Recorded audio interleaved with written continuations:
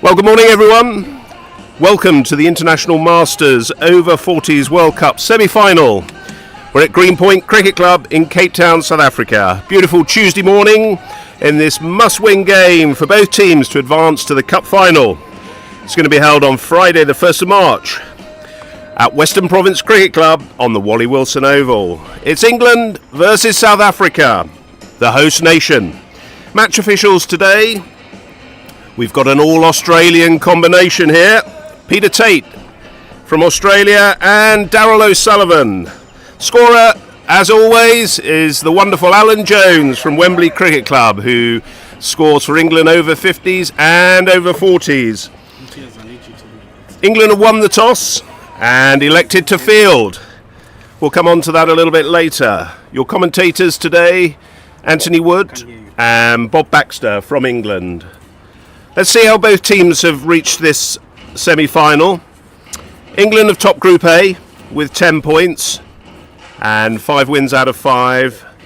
South Africa have achieved 8 points with 4 wins out of 5. Team for today for England, let's run through the names.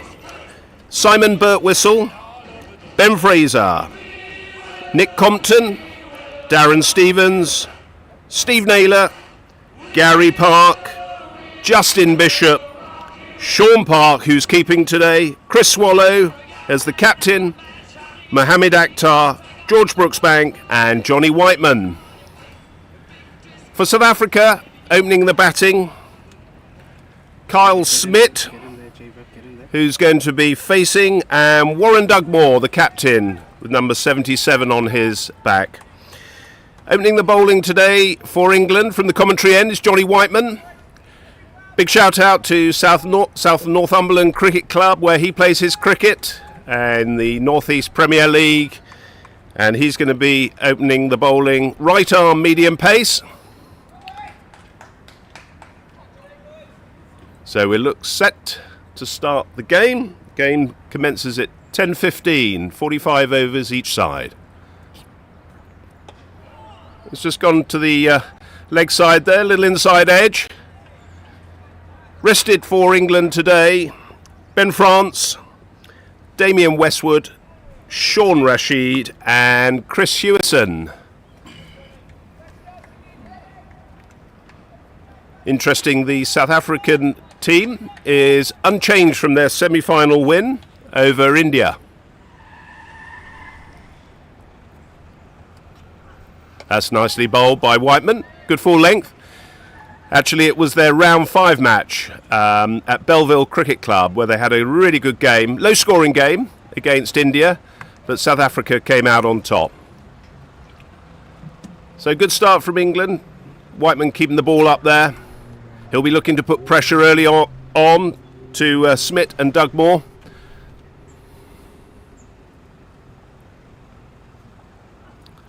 That's a lovely drive for 4 runs. So no apprehension there from Smith. Off the mark straight away for 4 runs, and first boundary for South Africa.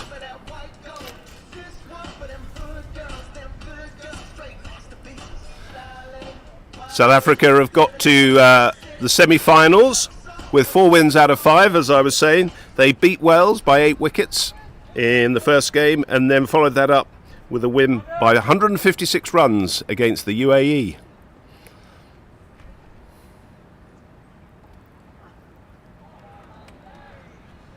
Just stopped a little short of the keeper there today, which is Sean Park for England. And the other group games, they lost to New Zealand by 3 wickets, but they won their next 2 games against Sri Lanka by 4 wickets and India by 6 wickets.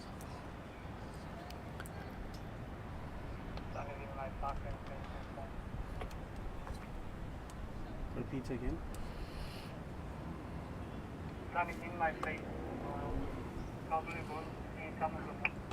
Has just come off the inside edge, and that's down to George Brooksbank in the fine leg region.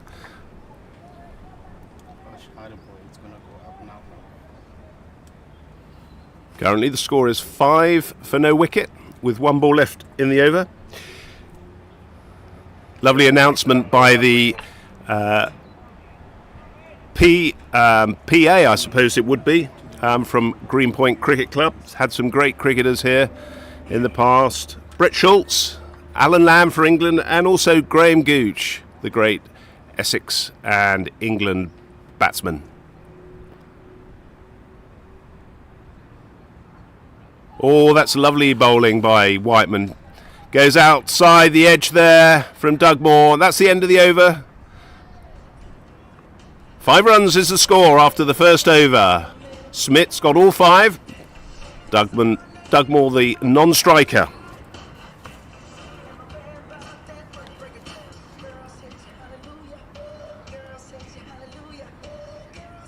George Brooksbank is going to be the opening bowler from the far end.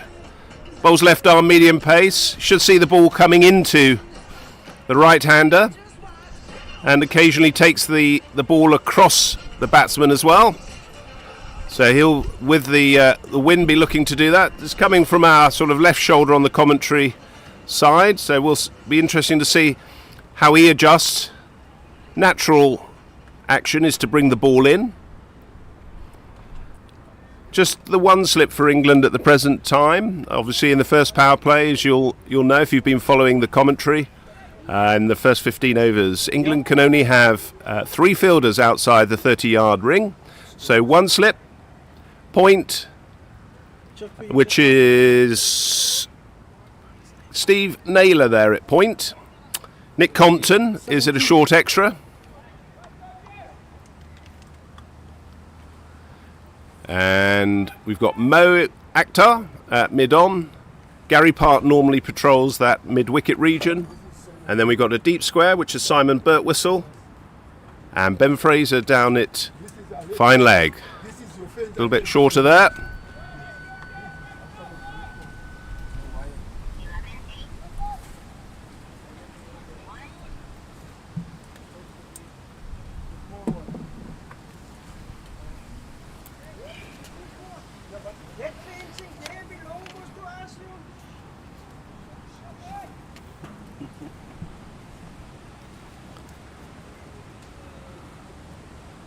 That's well bowled by Brooksbank. Go past the outside edge there, just thrown around the infield from Stevens at first slip. So good bounce and carry there for England. As I was saying, the wind, we had a really windy night last night, and you can probably see from the flags it's coming down the ground from the Cream Point Pavilion. So George will be shaping that ball into the right-handed Smith.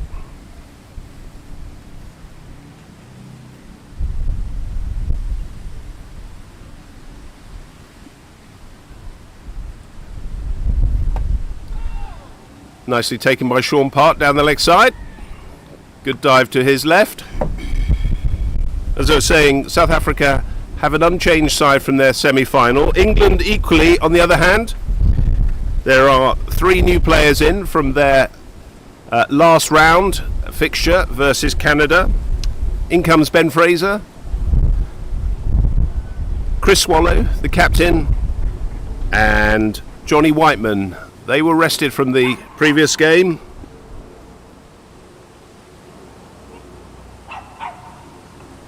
Nicely bowled by Brooksbank there. Again, good length.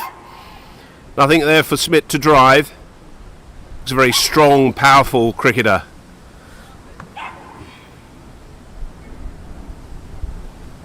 Good right-handed and left-handed combination today from South Africa.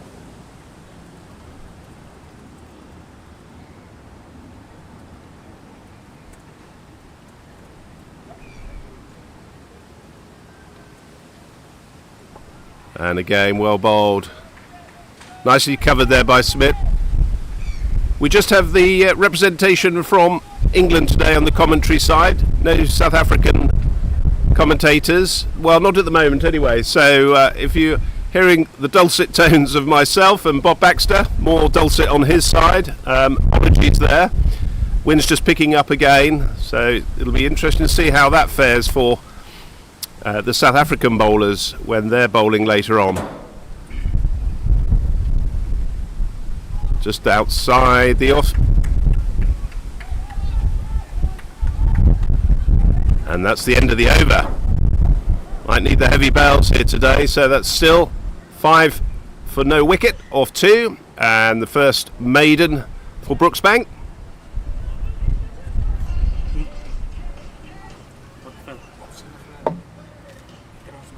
Just having a look at England's passage to this semi-final, as those of you viewers will be know from watching. There are two groups, Groups A and B.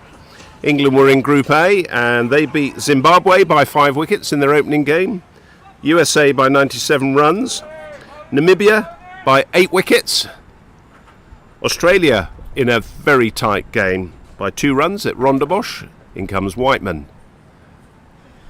A little bit on the leg side, nicely tucked away there from Doug Moore. It looks as though that's going to run for 4. So a very nice shot there from Doug Moore off his legs for 4 runs. And finally in the last game, England came out victors by 9 wickets against Canada. So it takes the score on to 9 for no wicket.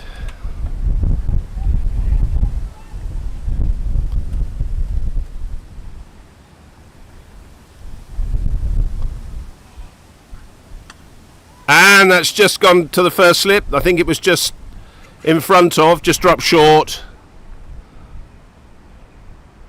It's Darren Stevens, the man there at first slip. Very reliable pair of hands on Stevens. Ex-first class cricketer. Played for Kent and Leicestershire. Took over 500 wickets from 35 years of age, so an accomplished cricketer. A little bit shorter there from Whiteman. Just a quick single into the offside, could be a run out. Gary Part was the man there, quickly in.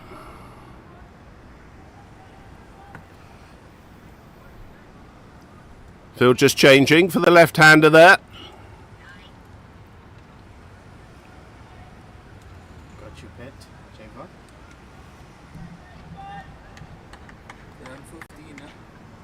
I asked them to move to 8.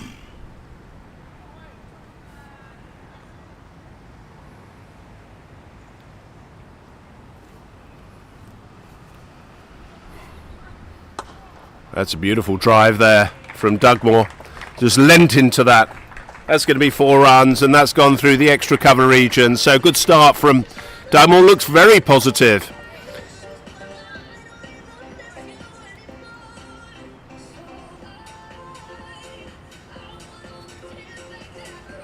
Probably here in the background there's the DJs doing some music in between the 4s. It's great to see, and pitch vision as well. I've got 4 cameras here today.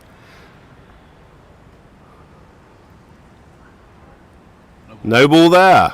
So England just struggling a little bit at the start here.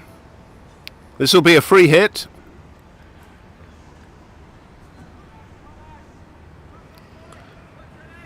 Field can't change its placings for the free hit.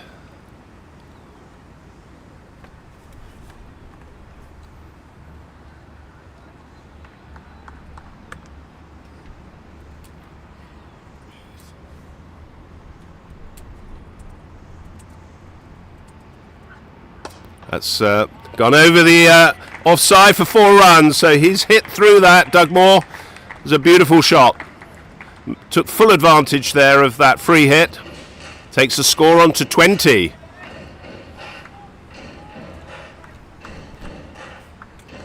If you've got nothing to do today, or if you've got an afternoon off, come down to Greenpoint Cricket Club. Some wonderful cricket's going to be played today. Looks a belter of a wicket. It's just on the leg side. Big shout for LBW, and he's been given out by the umpire. So that's the end of Doug Moore after a no ball and a free hit. That's the end of the South African captain's innings in this semi-final. First wicket down for South Africa, so England absolutely chipper with that. And it just swung into the leg stump region. Umpire's finger went up there. That's Peter Tate.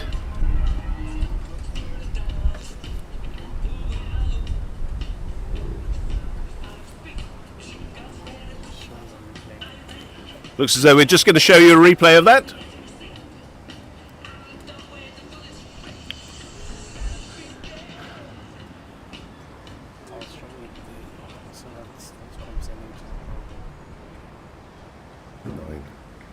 New batsman coming in for South Africa is Werner Moelman, who is the South African wicketkeeper. He's got number 9 on his bat. Okay.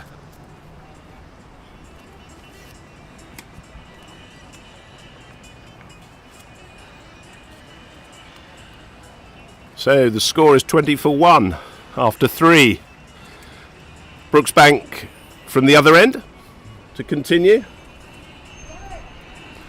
Looked in really good form there, Warren Dugmore. Drove the ball beautifully through the offside and onside. But that one just doing a little bit too much for him. He came across the wicket by the looks of things, just to tuck that round the leg side. And Whiteman takes his first wicket of this semi-final. Keeper's just moved up, Sean Park.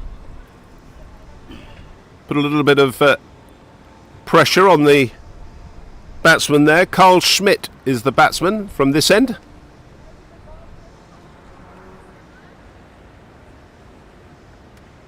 And that's gone up in the air. Should be safe. There's no one out there on the offside, so just over the inner ring. Just the 2 runs there for Schmidt.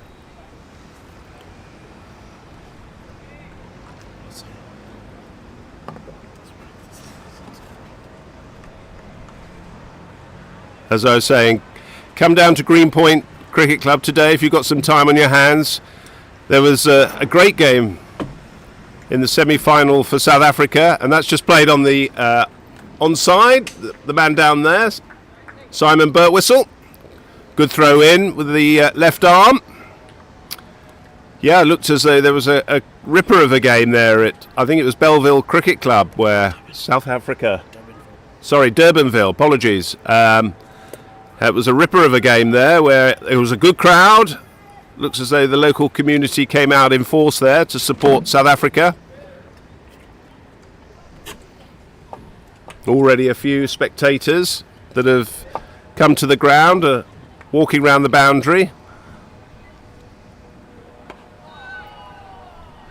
Nicely played by Moolman there. Just got nicely across, played that into the offside. Nick Compton's the fielder there, number 6 on his back.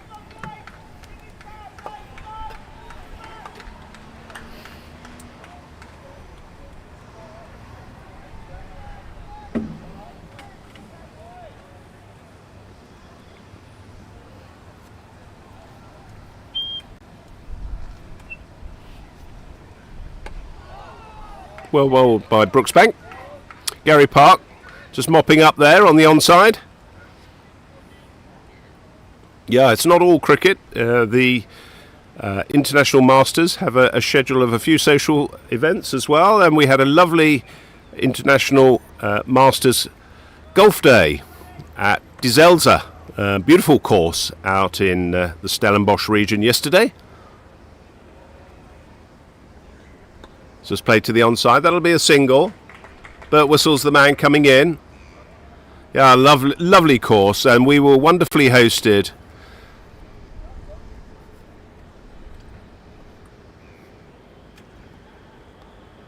Number of nations taking part. Not all the nations entered a team. England entered a team. And I think we managed to win, which was quite impressive.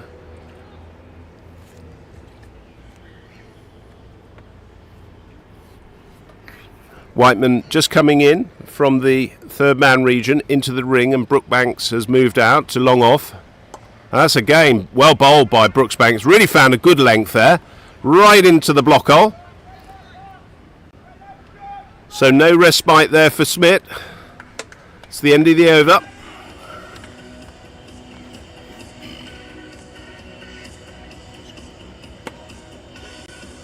And the score is 24 for 1 or 4, so 6 and over is the run rate. Whiteman's been expensive, 1 for 20 so far off 2. Brookbank's equally has been very, very economical. But Johnny Whiteman's taken that very important wicket of Warren Dugmore, the South African skipper. Interesting to see whether they bowl Johnny Whiteman through or whether they just bowl 5-6 overs. If he gets a rhythm and gets wickets.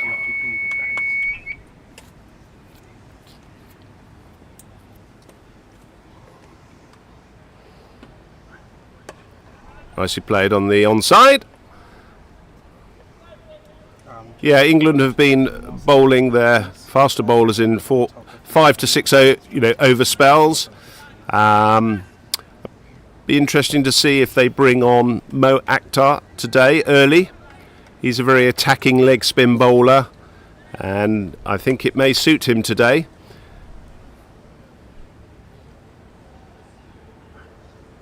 It's just through past the outside of the bat. Yeah, he bowls a very attacking line, good pace. And England also have a couple of other spinners in Steve Naylor and Ben Fraser, and of course Simon Birtwistle offers nice variation with his left arm orthodox. So England have plenty of slow bowling today. Just see how the guys are bearing up through their injuries and tiredness. That's well bowled by Whiteman and well fielded again. Also have, of course, Darren Stevens with his medium pace, and he bowls very much wicket to wicket. So England very much relying on their bowling today to contain South Africa and get the South African side to set a total. It's a good swing and nicely played on the onside for no run. Chris Swallow, the captain's the man at mid-on. And Ben Fraser with 23 on his shirt is the player just fielding and catching the ball there. Yes, right there.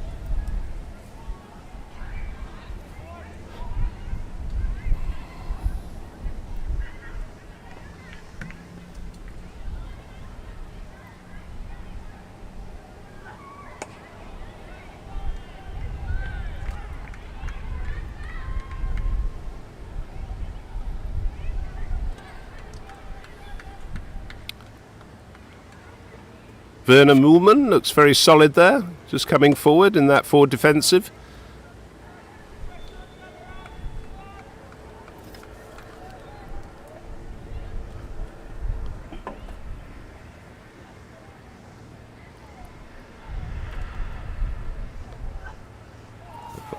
It's a good away swing there.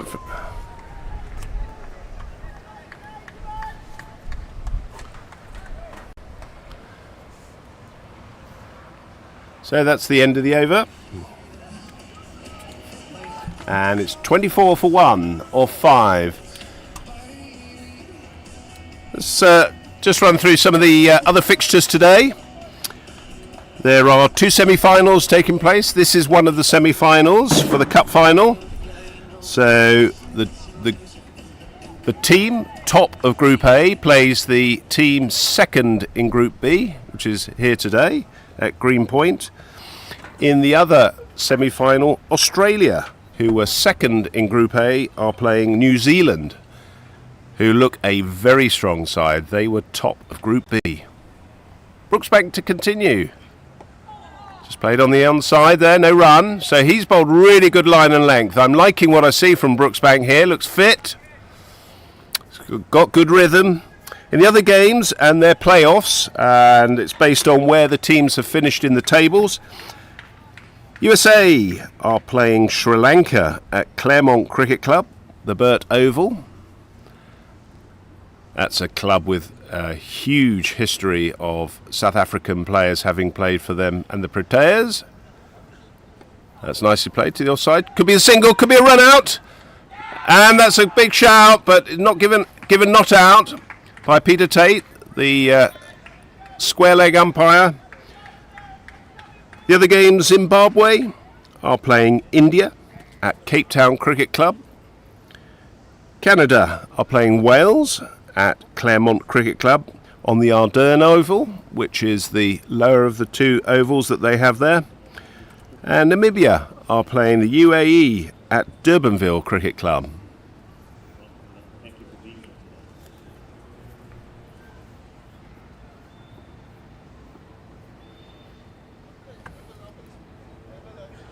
It's well bowled by Brooksbank. Couldn't quite get down to that, but well covered by Mo Akhtar at mid-on.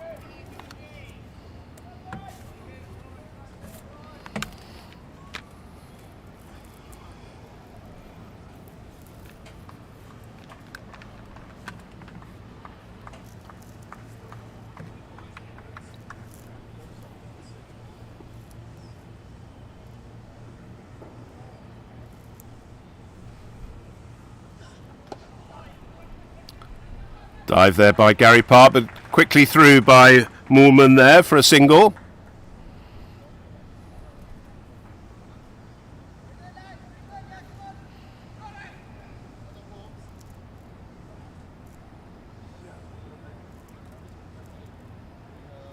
Just a little change in the field there. Again, Whiteman coming up from the third man into the ring, and Brooksbank has gone out.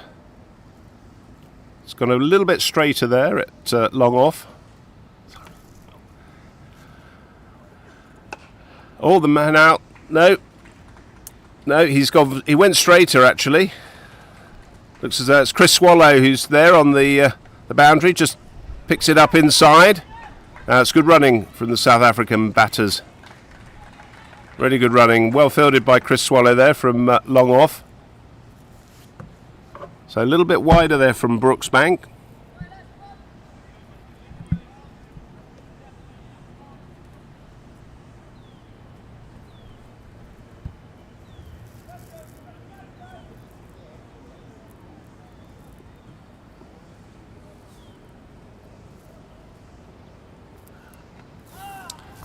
So that's come off the pad, so that should be a leg bye.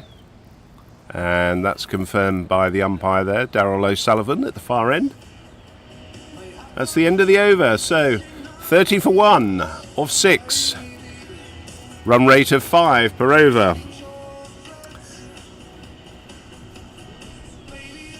Just have a look at some of the results from round 5 while the players are changing round. Australia had a good win versus Zimbabwe by 41 runs that cemented their place at second in Group A.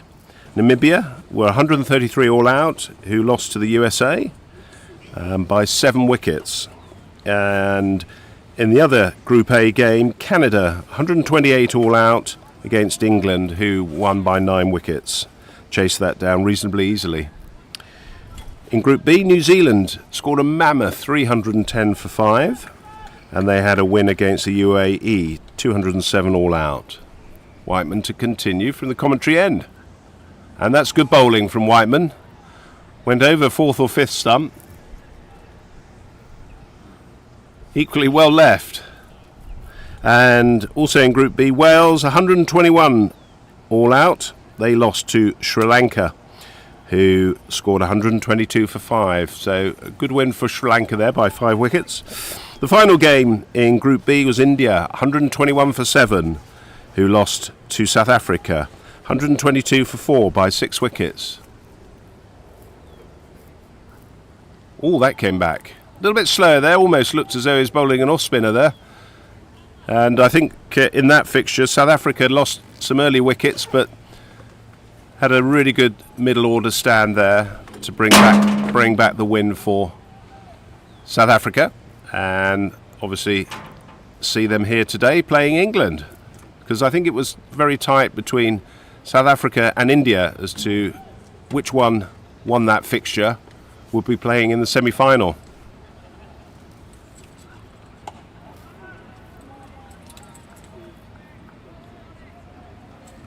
That's well played by Moorman. Looks very strong in that forward defensive position and off drive. First time ever these two teams have played each other, so it's very historic in that respect.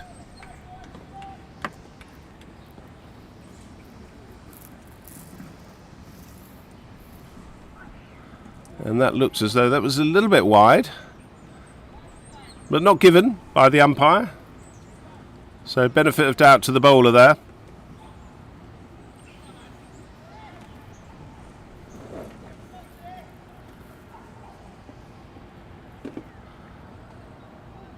Whiteman just tightening things up with his bowling. 1 for 20 so far. And that's gone through past the inside. Probably a little bit too quick there.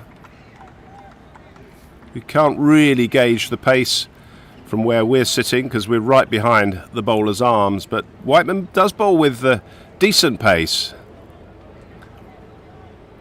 Just doing a little bit early on.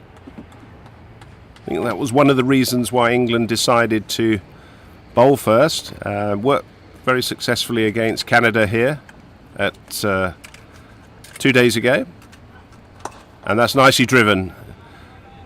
Whiteman just using the feet there to good effect. And that's the end of the over. So after 7 overs, 30 for 1 wicket. George Brooksbank, so far 0 for 9 or 3. So he's bowled a really good economy rate there of only 3 per over. Whiteman a little bit more, but he's a very attacking bowler. Good pace.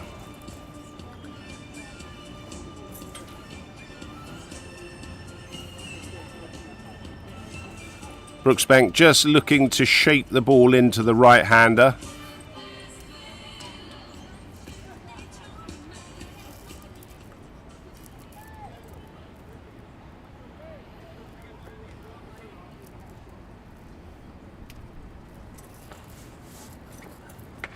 And he's gone after that, but it's he's not got all of it. Just down to Burt Whistle there. Well, he's about 10 in from the boundary there on the square leg.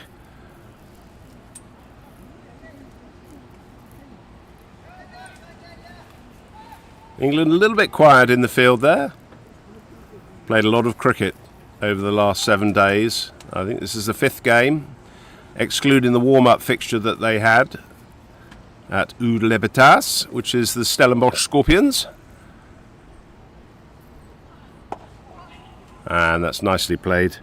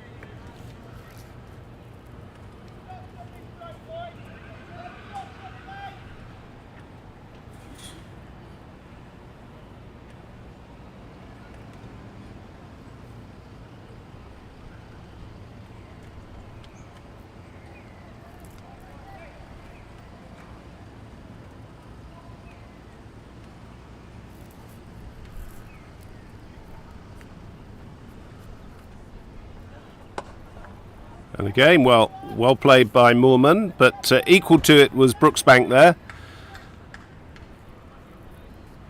Moorman's quite I was going to say a veteran, but I guess they're all veterans over 40, but he's stats so far in 1 day, played 13 matches, 11 innings, 370 runs, at an average of 46.25, so a very accomplished batter there. A little bit full up, and both players equal to the task. 2 balls left in the over, 31 for 1 so far.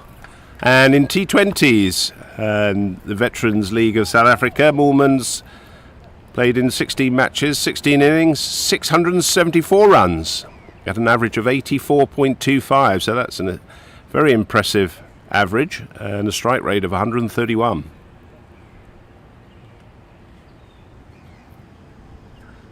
That's driven on the offside, and that's going to be 4 runs. So waited for the ball there, which was a bit wide, and jumped on that straight away. So it takes the score on to 35 for 1 off 8 overs.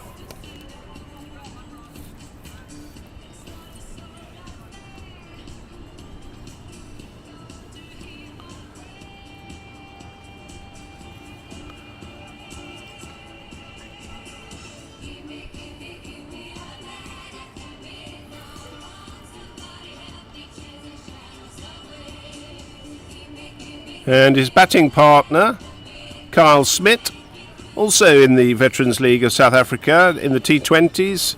He's played in 5 matches, 5 innings, 385 runs at an average of 128.33. So that sort of sets the tone for England. And in the one-dayers, he's played 16 matches, 15 innings, 528 runs at an average of 40.62. So both of these batters very accomplished, lots of runs on the board. Still going to continue with Whiteman. A few field placing changes here now. Probably going to put Steve Naylor out to the deep square. So we've got George Brooksbank at the fine leg region. Steve Naylor is going out to deep square. Chris Swallow, the captain, at mid-on. I think that's Simon Birtwistle, who's in at the mid-wicket region.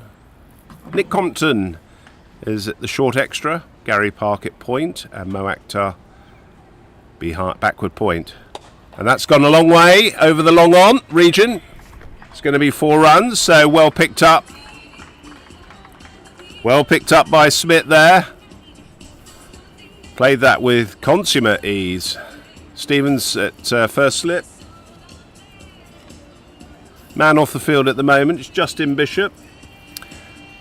In this competition, you're allowed to play 12 players, and the players rotate off once every 5 overs.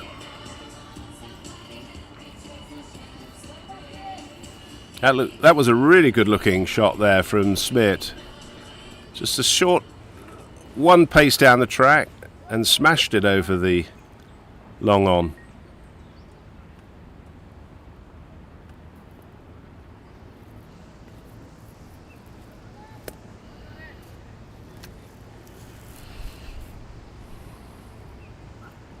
And on the leg side, just a single down to Brooksbank there. He doesn't pick it up cleanly, but it's thrown in. Smith a little bit unhappy with himself there. He was probably hoping for more because that was right up to the bat, but it's a single there on the scoreboard. 40 for 1 off 8.2. So a little bit of scoreboard pressure here for England.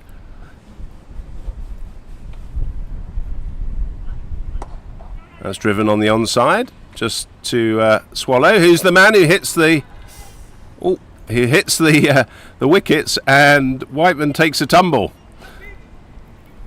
It's a good throw there from Swallow, looking for the run out, the non-striker's end. But Moolman was quickly through.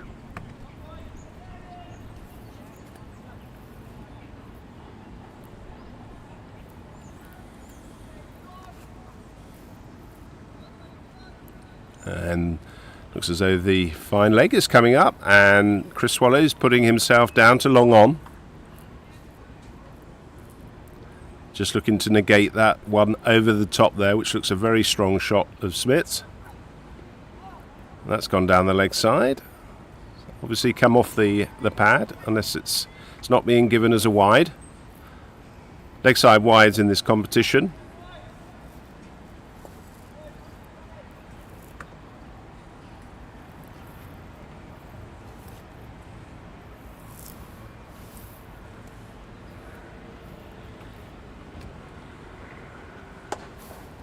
Nicely driven on the offside. Fielder should get to that. Gary Park. Should be 2 runs to Smith.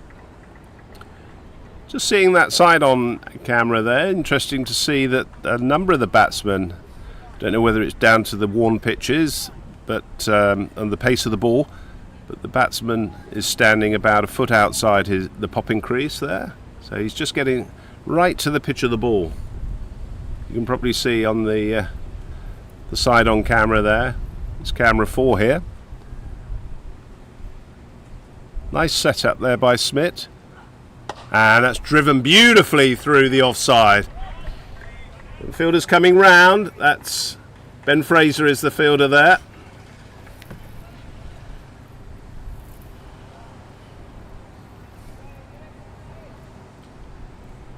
Now it's Ben Fraser there, picked up nicely.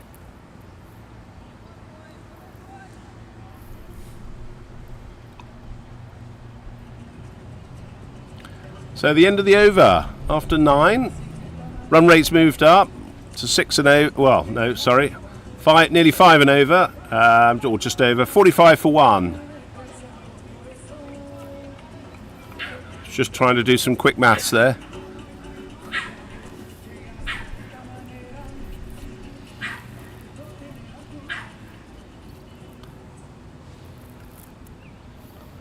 So still Brooksbank to continue from the far end. This is the 10th over. So England will be looking to contain South Africa under 50 for the first 10 overs. It's really important they keep that run rate, no more than 5 or 6 and over, because that's a big total. And it's gone to the first slip, and he's been held by Darren Stevens. So that's the wicket of Moolman.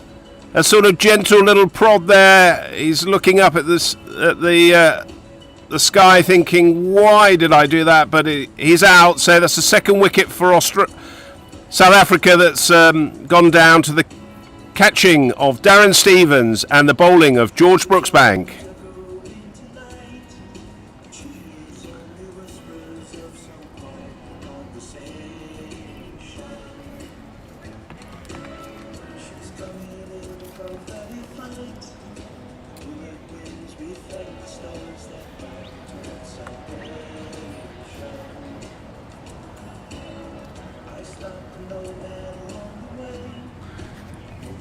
That was quite a soft dismissal there of Moolman, who'd played very well and looked very assured, actually.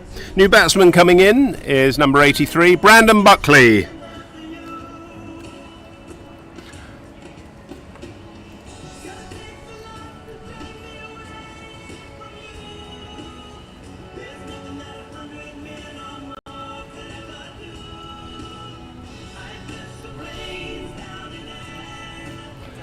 Like his predecessor, he's played a lot of veterans cricket for South Africa and scored over 834 runs in the 26 matches he's played so far and taken 3 wickets. So not so much on the bowling as an all-rounder, but certainly on the batting. Got some good averages there in T20, 57.38 in 13 matches and 37.5.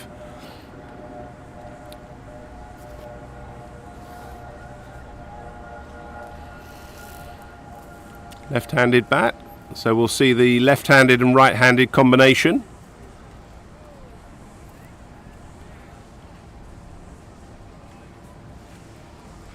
Don't think too much adjustment is required from Brooksbank on his line, because he's been bowling very well in that sort of leg and middle region.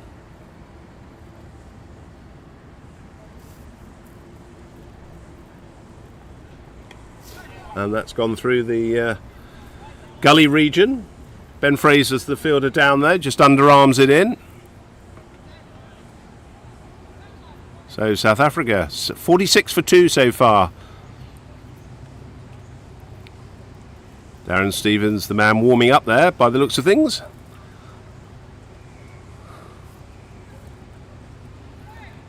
That will be a very good move, I think, to come on from this end, the commentary end. He bowls very, very tight, stump to stump.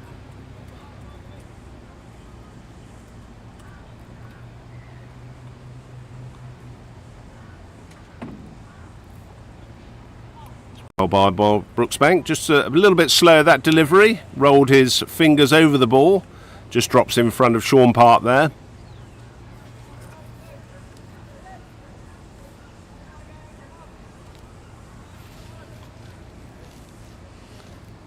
Schmidt clearly loves the ball coming onto the bat and full, so it's got to be England's approach to bowl just short of a length to him. There we are. It's gone up in the air. This should be held. Mo Akhtar's the man under the ball. And he holds the catch comfortably. So that sees the end of Kyle Schmidt, who's been caught at mid-on by Mo Akhtar off the bowling of George Brooksbank. 3rd wicket down for South Africa. So good start by England. Really not quite sure why he played that shot. He didn't need to, having just lost a wicket, South Africa. period of consolidation is required from South Africa here. But he went after it, and unfortunately he's paid the price. So 3 wickets down for South Africa in this semi-final of the IMC, which is the International Masters Cricket Over 40's World Cup. The other semi-final being played today is against the probably much fancied New Zealand side. And they're playing their old foes, Australia, and that proves to be an absolute cracker of a game at Rondebosch Cricket Club, where England played Australia. And in fact, it's fair to say Australia should have won that game. They lost the game. Cosbeedle, who played beautifully, hit a 6 and then unfortunately managed to get himself caught by Darren Stevens at mid-off, and that almost gave the game to England because he was in great form. Did score a nice 50. So the new incoming batsman for South Africa is Nathan Jones. He's got number 10 on his back. And he's going to be facing Brooksbank. So that was really well taken by Mo Akhtar there. We've seen a number of catches from the sides in this World Cup go down when they're high. That pink ball just gets a little bit lost in the blue sky here. Not easy to pick up.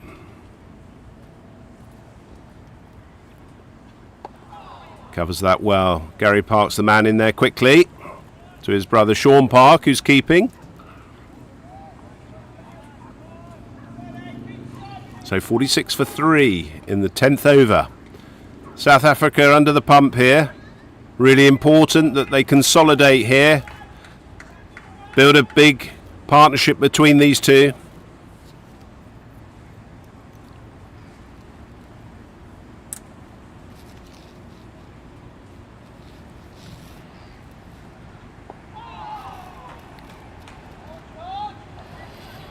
Good follow there through from Brooksbank there. Just letting the batter know that he's there. He's bowling well. I'd be surprised if he doesn't continue for his full allocation. 46 for 3 off 10. First drinks break is going to be at 15 overs, which is the end of the first power play.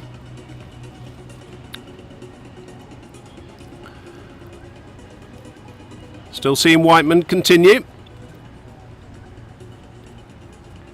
See if he can make some inroads into the new South African bats.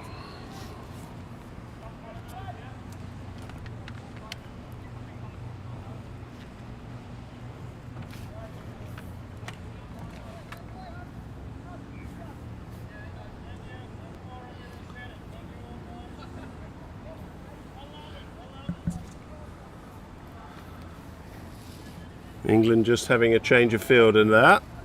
Just making sure the umpire knows. Whiteman to continue. That right arm medium pace. Just played onto the onside, no run. So Justin Bishop there, number 7 on his back, just come into onto the field of play. Bish, as he's known, has played beautifully for England in the game so far. Scored a lovely 80-odd at Redham House in Constantia against the USA. Oh, that is wonderful ball there. Big appeal from England. Late swing from Whiteman.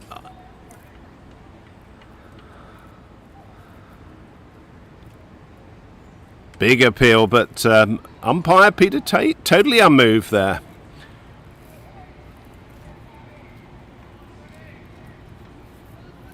Late swing.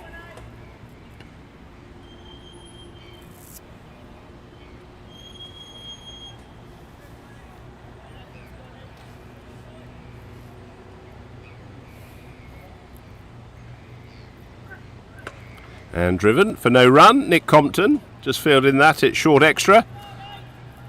That's certainly a great ball that Whiteman bowls.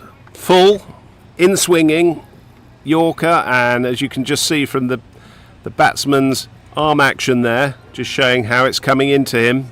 But well played as well.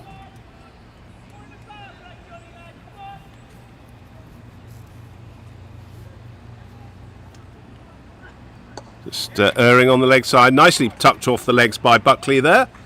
Justin Burt chasing. Justin Bishop. 2 runs there. Yeah, he played that really nicely, and no margin for error from Whiteman here. Looks very strong on his legs.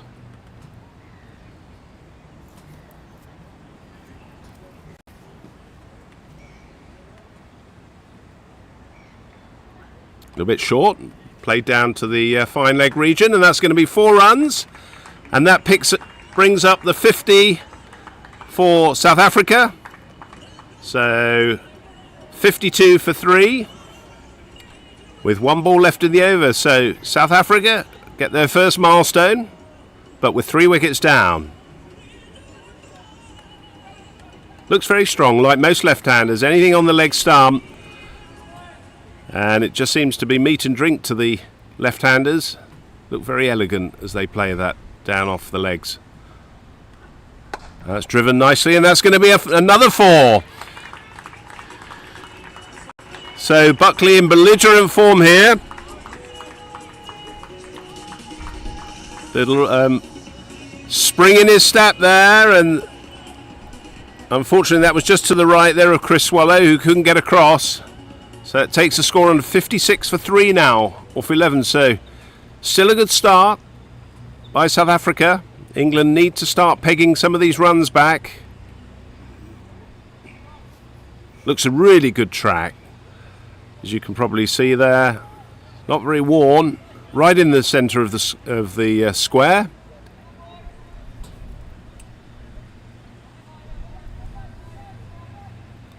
George Brooksbank to continue from the far end.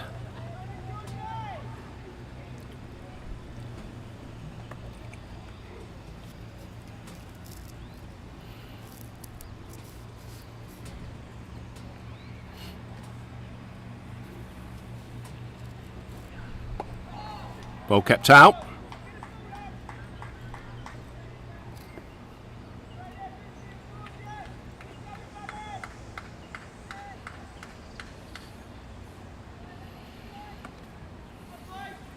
Nathan Jones is the batter facing.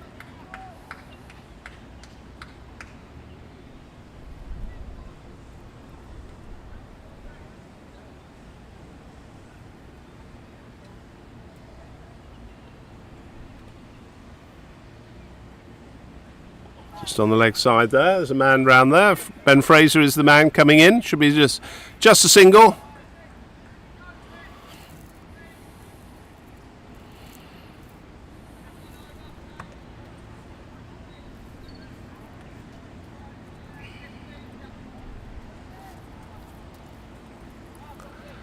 George so far 2 for 16 in his 6th over.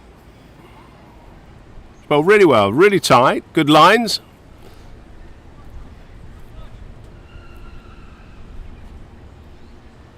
Used to play his cricket in Cheltenham for Cheltenham Cricket Club, where he captained the side. Oh, he's just pulled away there. Something obviously getting in the way of the batter's eye line. Brandon Buckley there. Yeah, he used to play his cricket in the West of England League for Cheltenham in the Gloucestershire region. Now plays for the Hurlingham Club in London.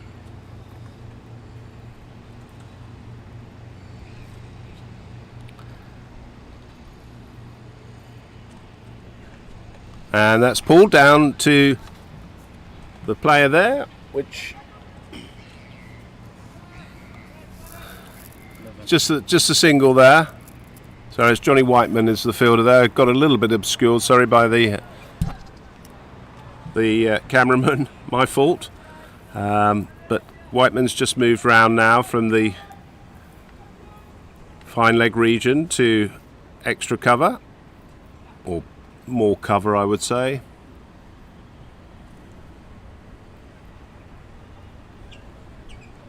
Just the one slip in for England. Quite attacking in the field on the offside. And that's well bowled by Brooksbank, right into the legs there. Full length delivery.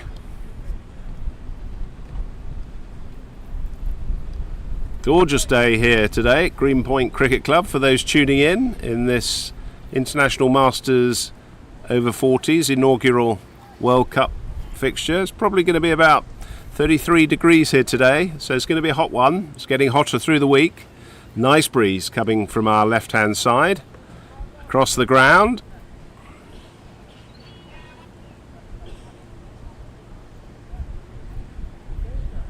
That's going to be a wide, so down the leg side. Yeah, we're right on the coast here, so it's a sort of very nice coastal breeze. And just as you may or may not be able to see, there's a number of very nice apartments that are on the shoreline near the cricket club. Gareth Roderick is the professional from England here, playing his cricket. Brooksbank bowls again. That's well picked up by George Brooksbank to save that from a certain four, actually, and Gary Park also followed that up. Yeah, Gareth Roderick from Gloucestershire is the professional, and in fact the Gloucestershire team, I believe, are coming over here for some pre-season training, and some of their fast bowling unit were practicing before the game started, whilst the England and South Africa teams were warming up. A little bit wider there. That's going to run away. Steve Naylor's the man chasing. Just going to pick that up from the boundary. So just the 2 runs there to Jones. Takes him onto 3 runs, and Buckley's on 12. The score's currently 61 for 3 off 12.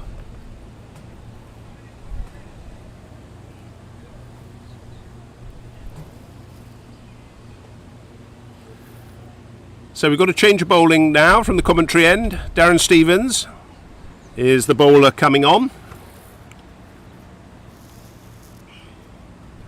And Johnny Whiteman is having a break.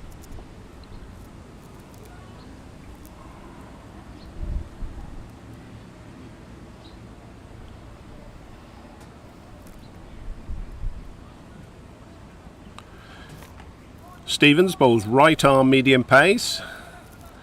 Sean Park is standing up, just the one slip. Looks as though that's Steve Naylor at slip.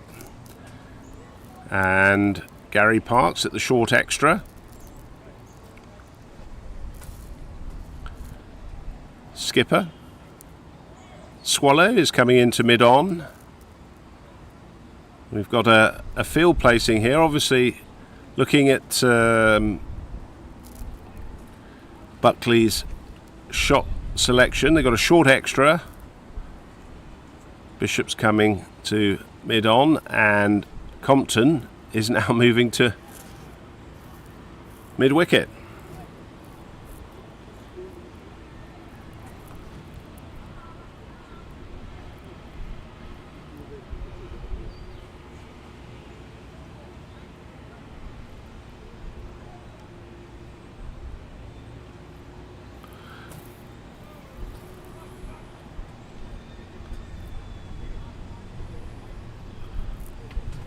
So let's see what Darren Stevens can do. Good ball to start with.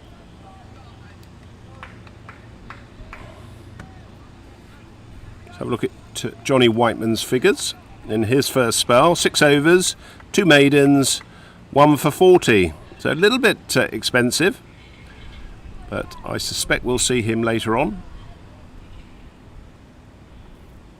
And that's nicely bowled by Stevens. Just nibbling off the track there. Park standing up. That's Sean Park standing up to the stumps, making sure that the batsman's staying in his crease. He's very quick behind the stumps, Sean Park, so any opportunity, those bells will be off.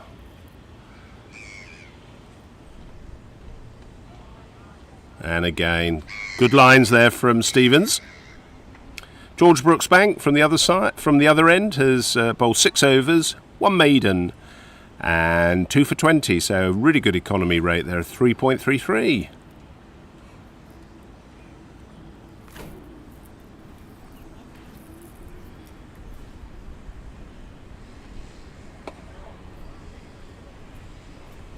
If you want to follow the scores, you can find those on crickclubs.com. That's crickclubs, CRICCLUBS.com. And if you have a look under the Veterans League of South Africa, you'll see all the World Cup standings, results, statistics.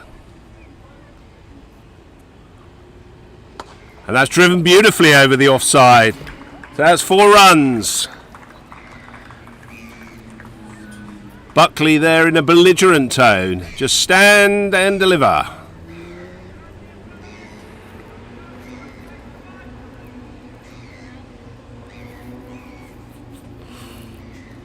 So Stevens just putting a little bit of reinforcement down there with long off.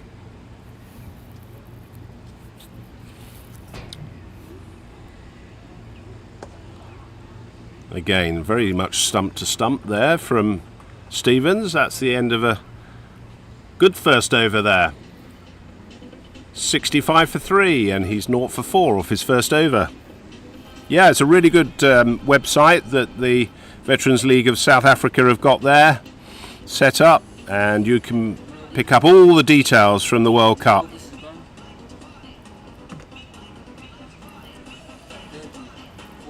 Thirteen overs gone so far.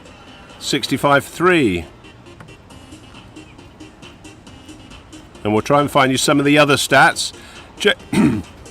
Change of bowling now, and it's Ben Fraser, who is the new England bowler, bowling from the far end.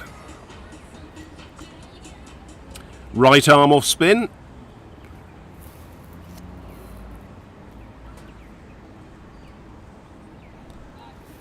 Been troubled a little bit by a side strain, so been worked on by TJ, the England physio, who's done a wonderful job with all the England cricketers.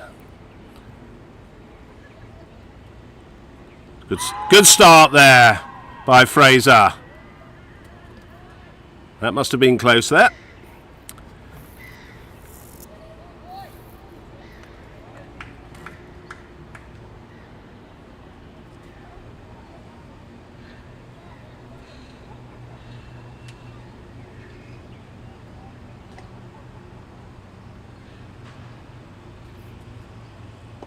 All's just played into Gary Park there at the mid-wicket region.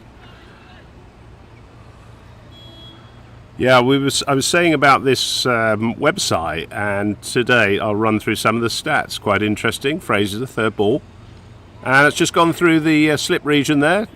There wasn't a chance there. Just running the 2. So Whiteman, the fielder, good throw from Whiteman, and Fraser got his foot in the way there. Sean Park looking to effect a run out, but very good move from Fraser there, because that saves certainly an extra run there. Brooksbank was backing up, but Fraser wouldn't have known that. Yeah, so far. Again, it's gone in the same region, but Whiteman really quick round there. He's very fast.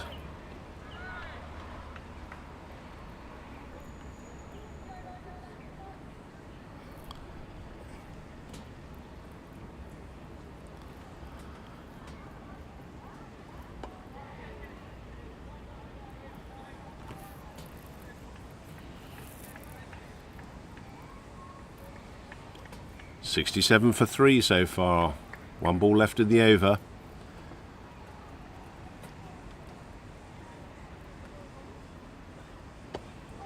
Driven but no run. Naylor's the fielder there.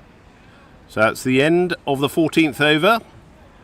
South Africa 67 for 3. Jones on 5 and Buckley on 16. We're coming up to the break shortly. We'll have a short break. But just before we get there, 11,562 runs have been scored in the competition so far. 10 hundreds. There have been no hat-tricks. 1,122 fours, 223 catches, and 158 maidens. So all those stats are on that website that I gave you details of, crickclubs.com, plus all the matches, and we'll keep you updated on those. Stevens to continue from the commentary end. It's played on the offside. Park is the man there.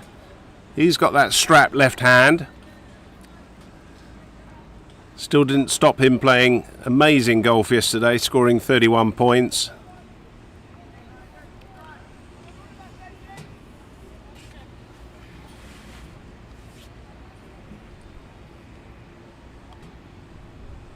Oh, that's gone up in the air. There's no man there. Just to Stephen's right. He was just grimacing there and had a big smile on his face.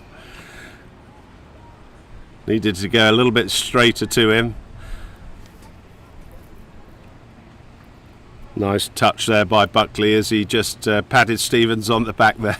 He was probably having a little chuckle to himself as well, as we do. Jones facing, the right-handed Jones. Little change in field. Yeah, the George Brooks Bank, who's down at fine legs, just come a bit wider.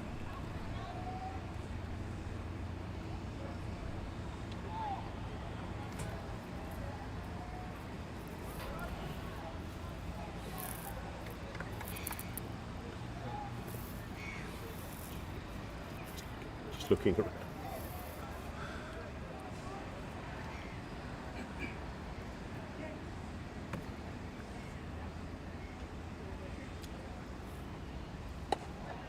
Very solid defence there. So South Africa need a good partnership here. Can't afford any more loss of wickets. Otherwise England will be really on top of them. It's a good batting wicket and a good bowling wicket as well, but it certainly looks a good, really good batting wicket. Like all wickets, you've got to get yourself in, but these guys, both this pair doing that. 68 for 3 so far. One ball left in the over before the first drinks break and the end of the first power play.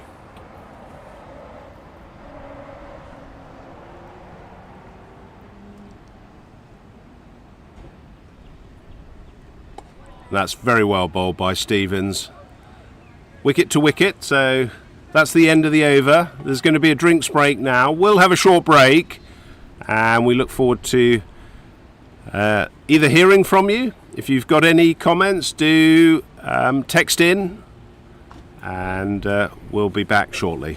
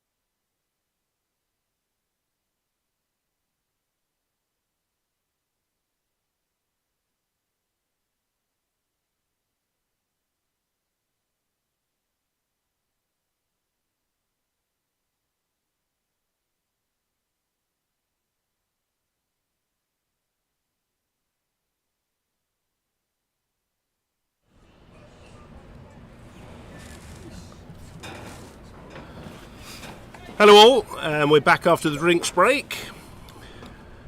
And Ben Fraser to continue from the far end, coming round the wicket with his right arm off spin. No run there. Just like to welcome Bob Baxter to the commentary team. Good morning all. Good morning all. From Fraser to Buckley, both have had their stints at Hampstead Cricket Club back in London. Fraser to Buckley, and know each other reasonably well. Mo Akhtar's the fielder there. Took a good catch. Yeah, very good catch. I'm just saying it's quite difficult sometimes to see the pink ball coming out of the sky. But he was right under that, got right under it, and took a really good catch. Big shout from Fraser there. Just looking at his field.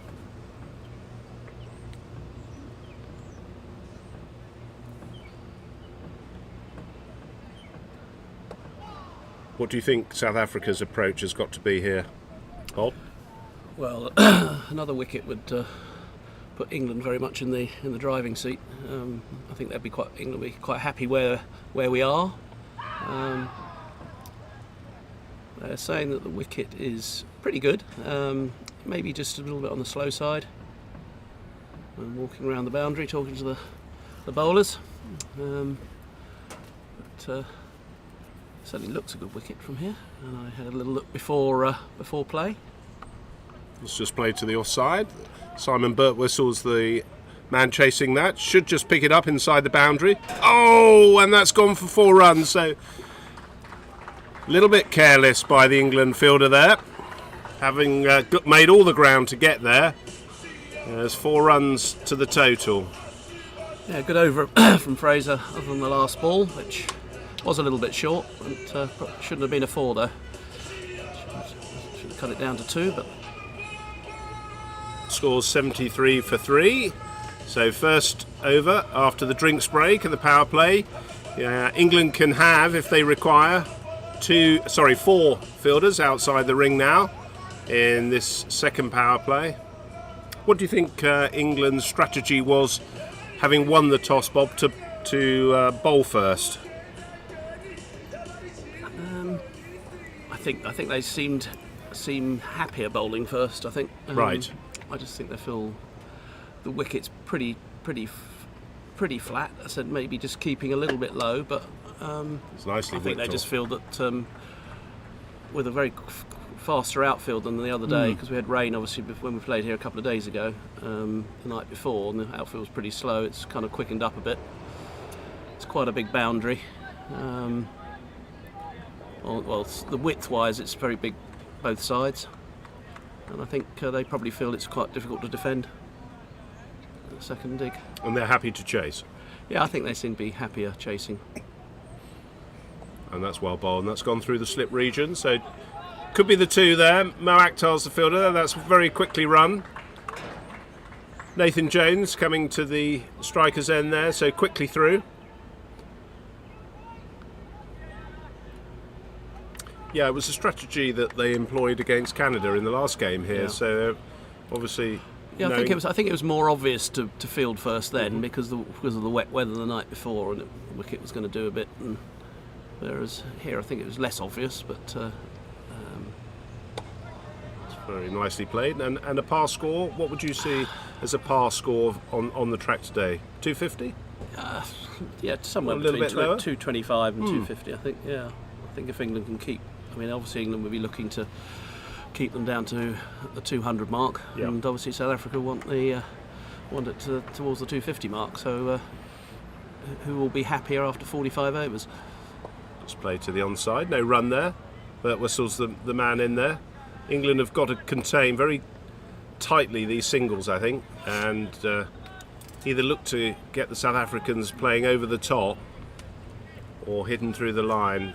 Stevens doesn't give a lot away, does he, No, in he's terms of very his bowling? Both Fraser and him, although obviously bowling different styles, both bowl very wicket to wicket, and generally don't give too much away. It's that nagging length, isn't Yeah. it? Just short of. It's not full to drive. England have got an array of bowlers in this team. They have. I think there's only two people who haven't bowled on this trip, which is obviously the wicket-keeper and Nick Compton. I think everybody else, looking down at the list, has at some stage had a bowl. So he's got plenty of options. Yeah, I was just saying to the viewers at the start that England have made 3 changes from the last game. That's either due to probably injuries, getting a little bit better. There's been a lot of cricket. Yeah, the captain's missed the last 2. Chris Swallow, he's back in today. Ben Fraser has also come in. Fraser had a slight niggle for the Canada game, so they rested him then. That's very solidly played. Yeah, so it was an interesting selection. Obviously a very difficult selection with you've got 16 players and you can only pick 12 of them, and obviously there's going to be 4 people who are Yep. Disappointed. disappointed is a good word, yes. Yeah. So South Africa, 76 for 3 off 17.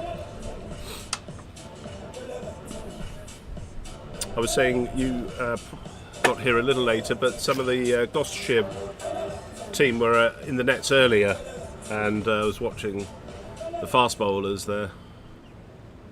Fraser to continue from the far end with his off spin. A little bit short there, and that's driven off the back foot nicely.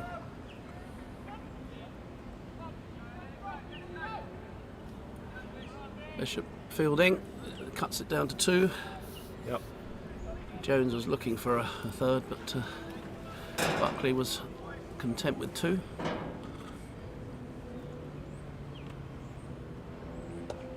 Very solidly played, and the Gloucestershire fast bowlers have been over for a couple of weeks practicing. They've got some pre-season actually, and of course Mark Lane, the coach now for Gloucestershire, you'll know from the over 50s, wasn't Yes, he? yeah, He was involved as a captain. He was 50s captain for a while, and some England duties, and now coach of Gloucester kind of rules him out of a few of these things now. We're hoping to catch up with it at Marlborough when we have a over 50s tournament at Marlborough School at the end of June. He's hoping to pop down for a while. He was the master in charge there, wasn't he, of Yes, cricket at Marlborough College? Correct, yeah. So, Fraser, a little bit more flight. 1 ball left in this over. Important that England keep this tight. Only the 3 runs off the over so far.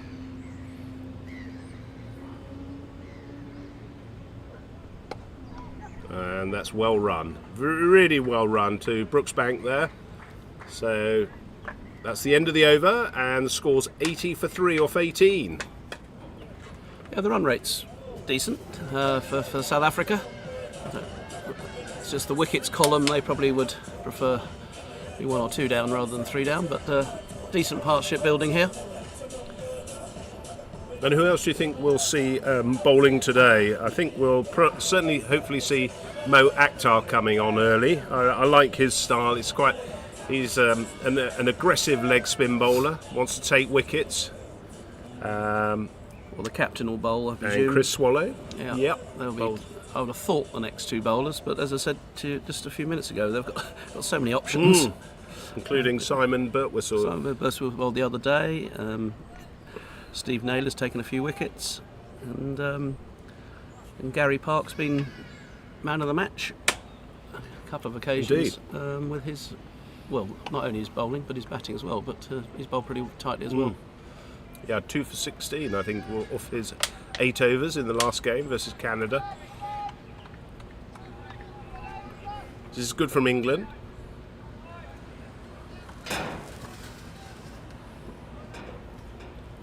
Stevens looks so fit though, doesn't he? I mean, played golf yesterday, but he's just so used. Oh, that's just come off the inside edge. Looks as though he just rolled his fingers over the ball there. Looks so fit though. He's obviously from playing. Well, he's only playing county cricket 2 or 3 seasons ago. Yeah. And still hitting hundreds and bowling for Kent. He's got all those miles in the legs, hasn't he? Yeah. It's one of those annoying people who plays golf off scratch as well. And look at that, that's a beautiful line and length. Just a joy to watch, actually. 48, and still a magnificent cricketer. I was talking about yesterday how it's great to see these guys playing England over 40s, and Stevens to continue there. That's nicely taken by Park, very quick behind the stumps. And if they're not playing, dust off the boots. All those players there and club players who want to play for England, get yourself known.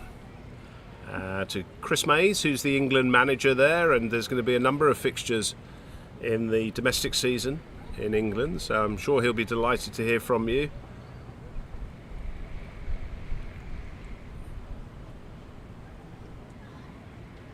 Oh, that just came back as well, didn't it?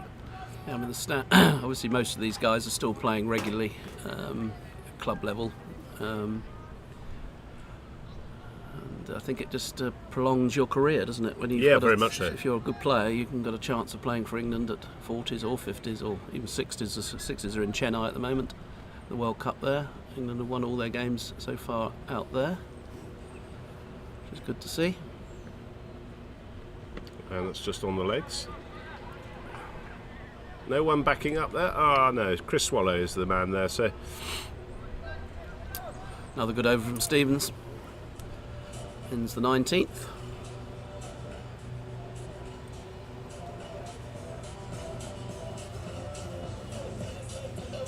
.81 for 3. So Buckley and Jones putting on a good partnership here. Got the music in between the Yes. the overs again. We've had everything from ABBA to to rap. Not sure what the DJ mix is here today. No.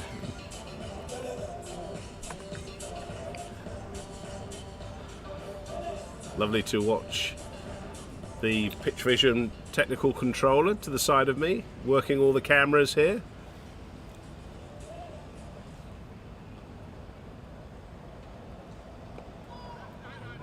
It's nicely in by Gary Park. England need to really stop all these singles in the inner ring there.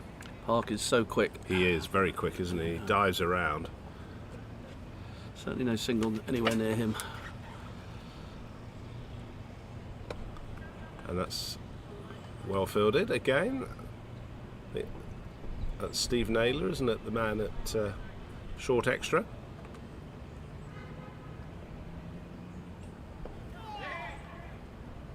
Pushed into the leg side. It's an easy single this time.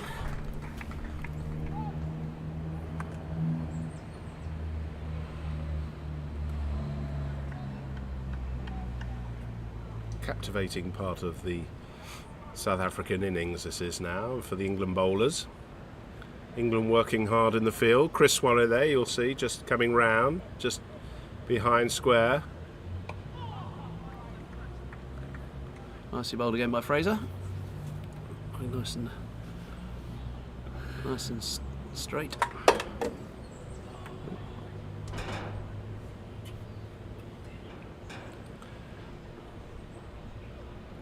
Oh, the ball's gone up in the air, but it's free. Nick Compton's the man there. It's just split the two England fielders.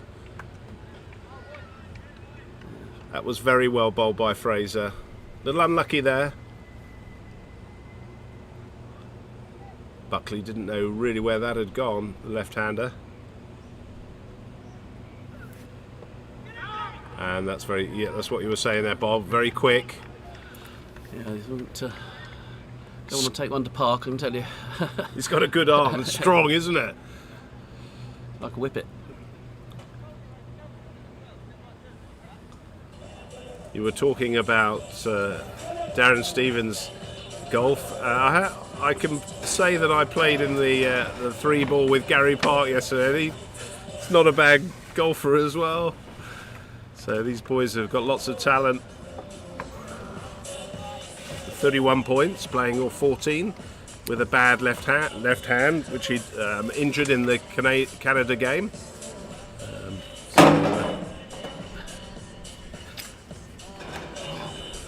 How many points did you get, Woody? Oh, don't talk to me about golf. Oh no, I got 20 points, but I was having a shocker, a real shocker.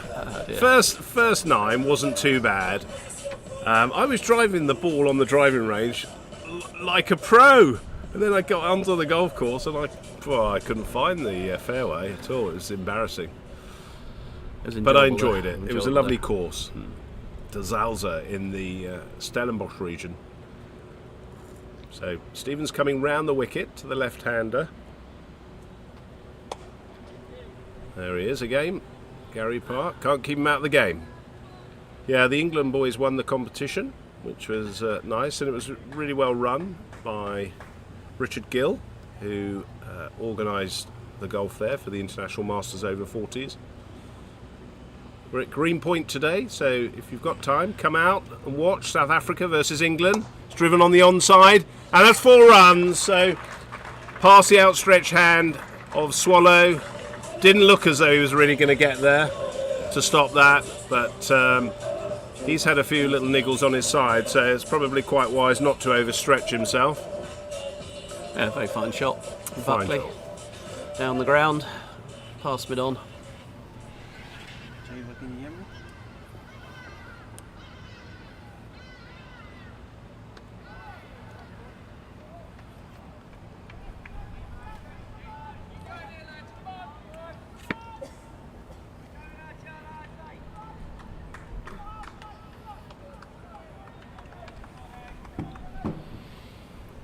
So Stevens in his 5th over, 0 for 12 so far. Bowled really well, wicket to wicket.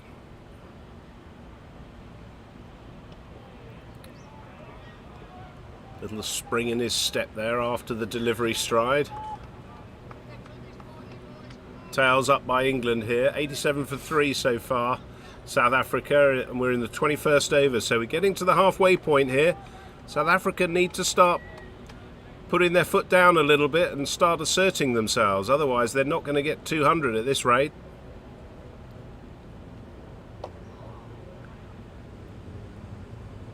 England just starting to dominate the South African batsmen. There's an array of bowlers, but at the moment these two are bowling well enough to keep any changes to a minimum at the moment. Real interesting point of the or part of the game now coming up, I think.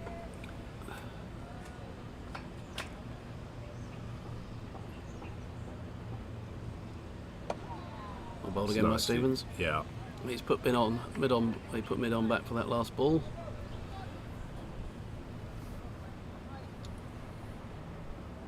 So 87 for 3 of 21 so far. A little bit quiet in the outfield there. I thought England might be a little bit more chirpy. Sean Park is behind the stumps. Well, wicket keepers are noisy, aren't they? Well, you're sitting to my right. I wasn't too noisy. Where did you play your club cricket? I started at Southampstead as a colt, and then Oh, that's gone up in the air. Compton's the man under there. This should be held. And it is. Very easily. Great catch by Compton, who made that look very easy. Went high. He's got his sunglasses on. That may have helped, but that's the 4th wicket down for South Africa. And that's the end of Nathan Jones. yeah, I think they, as you were saying, they probably needed to get on with it a little bit, and he perished for getting out to deep mid wicket. Got a top edge, well judged by Compton, whose fielding on this trip has been excellent. He's put some 1 or 2 excellent catches and good fielding. Yeah, no, I agree with you, Bob. He's been outstanding. So England delighted with that. 4th wicket down. South Africa under the pump here. New batsman coming in is Jacko Castle, or Castle maybe, but He batted Castle. well. He batted well in the semi-final win over India, didn't they? Because they were 33 for 3 or 4, I think, and he steadied the ship. And, Yeah, Buckley just giving him a little bit of advice there. Yeah, he did bat very well actually. They had a really good stand, didn't they, in the middle order to take that game away from No, they were chasing a very low India. total of 122, I think it was, and Correct. lost early wickets, but he came in and steadied the ship and saw them home. So they got here today. So Fraser delighted with that wicket.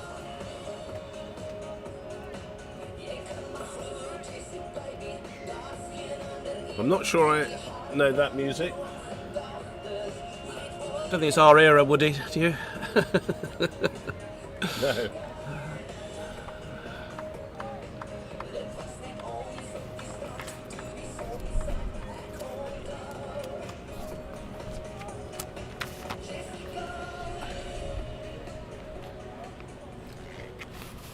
So South Africa are under some pressure here now to set a total for England and obviously use up all the overs. It's really important that South Africa use up all the overs. Fraser to continue to the right-handed Jacko Castle, who's off the mark, down to the mid-wicket area for one. Compton, the fielder there.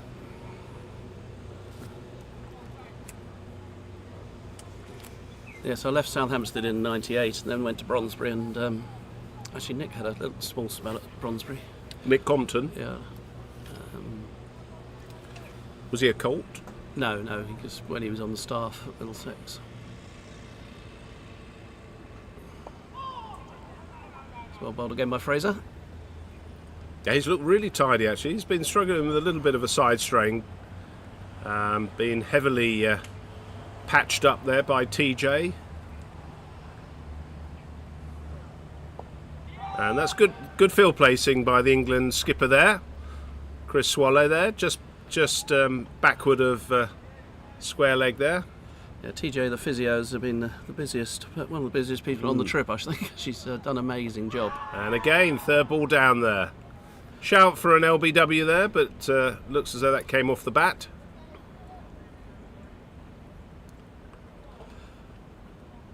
.88 for 4 is the score, and one ball left in this over.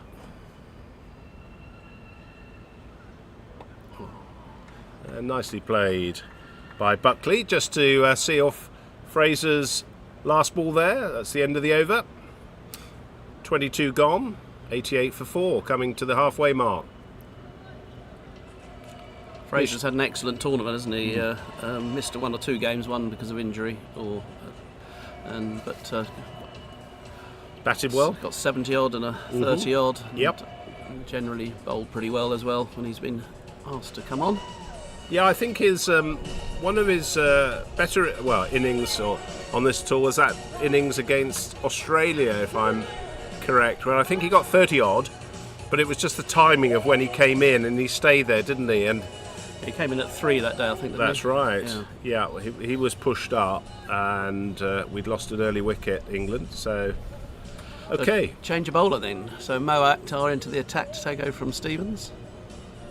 I think this is a good shout by England, because I know he likes to attack the batsman, and he's, as a mystery, as a leg spinner, it's very difficult for players to play him. I mean, like with any leg spinner, good leg spinner, if he's got good lines, he's also got the wrong one in there. He bowls the googly well, disguises it well, so very difficult to play. Yeah, I think also the new batsman they've decided to make the change and bring Mo on.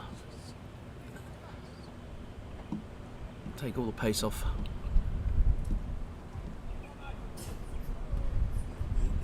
So Jacko Castle facing Mo Akhtar.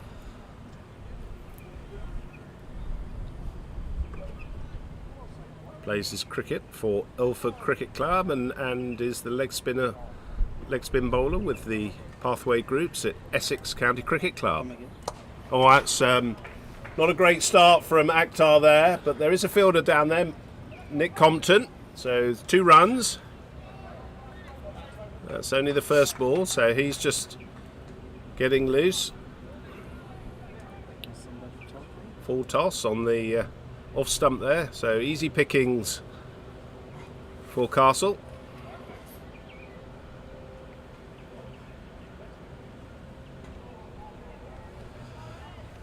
So it's a bit wide, but umpire's decided not wide enough to put his arms out.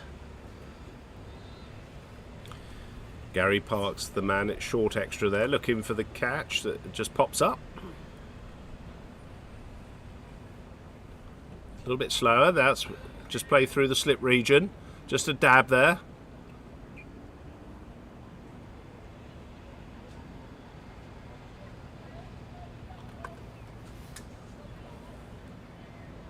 He's going to probably stay over the wicket, I think, to the left-hander at the moment. Might see a few more wrong ones, I guess, to the left-hander. There's no one short on just behind, but they've pushed the man down to deep, backward of square. That's Bishop. Nick Compton is down at deep mid-wicket. So there's easy runs if it's on the leg stump for the batsman.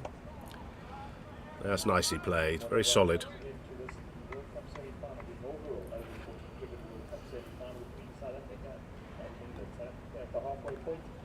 Lost the toss, sent it by England on 90 for 4 after 22-20 overs. At the crease at the moment is Buckley and the local man Yako Castle, who has been instrumental in South Africa getting to this point in the competition. Enjoy the day with us. Please have support the bar and fantastic day's cricketer. What a wonderful day in the game.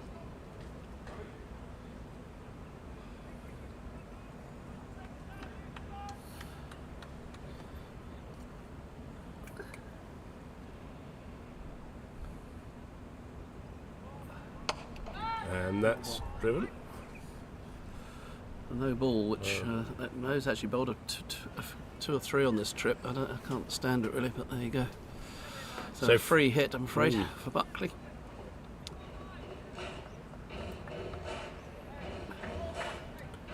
Just free hit being signalled there by the umpire.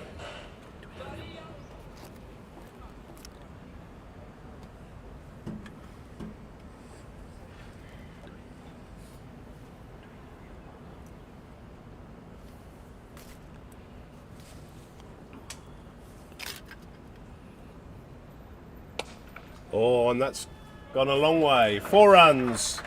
So that was very expensive, that free hit from England. 4 runs. So Peter Tate is the umpire from Australia at the commentary end, and is supported by his colleague who's standing with him, Darryl O'Sullivan. Yeah, both of these umpires we saw quite a bit in the 50's World Cup, didn't we? Very good umpires of remembering from last year. We've seen Darryl already on this. He's done one of the games already for England, or England's games. But Peter's seen him up till today. End of the over there, 97 for 4 off the 23rd over. So a little expensive, that over for England. A little careless, and Mo Akhtar will be keen to work hard, and he will. He's the sort of guy that loves his cricket, and he'll be working very hard for England to put that right and get some wickets in the bag for himself and England. So still Fraser to continue from the far end. Just moving his fielder a little bit. Long off is Mo Akhtar, no long on to the left-hander. Yeah, he's keeping 6 in the ring, so he could take another one out if he wants, but he's bowling very accurately, so trying not to give any singles to the South Africans if they can help it. Very experienced cricketer, Ben Fraser. He's played a lot of cricket for Hertfordshire, Yep. over 23 years, I believe. So he's played from a young man, and you can see why he bowls a really good line and length there. Very, very tidy. Chris Swallow, nicely positioned there, just behind.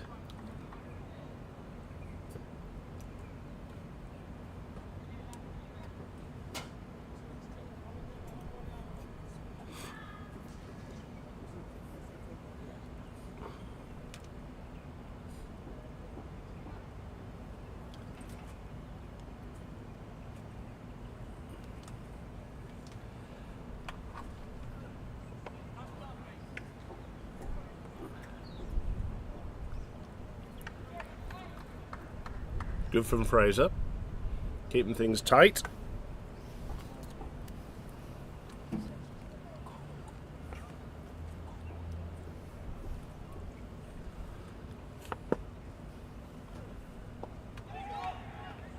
Quick single. That was just placed in between the two there, Naylor and Swallow. So good running from South Africa. Jacko Castle, local man. It's backed up very well there.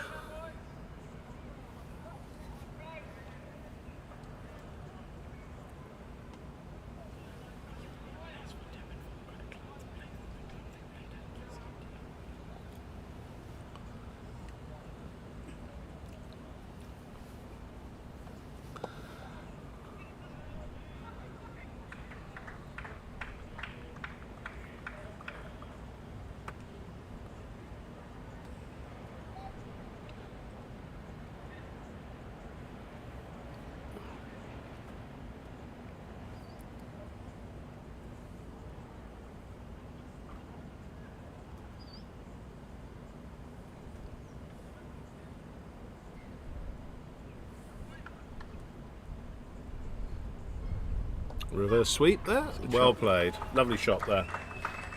It's going to run away. So Bishop wasn't able to get hold of that inside the boundary rope. That's 4 runs, and that takes South Africa past the 100 mark now. 103. End of the over.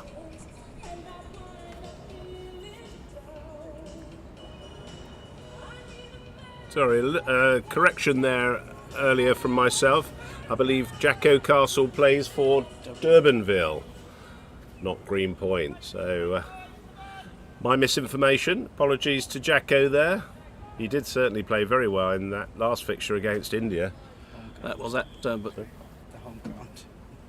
Yeah, home ground. Home ground, yes. Durbanville. That was a very low scoring game. I didn't quite understand why it was so low scoring from India.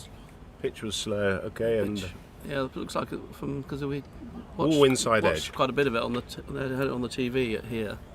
The ball was certainly moving around for the seamers. No, indecision there. I just feel that Mo Akhtar's lacking a little confidence there in his run up. Maybe I'm misreading the signs here. Inside edges and the like, but the line and length is not as usual. Not yet. He hasn't gone into his rhythm yet. It's only his second over there. So.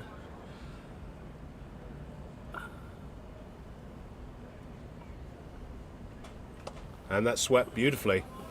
So that's 4 runs to the left-handed Buckley there. Really, really good shot there from Buckley. Picked that up beautifully. England haven't got a fielder there. Got one behind on the deep square. And I think Mo Akhtar's just moving the man round. More squarer there. It's quite a big hit there. But he struck that beautifully, wasn't it? It was very clean and crisp. 108 for 4.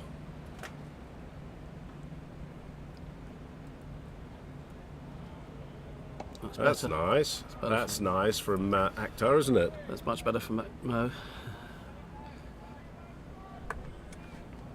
That's what I was talking about. That rhythm. He just looked as though he was, the follow through. It was all there.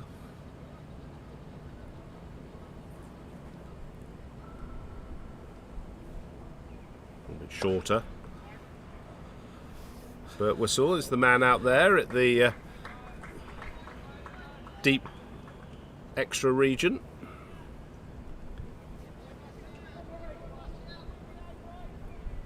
I think Mo will be happy at bowling to the right-hander. There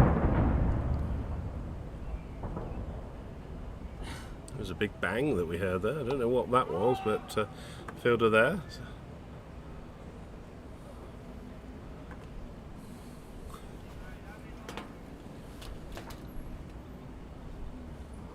It's like cannon fire that was, wasn't it?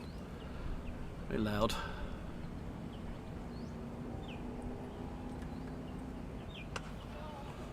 Too short again from Mo. But, not too much damage done. Single out to Compton.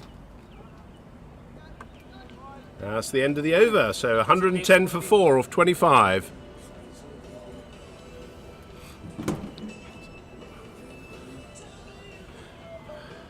So we've got a change in the field. Whiteman is the man coming on. Brooksbank is having 5 overs off. Yes, for those who haven't been listening before, you've played 12 aside. It's 11 batsmen, and you have a 5 over period off for a bit of a break. It's quite hot here today. I'm probably guessing it's around 25. Yep. 26 maybe.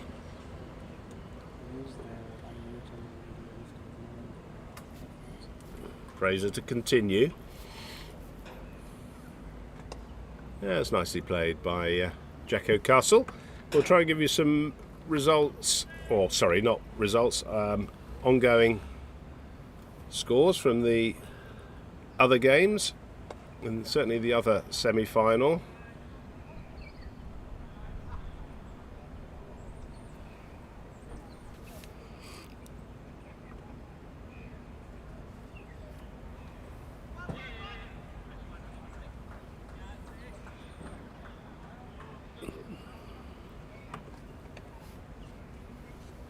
It's a fairly similar score in the other semi-final, but look at it, 107 for 4, does that say? Yep, of 29.1 overs. That's Australia, who are batting. Cosbeadle is out. He was the playmaker against England. So it looks like they've lost wickets at regular intervals. Greg Hunt is still there, 30 not out. But they're going to need to post a big score at Rondebosch against New Zealand, who look very strong on their batting.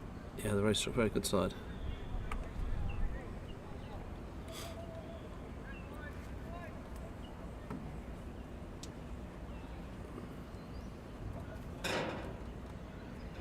And that Sweat just That's up in the air, should be caught. and that's caught by Swallow. So he swept that, got on top edge. That's a big wicket for And England. that's big a wicket. massive wicket, as you say, Bob. So nicely caught by Chris Swallow there. Went up high. Didn't look terribly confident under it, but No, it's stuck. It stuck. Absolutely, yeah. Yeah, they all count. And so that sees the end of Brandon Buckley. He was actually looking in really good form, wasn't he? And nicely set. That's as you say, Bob, that's a massive wicket for England. Big wicket. So South Africa now 5 down. Yeah, Buckley was looking, played some excellent shots, and Nice round of applause for Buckley, which brings Johan Fourie.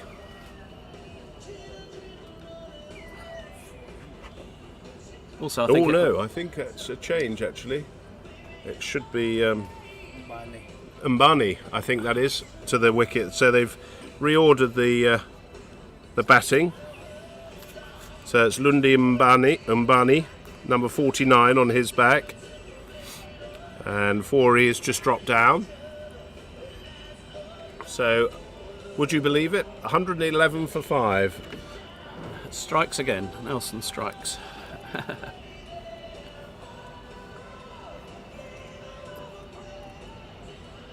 I think Mo will be happier also having now 2 right-handers to bowl at. Didn't seem to get his line quite right No. for the left-hander, certainly. No, he was definitely struggling to the left-hander.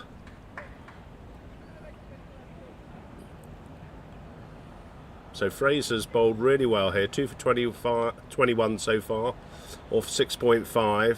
Just got a leg slip in here. First time I think I've seen one in this tournament. Oh, that's very close. Goes past the outside edge. Very committed shout there by Fraser. Down on one knee. He still is. And he You still can't is. believe it. He still can't believe it. I thought that missed everything, but Having known Ben for many years, he thinks everything is out of his bowling, and nothing's changed into his 40s. So, but quite a good shout from here, I must admit. Yeah, very strong and solid. So South Africa 5 wickets down now.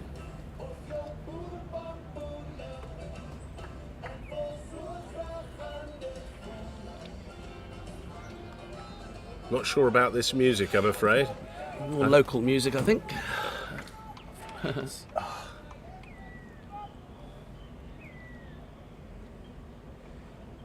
Akhtar to continue. Nice flight there. Well played by Jacko Castle. No, I meant being played between overs. I suppose that's the traditional thing to do.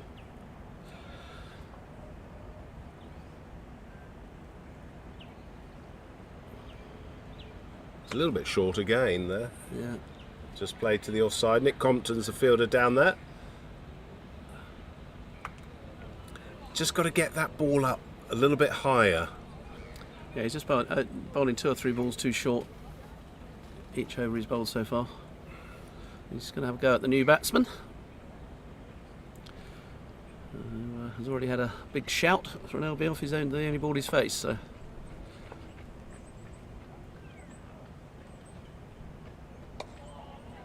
That's a better length. That looked more confident, more like the Mo Akhtar I know. Follow through nicely.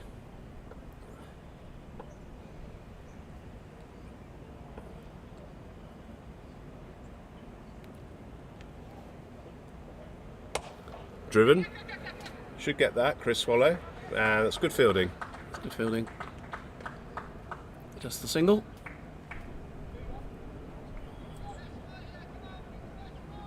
So Akhtar currently 0 for 18 off 2.4. A little expensive for Akhtar, but still a long way to go yet. And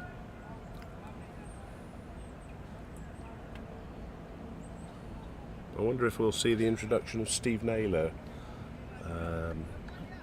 who's bowled very well actually in the Australia game. I was very impressed with his bowling at the death there. He took the penultimate over, didn't he? And he did, yeah. Bowled very tidily. A little bit short again. That's just gone through. Nicely fielded by Naylor there. Certainly stopped another, well, probably 2 runs if that had got past him. So, end of the over. And the score's 114 for 5 off 27. 18 to go. Yeah, so Ben Fraser will bowl out. It'd be interesting to see who the captain brings on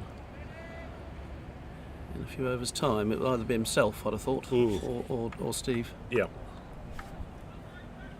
Yeah, and he's been suffering, hasn't he, Chris Swallow, with a side strain. I mean, he wouldn't, if he wasn't fit to bowl, he wouldn't play. So. No, of course, yeah. But until you bowl, and that's good quick runs. Oh, a little bit of a misfield there by the skipper, England's skipper. Unusual there. Does slightly, I don't know if you've noticed or we've been out to the middle, there is a raising of the table, the cricket table there, the square. Just seemed to catch his feet there on the grass. That's tidy from Fraser. He's got into a good rhythm, Ben Fraser. Not giving hardly anything away. Come down the track. No run.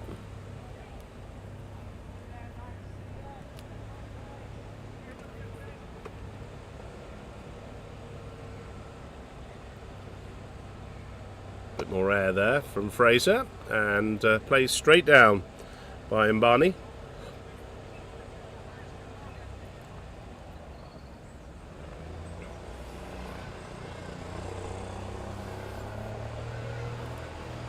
Decided to keep the long mid-off in, not put him out.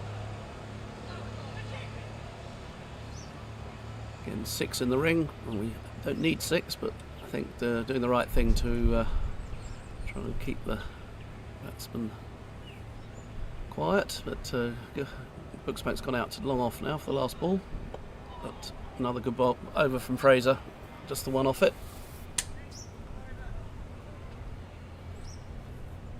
This is good from England. Putting South Africa under pressure here. 115 for 5 off 28. Castle's on 11 and Mbani is on 1. So both of these have got to get going and form a partnership. It's as though Mo Akhtar's going to continue. Doesn't look as though there's a lot of turn in that wicket. No. It turned more the other day when it was drying out a bit. But no, haven't seen much turn at all, which... That was nice from Chris Swallow. Just gave a little pat to Mo Akhtar. Could see that he's probably struggling a little bit with his length and line. And that's a full toss. He's got away with that. Just a single. Yeah.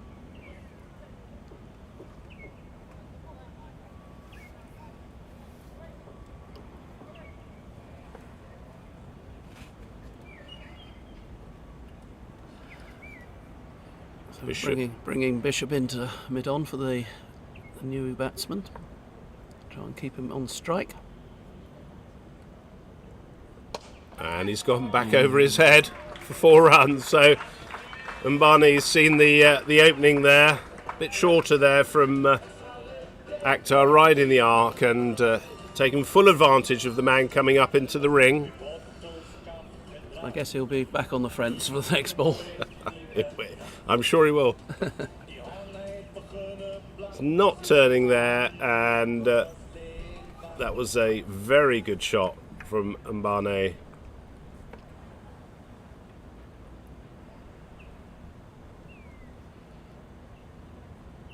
Nice response from Akhtar.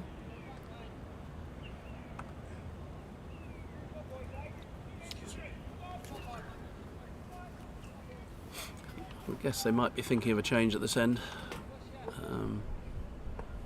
To see how the rest of this over goes, but with so many options up Chris's sleeve. Oh, that's gone up over the off. Yeah, long off, and that's another 4.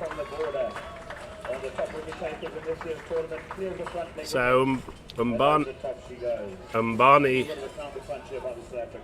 showing a lot of strength there off the back foot.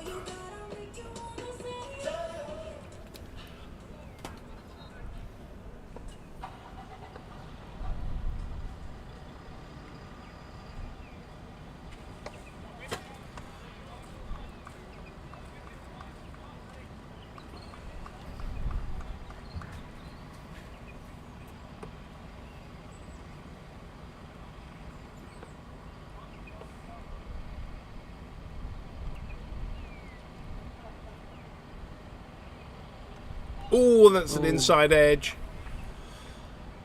A little fortunate for the batter, Mbani, but he's kept the strike. And the score's moved on to 125 for 5 of 29 overs. So 16 to go. I'd have thought probably a change at this end. Next over, probably the captain or Steve Naylor. Steve Naylor's warming up, so possibly him. Yeah. He bowls like Fraser, right arm off spin, very tight. Yeah, I just think with Fraser's only got 1 over left, I think, so there's got to be probably a double change after this over. Naylor's certainly warming up, so he'll come on one of the ends, I guess.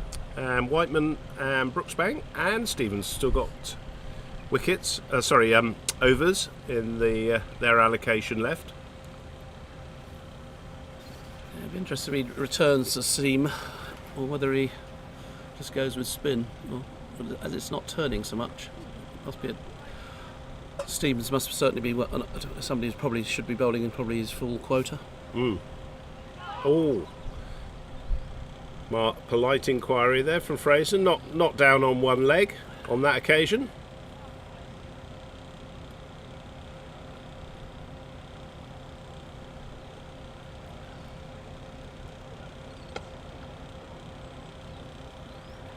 Easy single down to long off.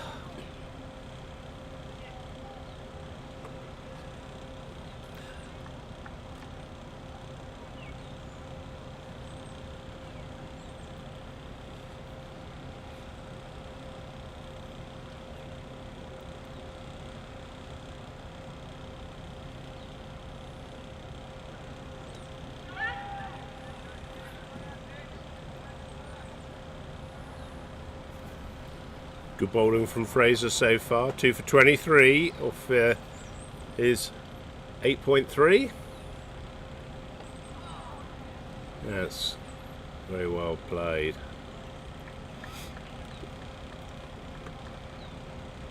Just looking to get the broom out there. Sweep that.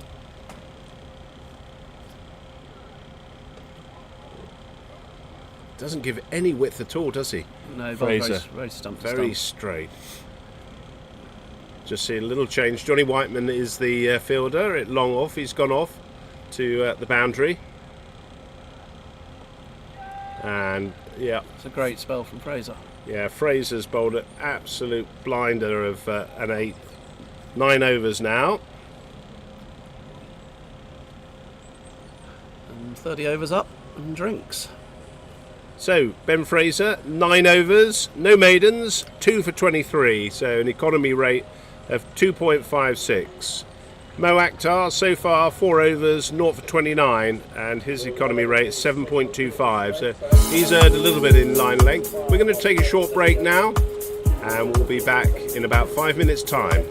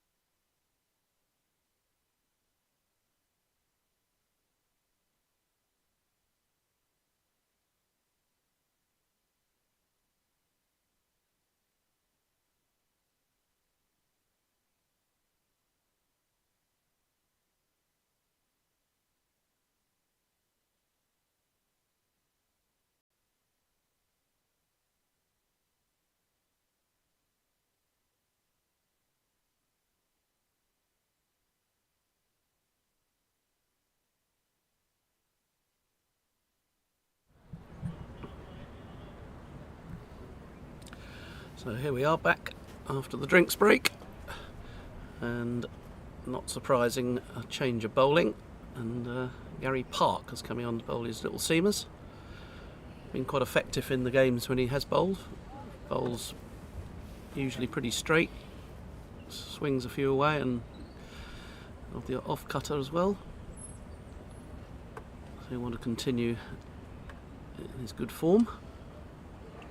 And there's going to be enforced change at the other end. We're guessing that Naylor was warming up, will probably come on the other end, but there's also the captain hasn't bowled yet, which is maybe a bit of a surprise. So just the one off the first ball there from Park. Yeah, I am surprised not to see Chris Swallow warming up, but we may have got that entirely wrong.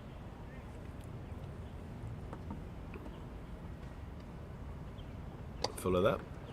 Maybe Naylor was trying to push the captain to. Yes, bring me on, Skip. I think it's my turn, captain.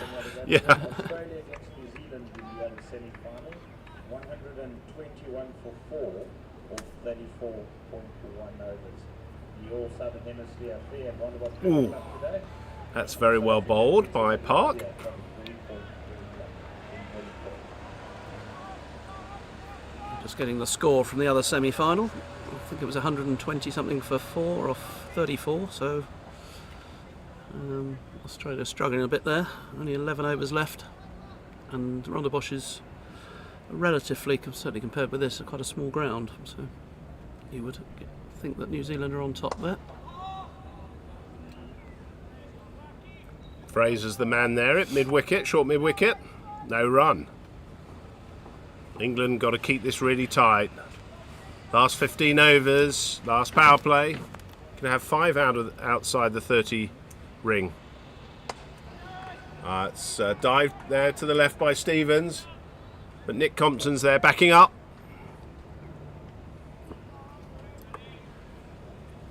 Yes, England have gone for the 5 out. Mbani looks a very strong cricketer to me. It'll be interesting to see the shaping up between these two South Africans. It's a little slow ball. That's well bowled by Park. So Mbani was looking for that in his arc. Gary Park, obviously, he is a South African. Played cricket for Derbyshire County Cricket Club before he retired, and his brother Sean Park behind the stumps. They're both South African. And of course Nick Compton, so a bit of a South African affair going on here. Yes.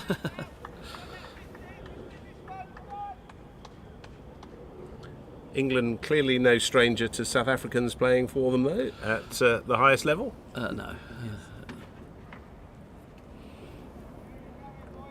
I was saying, Bob, at the he is coming on, so we were entirely wrong. Yeah, Naylor was obviously trying to catch his attention. Yes, he was. Yes. So Chris Swallow, captain for England, is coming on, right arm off spin. This will be his first bowl for 3 or 4 days because he's had a side injury, missed the last 2 games, rested himself. And TJ, the physio, has been working relentlessly on quite a few people, but especially him. Good throw there from Simon Birtwistle, and well backed up by Gary Park. Every run is vital here.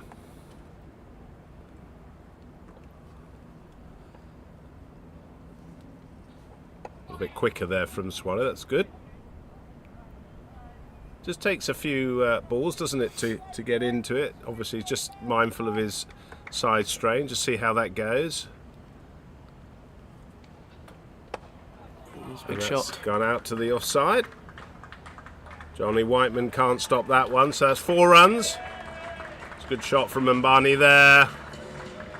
Putting more pressure on England, so scores on 133 for 5 now.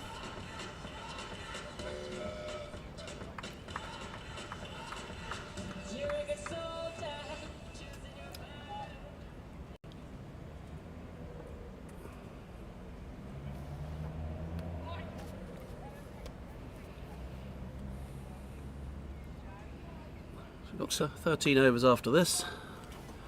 Looks hot out there today. Yes, I think Just going down the leg side. England will be looking to take another wicket, break this partnership up, which will put South Africa under a lot more pressure. But South Africa, if they keep going, I think are still a reasonable chance of getting somewhere around the 2-2-2-5 mark. Yeah, very much so. Especially if Mbani's there and Jacko Castle. Building a nice partnership here.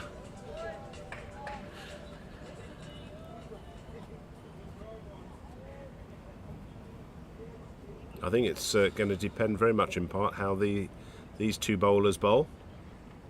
Oh, that's an inside edge, and that's going to run away. So that's 4 more runs. Smile from Gary Park there. He knows how close that was. 4 runs to Castle.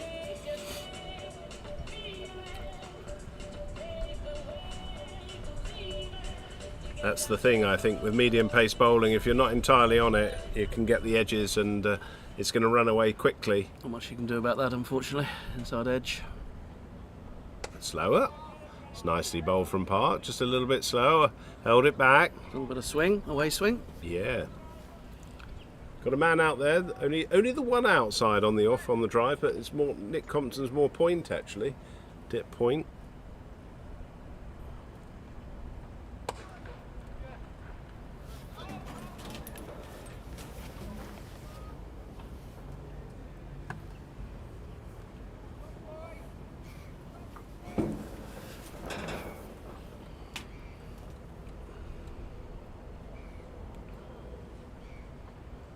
Oh, that came back beautifully.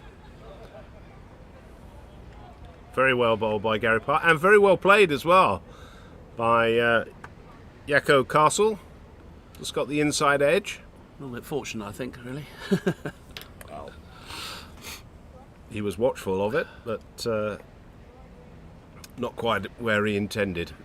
I think long off is probably the place that Again, it's just coming onto the bat there, a little bit quicker actually than the batters are expecting. Yes, I think he'll be targeting long off as Chris is up in the circle. It's going back to the edge of the ring now.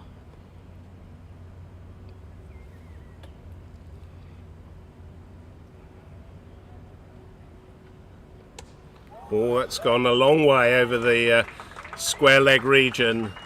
So that's 4 runs to Mbani, who's starting to hit his straps. Really good shot, picked that up beautifully, and he's moved on to 20 now. And Castle's on 18, so 142 for 5 of 33. Yeah, good over for South Africa. 9 runs, I think it was, came from that over.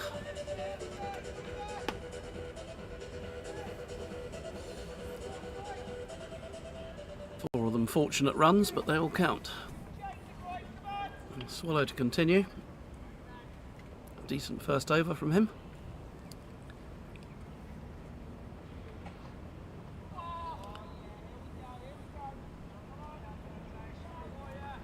I get a sense that both of these batsmen like the ball coming onto them. Yeah, I think that's right. I think there must be some thought about of bowling Naylor at this end. Just to take some pace off the ball. You can have 5 in the outside the ring as well. So that's another little test for the batters as well.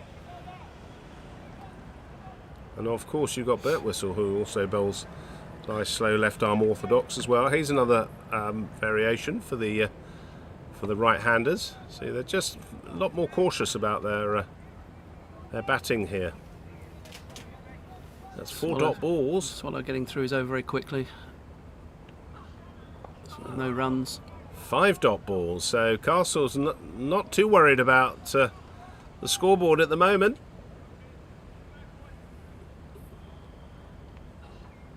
And that's really well bowled. That's a maiden over from Swallow. South Africa went 142 for 5 at the end of the 34th over, 11 overs left. And a beautiful over there from the captain. Swallow is now 2 overs, 0 for 5.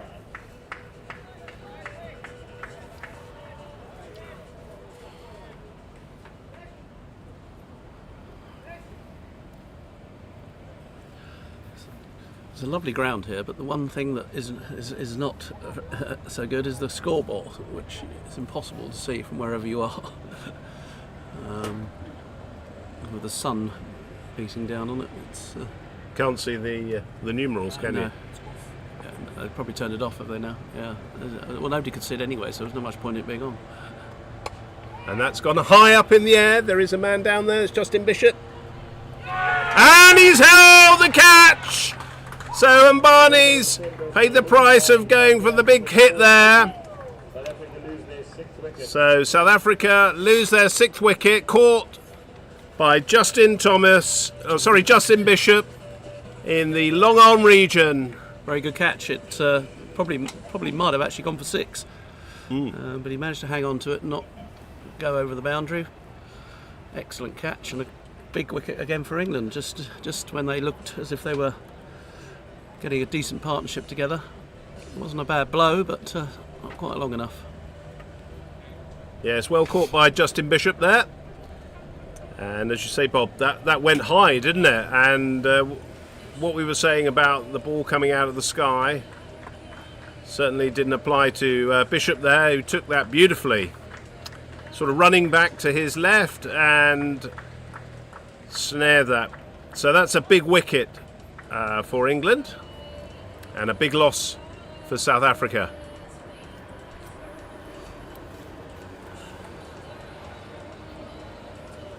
Brings to the wicket should be Peter Boyson, number 3. Very tall man. Probably got long levers there. A good wicket for Gary Park there.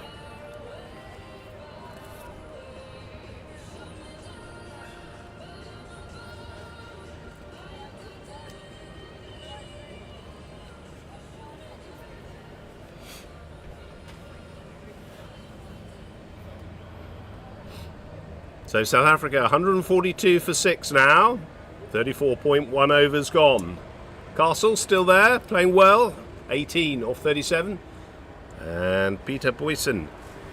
First ball for him. That's a no ball. So Parks just overstepped the popping crease there. Peter Tate, the Australian umpire there, very clearly signalling and calling that as a no ball.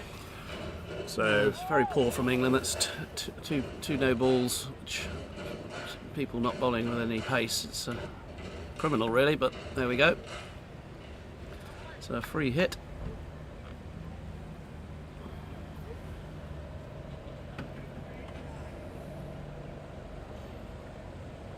Oh, that's hit very hard down the ground, and that's going to be 4 runs straight into the side screen. So that was hit very hard by Castle there. You probably heard the sound straight into the side screen at long off. Costly for England there. I think maybe it's time for Yakko Castle to start opening up. Well, free hit, which was Getting some runs on the board. Criminal, really. It's bowling of his pace. Bowl a no ball. We had one from Mo as well. Certainly likes the ball coming on much more than the slow bowling, Castle.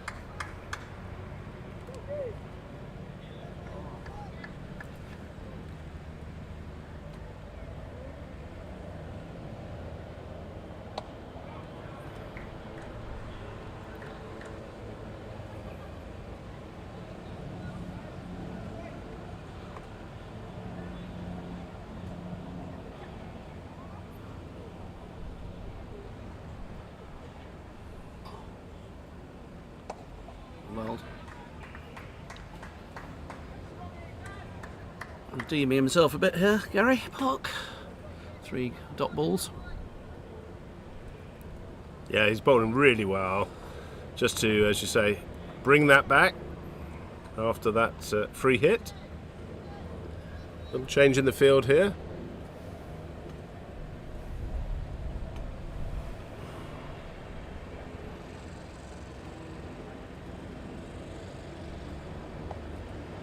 Nicely played, nicely run by Boyson there. straight through. So quick single. He's given the strike back to Castle. It doesn't take too many strides of the new batsman to get down the other end, does it? He's a very tall man.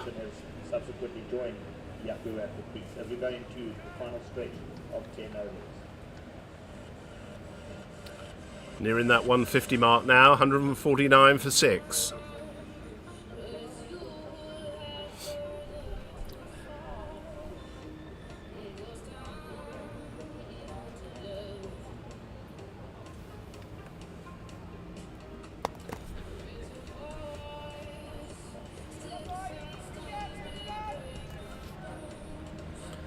Try and bring you some scores from the other semi-final just to keep you updated. Swallows to continue.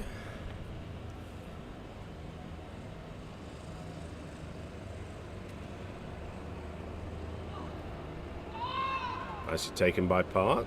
That's given as a wide, rightly so, down the leg side.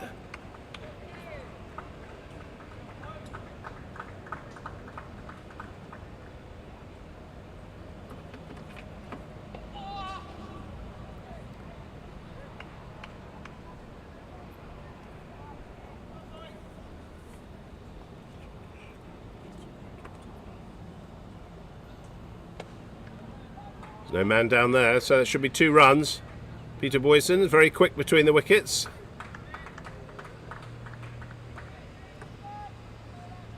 Johnny Whiteman's the fielder down there at long off as he moved quickly around.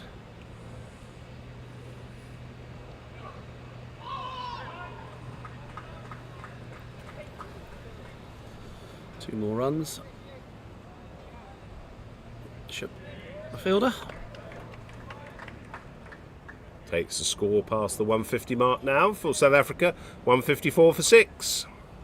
So a little bit more urgency from South Africa.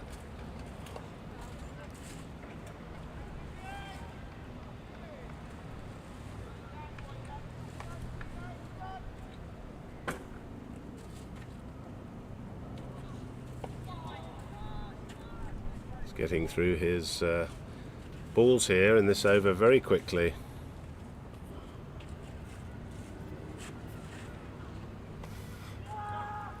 They run that. And that's the end of an over. So 154 for 6 off 36. We're just going to give you a little update on the Australia score here. 138 for 6, Australia. 38.4, so 6 and a bit overs left. I think they might be a bit short there, but who knows. We're not sure how the wicket was. What was it? 200, wasn't it? England scored. Yeah, we struggled. We struggled with 50 for 5 or 50 something for 5, weren't we? And did really well to get to 200 and 201, and Australia ended up 2 runs short.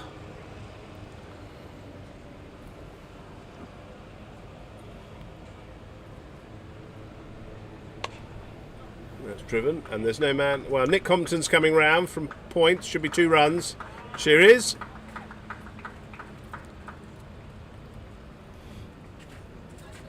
Yeah, I don't think that's going to be a 138 for 6 is not going to be a score that will contain New Zealand, so they're going to rely on the last 4 batters there to put on a decent score.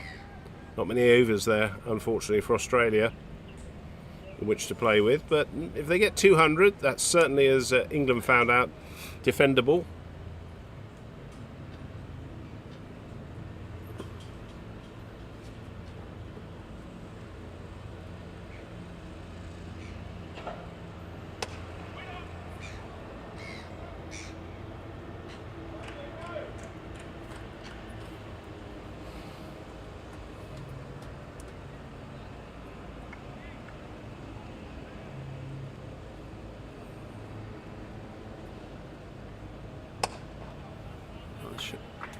Nice shot and mid off and well fielded by the captain.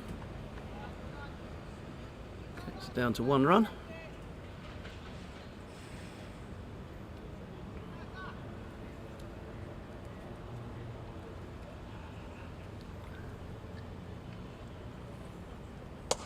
Well, that's driven beautifully.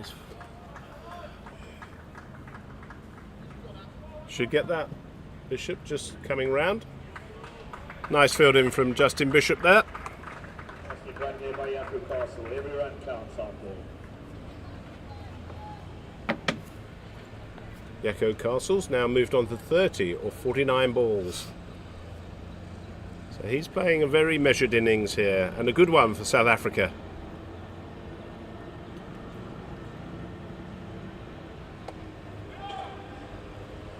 A little bit quicker from Park, a little bit shorter.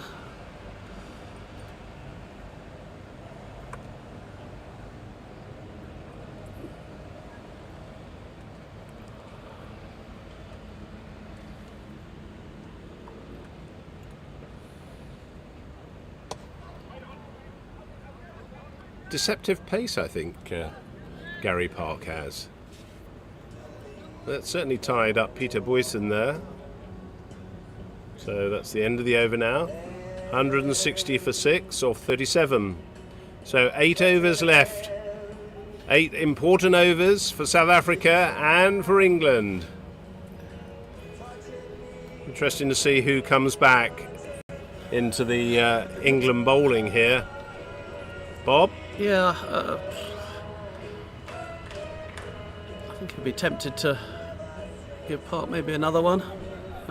He's got, as I say, so many options. Darren Stevens hasn't bowled all his overs, obviously. He was bowled exceptionally well on tour. Oh, that was just pulled. Kept a little bit low. Bishop's the man there. Yeah, no, I agree. Park's bowled 4 overs so far, 1 for 23, and Chris Swallow's been very tidy. Only 0 for 11 so far, so there's no pace on the ball there, is there, when he's bowling? So maybe keeping pace off the ball that's the way to go. It's been quite difficult for someone like Naylor to come on now, I think, having not bowled at all during the innings. Yeah. So I think he'll probably stick to some of the bowlers who've bowled. Well, that's found the gap between the short infield. 2 runs.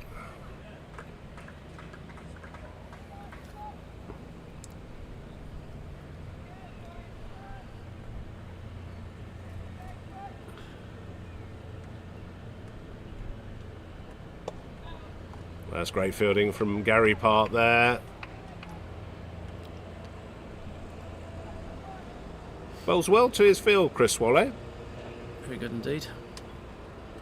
And just mixes it up as well, so that's Ben Fraser, the man who came in from the square leg there, just trying to cut off the single.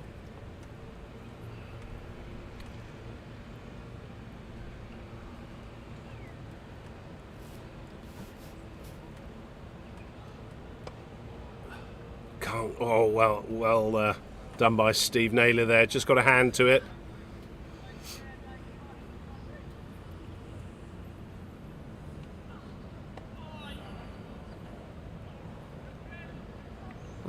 Another pretty good over. That is an excellent over from the England skipper, who's had a couple of games out and really well bowled. So he's put the batters under some pressure there. Castle's on 31 or 52. And Boyson is 7 off 9, so only 7 overs to go, and Sean Park behind the stumps has had a tidy game, standing up, not giving any room to the batters to come down the track. Park to continue. Gary Park, that is. I certainly think these 2 batters, if Park keeps it up to the bat, having the long on, long off, and the player on the deep extra is going to be a good ploy. Well, they haven't got a long off, have they? No, they haven't. I think that's the place that he might be targeting if he pitches it up. Yeah.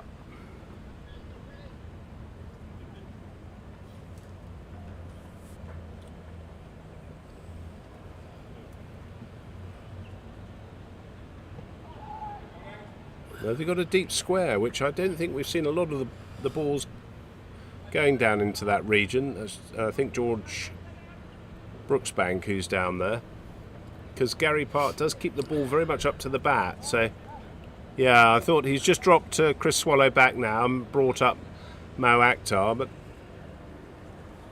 if he keeps the ball up to the bat here, Gary Park, it's going to get driven more than it is pulled. There we are. That was where the man was actually. Yeah, I think He's just stopping the four. Yeah, he's in, isn't he? Though, so Castle. So yeah, I think it's right to have the long off. Yeah, yeah. Still kept the man down there for Peter Boyson. A few more changes in the field here. Yeah, so fine legs coming up into the circle and third man going back. Means you probably keep it hopefully outside the off stump. Well, that's really strongly driven to the offside. Really good contact there from Boyson. Nice touch and a nice pickup from the tall man there. Straight into the right glove.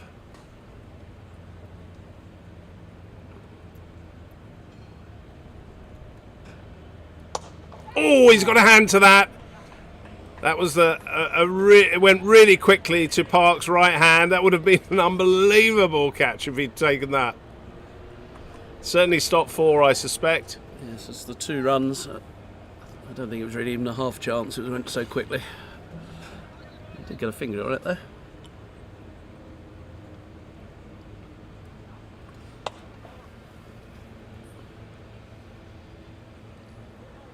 Looks quite easy for Castle there when the ball's coming on.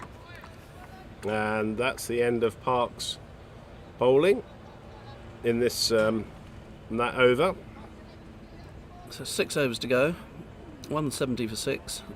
I think they'll still be targeting 225. For sure. Yep. Certainly, why not? We've got a few wickets in hand now. These two seem to be quite at ease. And there we go. Well, looks like Stevens is coming back. From the far end this time. Maybe Swallow might bring himself on at this end. Wouldn't have thought he's bowled so well. I would have a little bit surprised he's come off this end.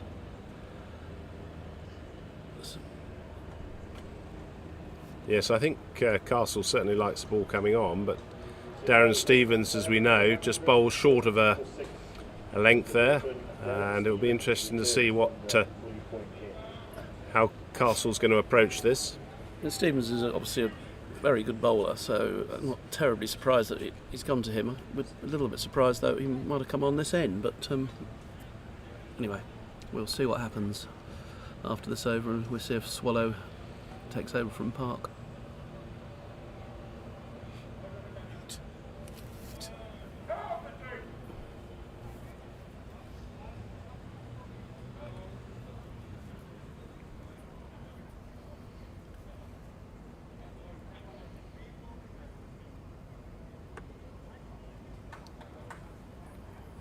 So England just they've got 4 in the ring. Yeah, 3 on the offside, one on the leg side in the ring.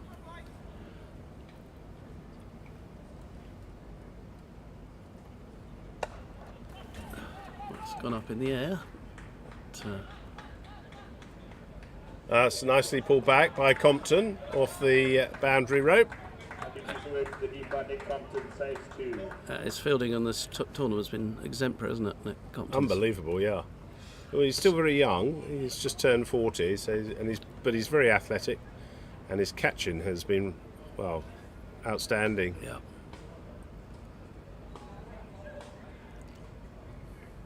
Saved 2 runs there.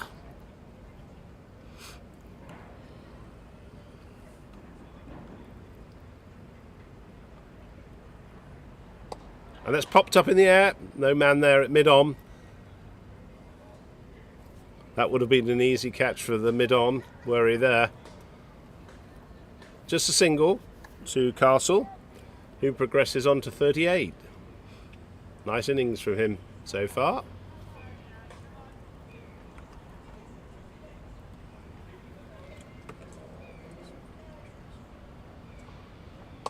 And that's gone up in the air again. It's just going to fall short of the man there, which is Johnny Whiteman at mid-off.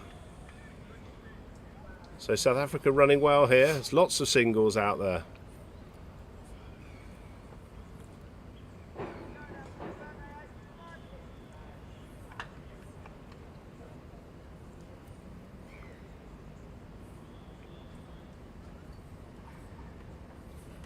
That's just down the leg side and should be picked up by the man. It's George Brookbank. Going to run 3 there. Peter Boyson's very quick between the stumps, so that's 3 runs. 4, there's 4 because of the wide. Oh, 4 and the wide, yeah. And like Stevens to bowl it down there.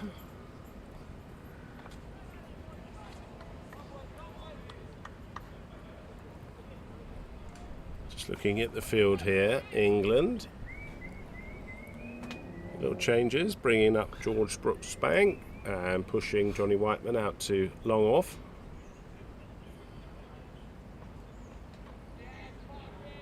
Taken by Sean Park behind the stumps. So Peter Boyson just starting to cut loose a little bit there with the shot selection.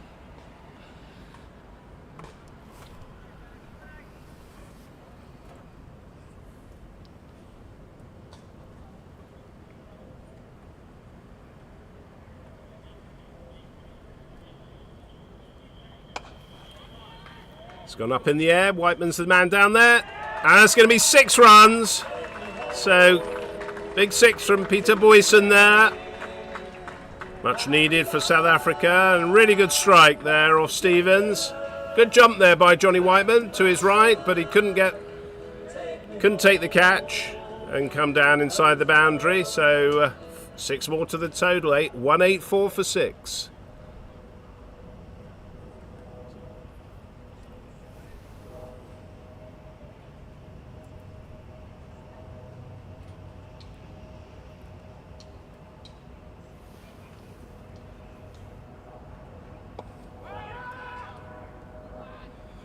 That's a big over for South Africa. Turned out to be the best change of bowling. 5 overs to go. Drinks coming on for the 2 South African batsmen.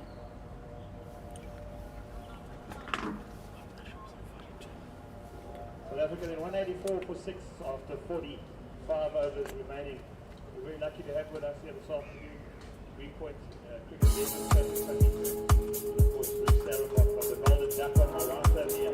Bruce obviously to 20 along with one of the great leaders in cricket. Well, slightly baffling me, these change of bowlers. So we've got Steve Naylor coming on with just 5 overs left, hasn't bowled so far, and the captain had bowled 4 or so overs very tightly, not bowling himself, but maybe he's just a little bit concerned about his side. 5 overs left then, guys. Let's get behind the boys here. didn't seem to have any problems with his bowling, did he? No. Very strange. Steve Naylor's equally adept though, as the captain. Bowls right arm off spin, plays his cricket at Datchet Cricket Club and has played minor counties for Berkshire. A very good cricketer, Steve Naylor. Owner of BMW, it's 125, you normally take the badge off, but CAA 373528, parked in front of the bus. You've managed to park someone. If you could please come forward or remove your vehicle, that's CAA 373528, a 125i BMW. Thank you very much.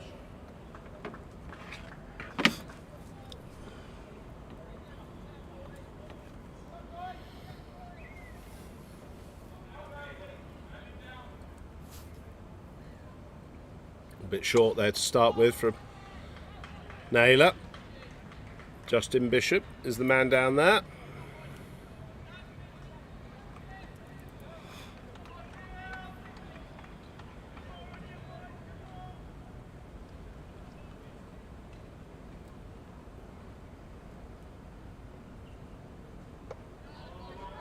It's well adjusted and no runs there, so well bowled by Naylor. A little bit of turn there, slowish turn. A do feel that that's the right thing to do, though. Just take some pace off the ball for England if they want to get these wickets. Big boundary. So batsmen have got to work hard. And that's a caught and bowled! So Naylor's taken a wicket. Caught and bowled. Boyson's out. That's the third ball of Naylor's over. So big wicket for England. Big loss for South Africa. 7 wickets down. Great catch. Good catch, yeah. Straight back at him. Went quite hard.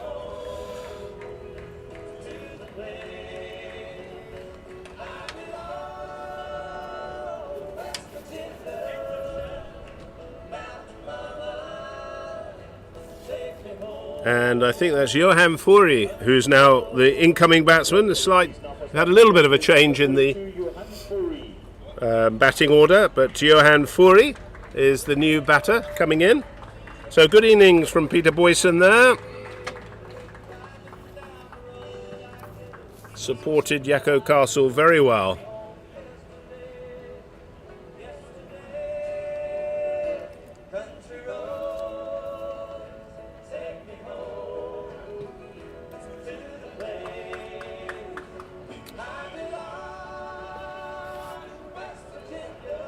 So good start from Steve Naylor.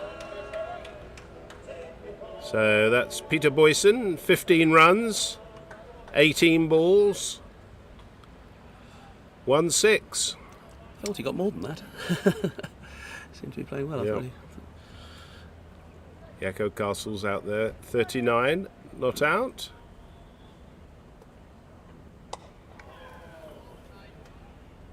Should be just a single there. Nick Compton has come in there.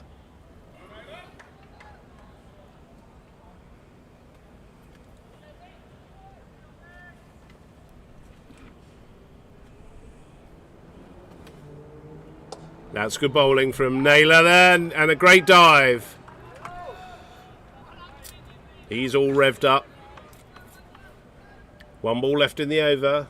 This is the 41st over for South Africa.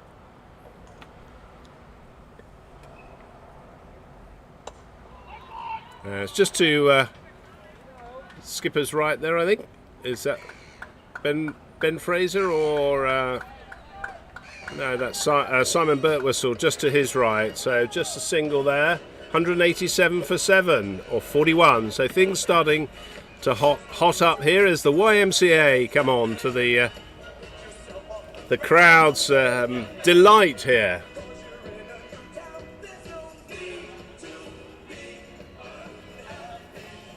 Interesting selection of music here again. Very varied, I can say very that. Very varied.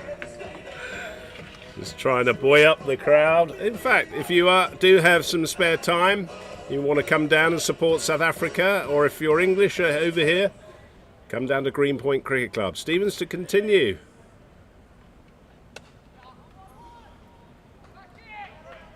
Should be just a single there.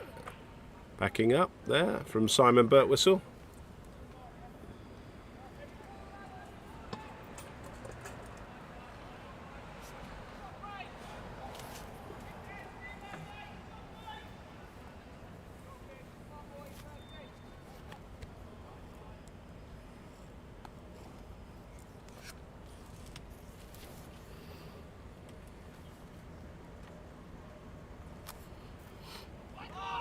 Oh, that's dabbed past the inner ring there. Chris Swallows, the man. 2 runs there to the total. Nice throw in from George Brooksbank there. Over.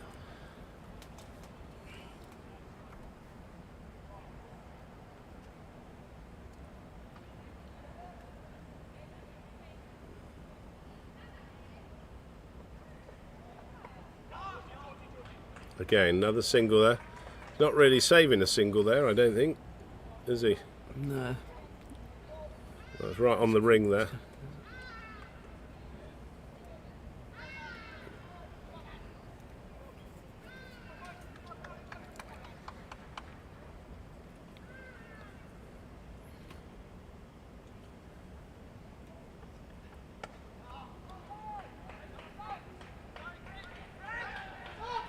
3 more runs to the total. Takes it his score on to 193 for 7 off 41.4.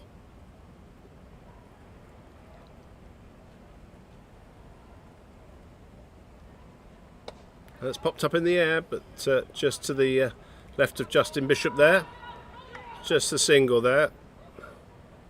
Castle looking for the second, but his partner wasn't.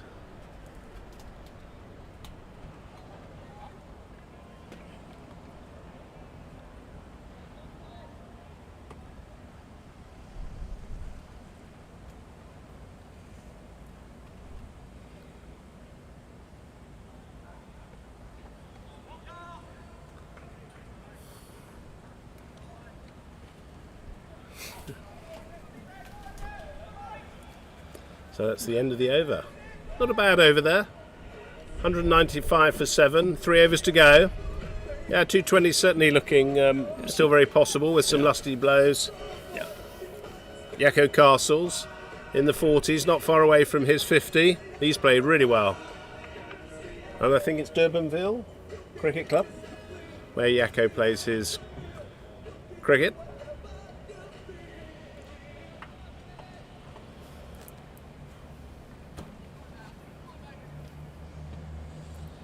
Naylor to continue. He's had a very productive first over. 1 for 3 so far. Continues with his right arm off spin. And that's very well bowled. He got bat on that, I think. Sounds like that was off the bat to me.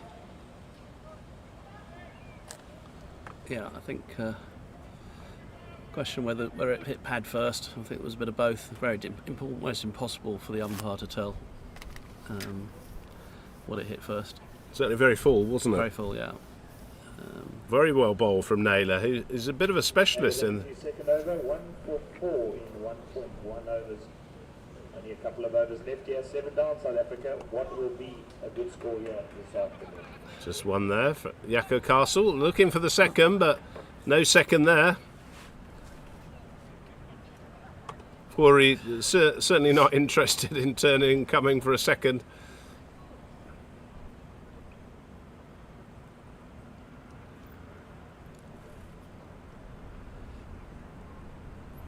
And that's gone high, and that's 6 runs over the deep square boundary. So, great shot there from Johan Forey, and that's why he wanted the strike.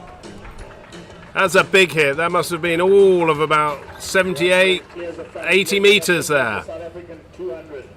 201 for 7 in the 43rd. And that pushes the South African score up to 203 for 7. Quick single there, nicely picked up by the England fielder there, Darren Stevens, as he tumbles to his left. 204 for 7.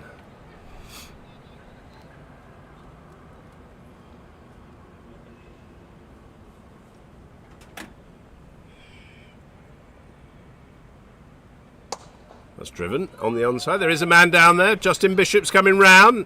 Look to save 2, which he does very well. So good fielding from Bishop. Takes a score under 205. Only the loss of 7 wickets so far. Both of these batsmen have played well. That's well bowled by Naylor. Really full. No margin for error here. Forey's right on top of that. 205 for 7.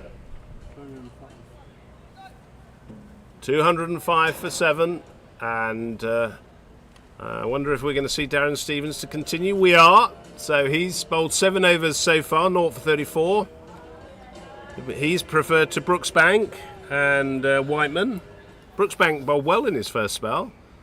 Just getting the ball to hoop into the I think the batters. It's not going to be so effective when the ball's older. So they've gone for Darren. It's experience and gone for a few more today than he sometimes does. But, not expensive by any means, but Certainly bowls stump to stump, which is really important at this juncture of the game.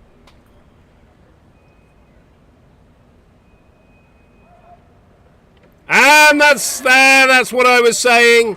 So Castles berating himself, went right across, missed it completely, trying to paddle that down to the leg side, and he's out. 46 and 65 balls. South Africa now 205 for 8 with 11 balls left in the innings. He's really angry with himself, and rightly so. He's played really well. Outlines, Jace, good tournament, keep going, keep going. 46, Yaku Castle. It's a very, very good innings from Jacko Castle there. We'll have a look at his tournaments. Stats.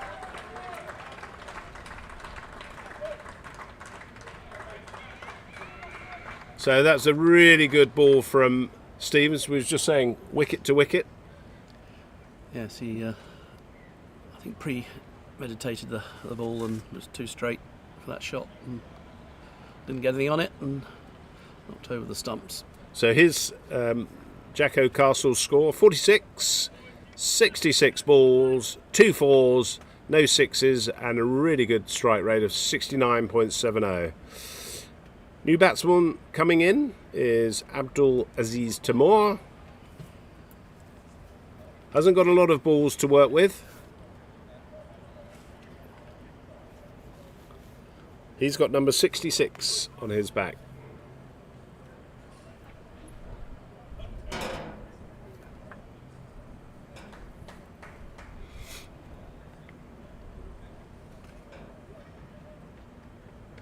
That's well bowled by Stevens. Great follow-up by Stevens to that last ball.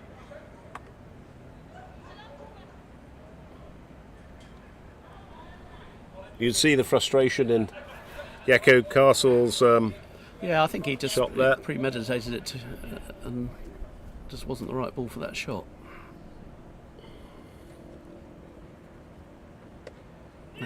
No run there. And as you say, rather annoyed with himself, getting out with basically 2 overs to go when he was well set. So, very good news for England. Got a new batsman at the crease. And we'll try and keep him on strike as much as possible. And he would have got a 50 there, which would have been just reward for his hard efforts there. And that's going to go for 4 byes, I suspect. So unless George Brooksbank, who's chasing that, can pick that up, which he can't, that's 4 byes to the total, and well-needed runs for South Africa there. Unusual miss from Parky behind the stumps. He's kept very well today. Be disappointed not to have got a glove on, or at least a glove on the on that ball outside the off stump.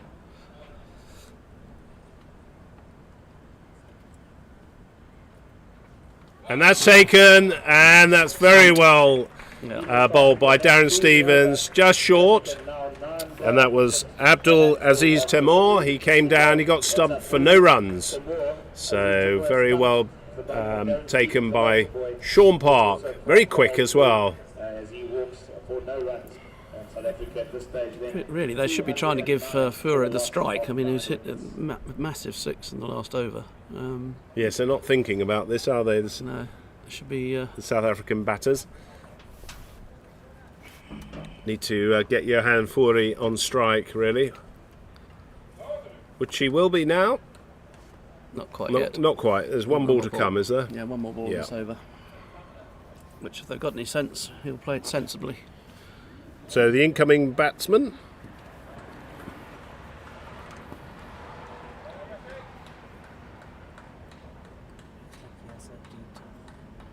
is Yasa Dita, number 82 on his jersey.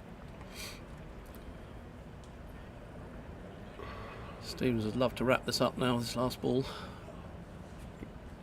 Yeah, 2 for 34 so far, Stevens. 1 ball to come.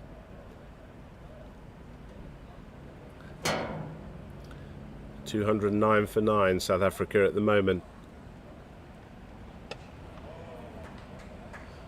Excellent over from Stevens to finish his spell. So 1 over left. South Africa still looking for that big over, which will take him to the 220 plus mark. Presumably going to be bowled by Naylor, who's bowled well so far.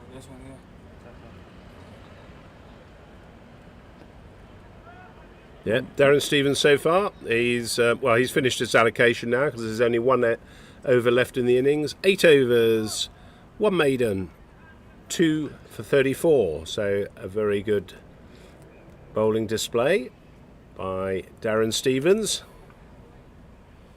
Steve Naylor coming on for the last over of the South African innings. Right arm over. And right in the block hole there. Very full. So no chance for Johan Fury to get that away. He's spelled 2 overs, 8 overs, 2 for 34, and a great penultimate over for England. 5 balls left in, 209 for 9. Johan Fury on strike. 5 balls left in the innings, 209 for 9, South Africa. It's gone across and that's gone up in the air. It's going to fall short. Gary Parker's the fielder there. It could be a run out here. But that was very well run by the South African batters. Gary Park came speeding in from the mid-wicket region there. One-handed pick-up throw, all in one motion. Great to see. Good fielding from England. And South Africa, 211 for 9. 4 more balls to go for South Africa.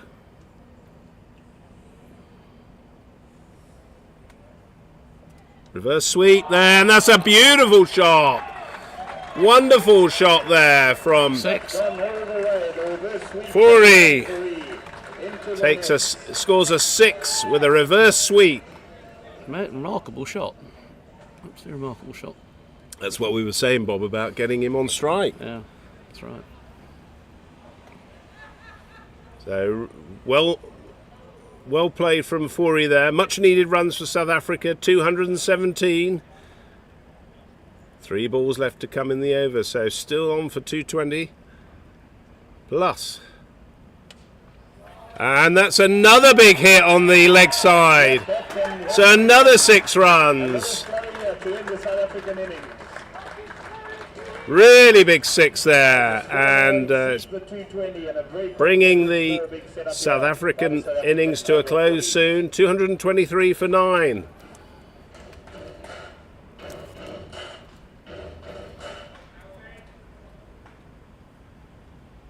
Full. Could be a run out here.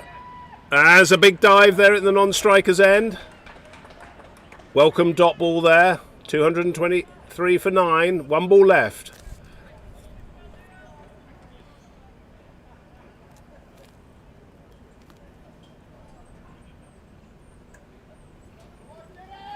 One ball left, ladies and gentlemen. Come on, Johan. That's nicely dug out. Will be just a single. And there we have it. 224 for 9. South Africa post. So we'll have a little roundup of the scores shortly for you. 224 for 9 wickets is the South African score after 45 overs. So very well bowled by England to get those 9 wickets. Let's just take you through the scores. Carl Smith, 23 runs. Warren Dugmore, 13 runs. Werner Moorman, 7 runs. Brandon Buckley, 42. Nathan Jones, 13. Yako Castle, 46. Lundi Mbani, 20. Peter Boyson, 15. Johan Fury, an excellent knock at the end, 28. Not out he was, or 14 balls. Abdulaziz Timur, nothing, and Yasser Dita, nothing. The England bowling, Johnny Whiteman, 6 overs, 2 maidens, 1 for 40. George Brookbanks, 6 overs, 1 maiden, 2 for 20. Really good economy rate there from George Brooksbank. Darren Stevens, 8 overs, 2 maidens, 2 for 34. Ben Fraser, a very good spell there. 9 overs, no maidens. 3, 4, as I just lost the link there. 2 for 23, sorry. Mohamed Akhtar, a little loose for Mohamed Akhtar, as usual. 4 overs, 0 for 29. Gary Park, 5 overs, 1 for 28. Chris Swallow bowled very well, 4 overs, 0 for 14.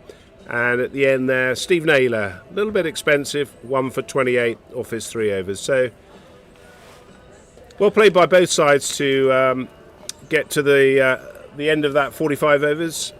Bob, final wrap up from yourself. I was saying 225 was somewhere we thought they could get to, and they have. So exactly 5 and over wanted by England. Wicket looks pretty good, and I think if we get off to a half decent start, we'll give ourselves a reasonable chance of getting them. Yeah. But it's going to be tight, I'm sure.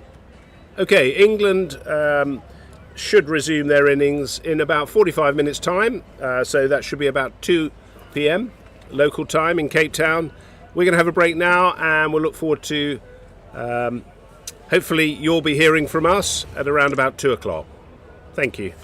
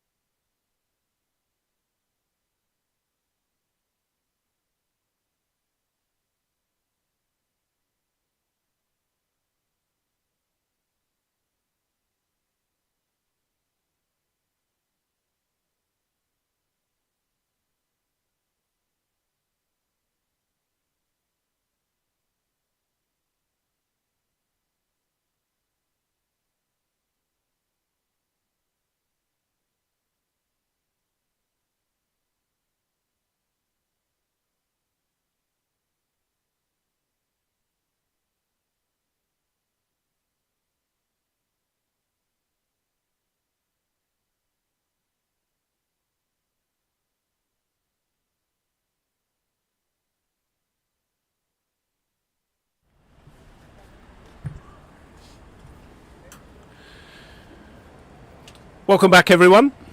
And South Africa have taken to the field.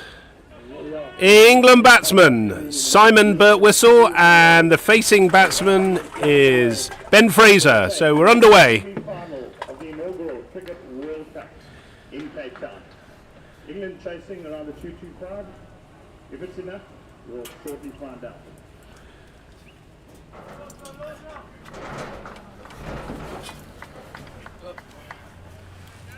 Dan Steyer is the bowler for South Africa, the opening bowler.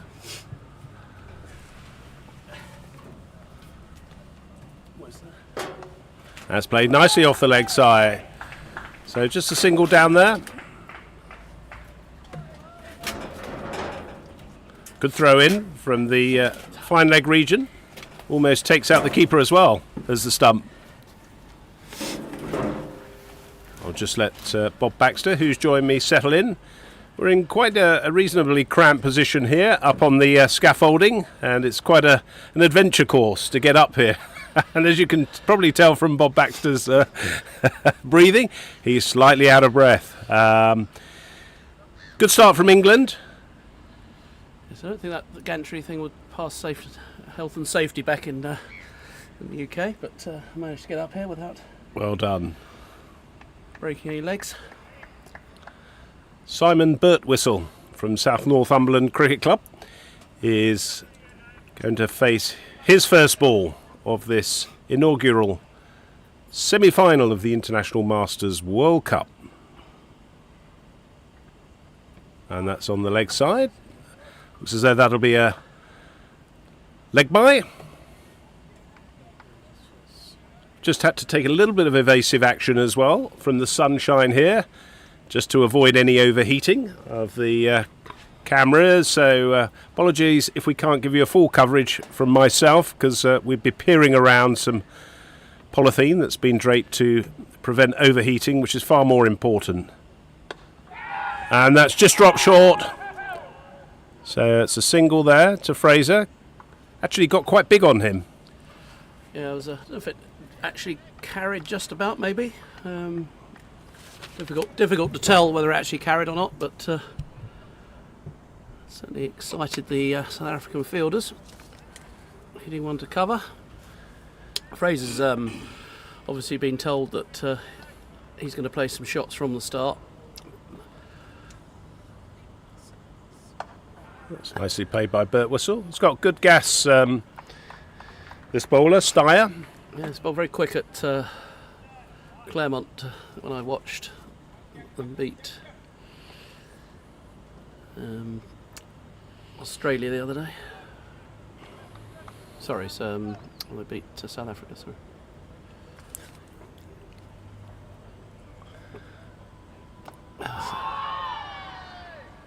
Phil goes up. Just outside the line nicely there by, well, Birtwistle was very much in line with the ball, but it was outside the line. Two slips. No gully, just the third man down there. Point, extra cover. Mid on, mid off, square leg, fine leg.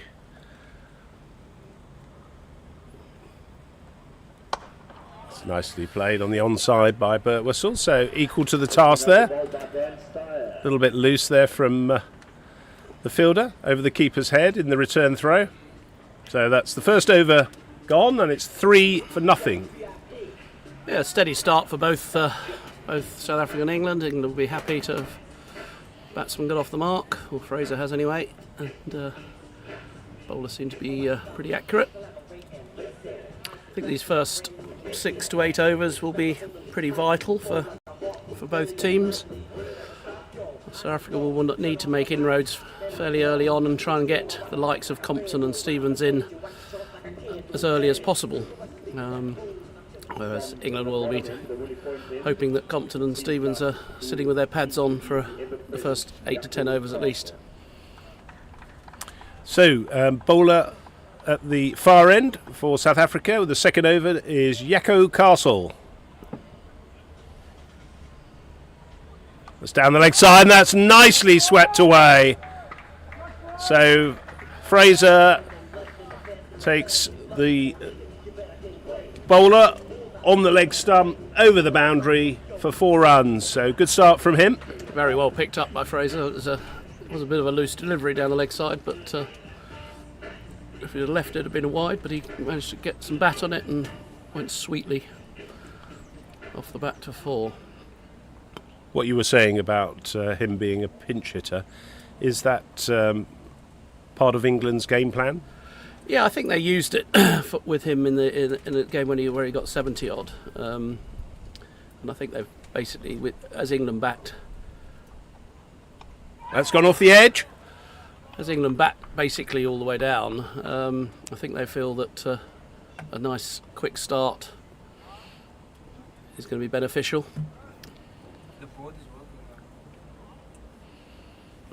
Brings Bert Whistle on to strike.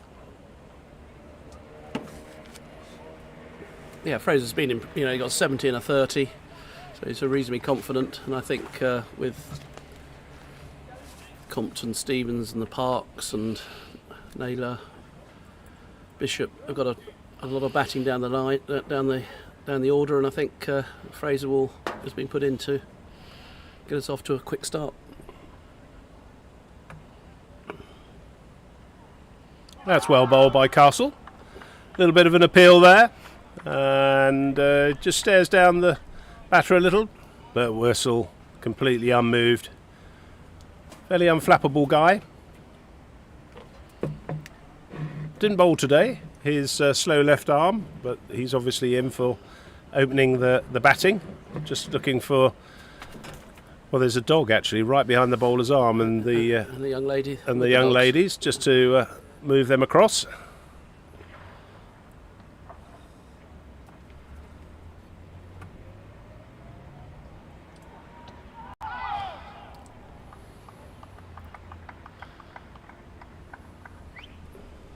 Very nice lunch there we had at the interval, and big shout out for the over 40s Barmy Army. I was chatting to some of the guys, and Jonathan Kilroy, Albert Noyd, Richard Pettifer and Ryan Darling.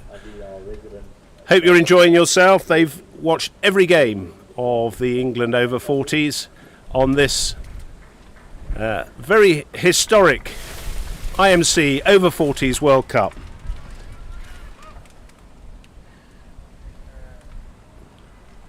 Just down the leg side, that looks as though that's going to be... it's going to be 5 wides, I think. 5 wides. Can't see whether there's a fielder down at the fine leg, but that's been signalled by the umpire. So just going back to those guys, hope you're well and you're enjoying yourself. South Africa's a lovely country, and they're big friends of Sean Rashid, who's not playing today, but played some good cricket for England in the earlier rounds.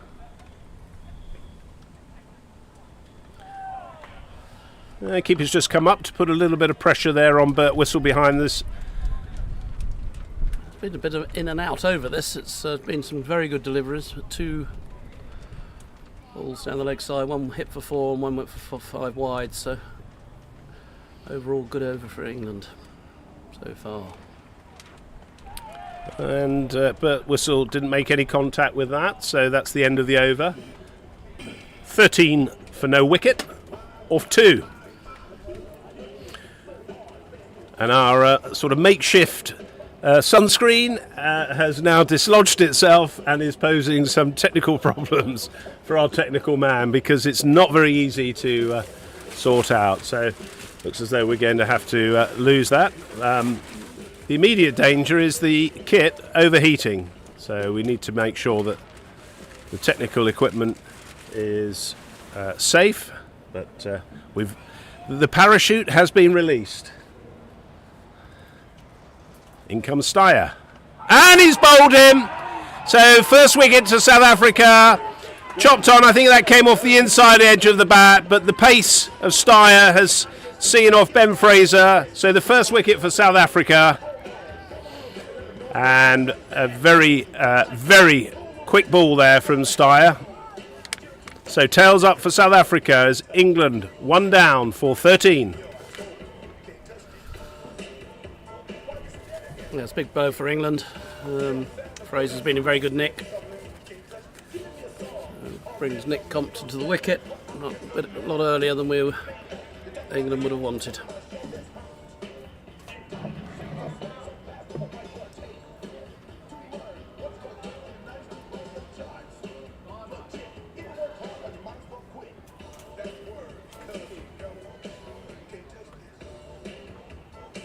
Well, there's actually a change of plan here. Compton hasn't come in, it's Naylor's come in. Steve Naylor is the next batsman to come in. Right-handed bat.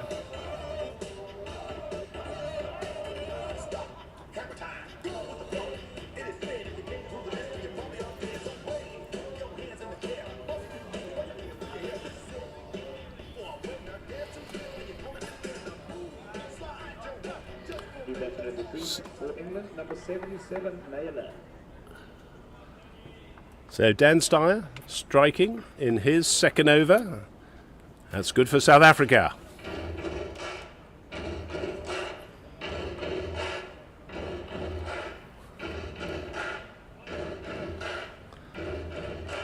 That's a little off-putting, I think, for the batsman, having the music playing like that.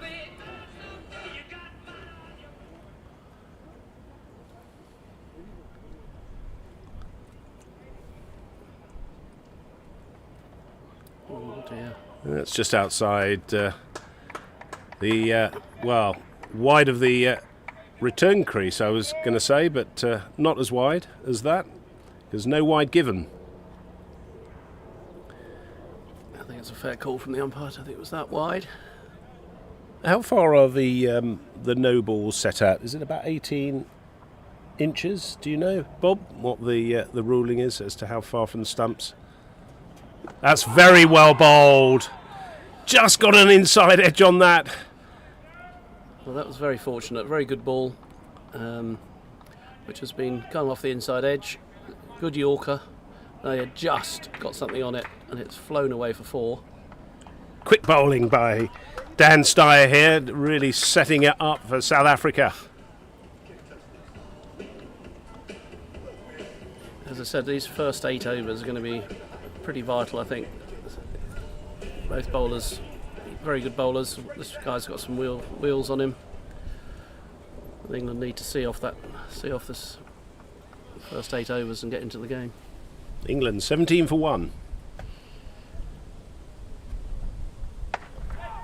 That's nicely played by Naylor. That's going to be 4 runs. So that'll take the score on to 21.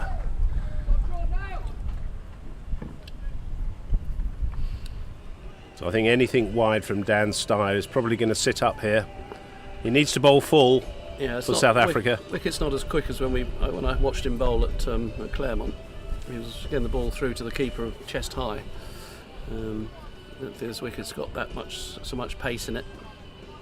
So as you say, if it pitches short and wide, it's going to sit up. But a good shot from Naylor.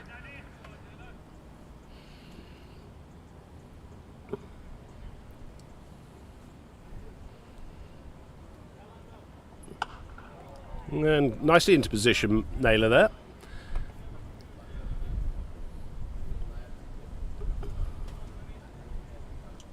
Last ball of this over, 21 for 1. England in reply.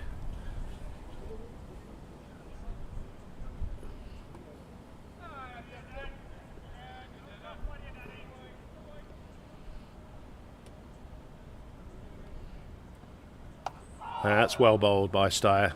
A single there on the leg side, inside edge. Yes, he didn't know much about two of those deliveries, but England have rattled on to 22 for 1 off 3, which, when you're bowling at this pace, it's quite likely that he's going to go for runs, but on the other hand, he's also going to potentially pick up some wickets.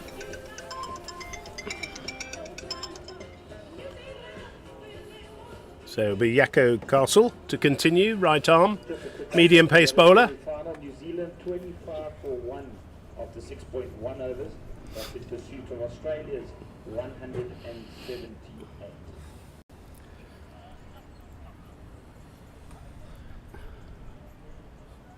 Naylor the man facing.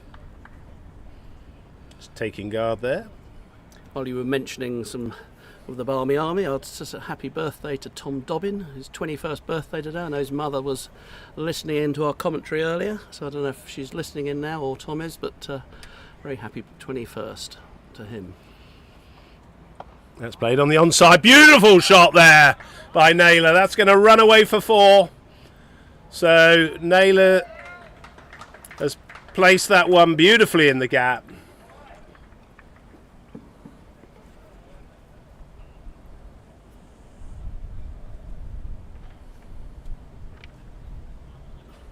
Timed that beautifully. Absolutely beautiful timing, yes. Just let the pace of the ball do all the work.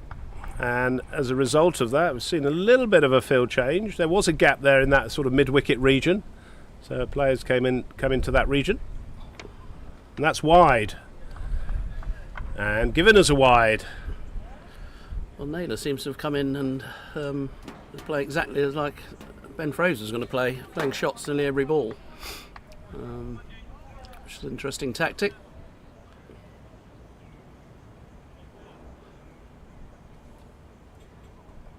And again, inside edge, but yeah, as you can say, he's not leaving it, he's going after it. Played well in the last game against Canada, got a 50 odd. It was a rather different innings, wasn't it? He came in and took his time and got 50 off the last ball when we won the game, but seems to be a different player today. Interestingly, just the one slip, quite close actually, that slip, and that gully is very close.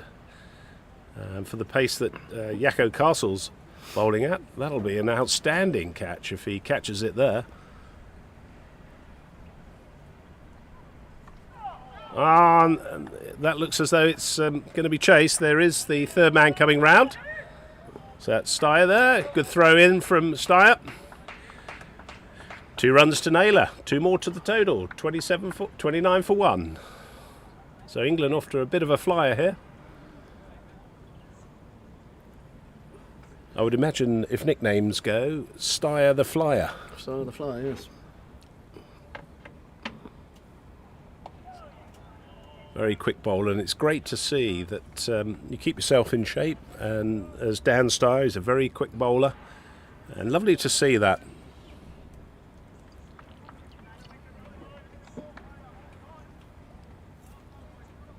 Skipper there, Warren Dugmore, just geeing up the South African players. A little bit quiet out there. It's nicely backed by Naylor on the back stump. Well bowled by Yakko Castle. That's the end of the over. That's the end of the 4th over, I should say. It's 29 for 1. So just above 7 runs per over. Bob, I think the South Africans started at about 5 and then went up to 6 and it came down a little bit. But got to keep that run rate going as well and not leave too many runs to get at the end. Yeah, fine start. Obviously the wicket is a bit of a blow for England, but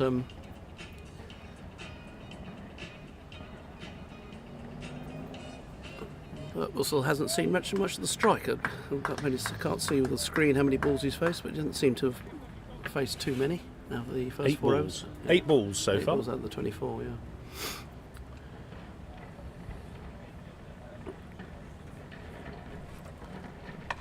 It's pulled.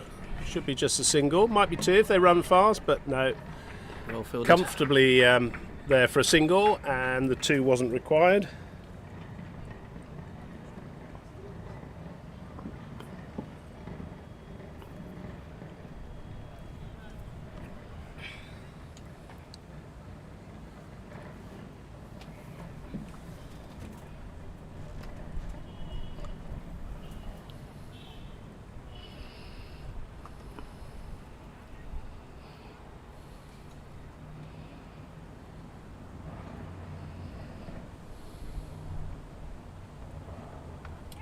That's dropped. First slip went very quickly. It's probably going to be 4 runs, which it is. So Naylor not hanging around there. 4 runs to Naylor over the first slip. Yeah, I think he might have got fingertips to it. Obviously went quick. He's bowling quick, but I think the slip might be a little bit disappointed to get a bit more on it. Yeah, that's Warren Dugmore, the skipper there. 34 for 1, or 4.2. So good pace from Steyer there, induced the nick.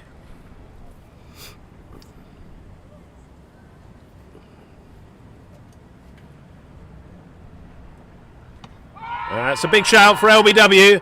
Looks as though it was just going down the leg side, but Yeah, just down the leg. obviously a little bit too quick for Naylor on that occasion. Just run the one, a leg by there.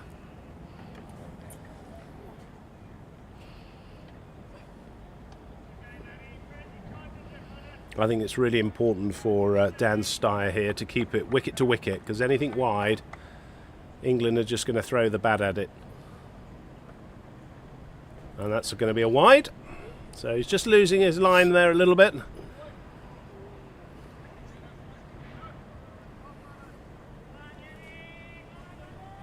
Got lovely run up Dan Steyer, and it's very much all there in the delivery. Nice high action.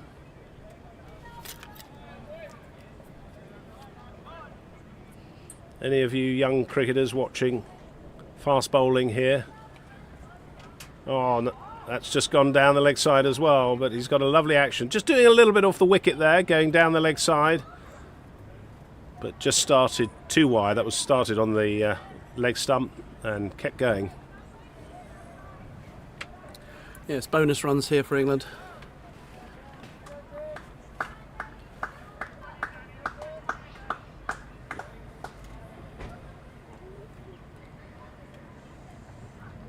Better from Steyer, driven there from Birtwistle, just a single.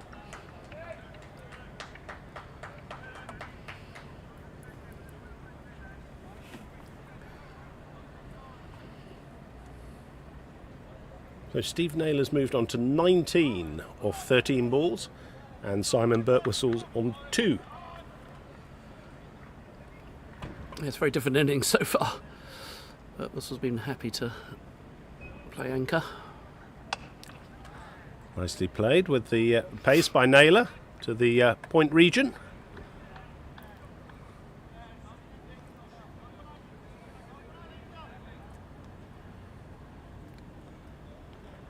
I fear there's a short ball coming from Steyer soon.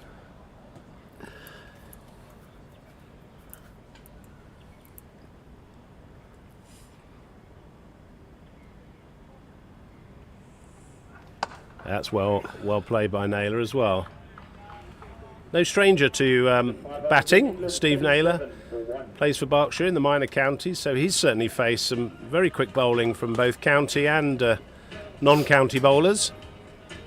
It looks a good track to bat on. You've got to get in, haven't you, and get your eye in, feel the pace of the ball. But that's the end of the over. So 5 overs gone, 38 for 1 England are.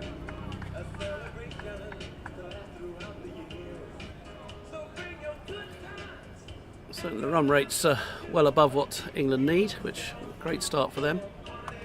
Just got to keep those wickets in hand, so the likes of Compton and Stevens can come in when the ball's a bit older.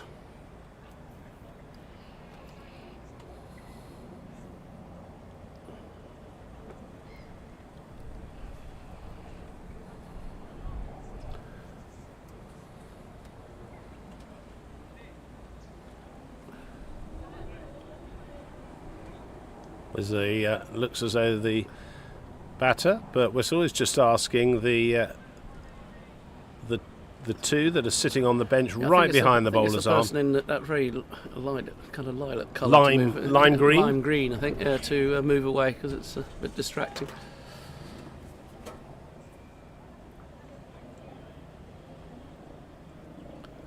And he's actually asking the other person to move as well. Or just move the bench and sit under another tree.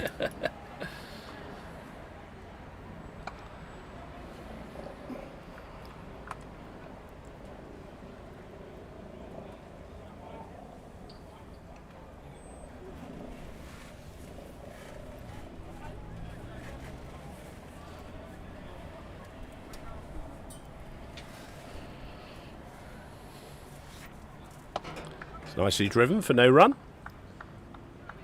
Just having a quick look at the scores from the other semi-final game. Australia are playing New Zealand, and Australia were 177 for 7 off their 45 overs.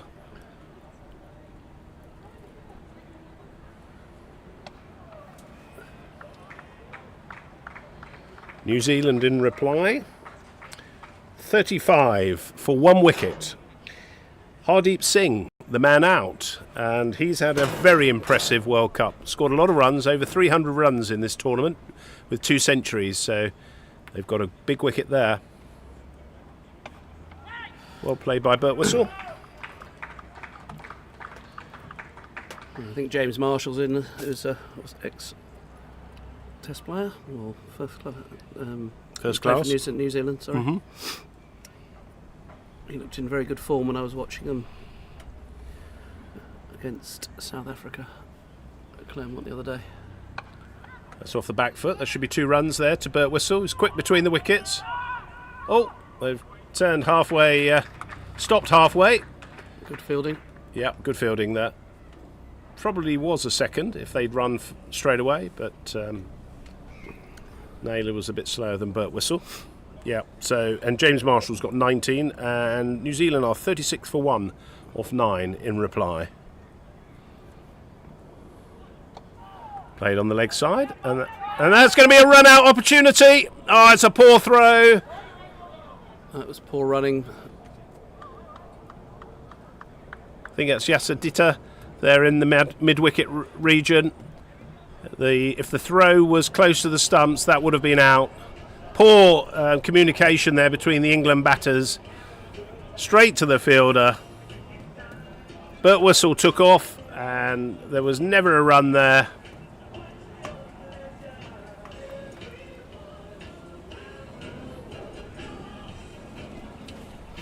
A let-off for England there. Big let-off. 39 for 1 now after 6. Steyer to continue from the commentary end.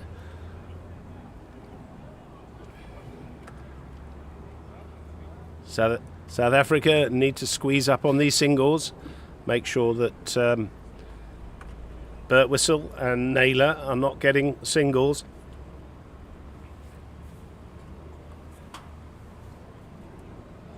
And that's nicely pulled by Bert Whistle. No intimidation there from the bowler to the batsman. Pulled for 4 runs. Looked consummately ease. Bert Whistle there. I think he looked like he was almost waiting for it, wasn't he? A shorter ball, pulled, swiveled round, picked up beautifully. Takes the England score on to 43 now for 1. And that's nicely driven and picked up by Steyer. Bowler just letting the batsman know he's there.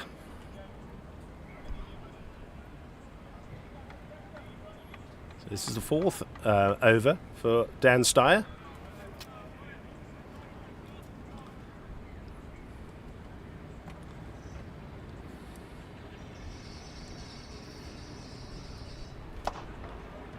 Driven on the onside, no runs. Yasadita is the man at mid-on there, just giving the ball a light rub.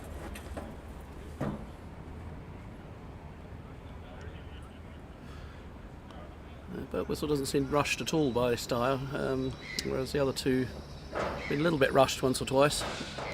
Bert Whistle seems to have a little bit more time. Didn't play a lot of cricket in the early games for England, Simon Bert Whistle. He's been ill for a while, wasn't he?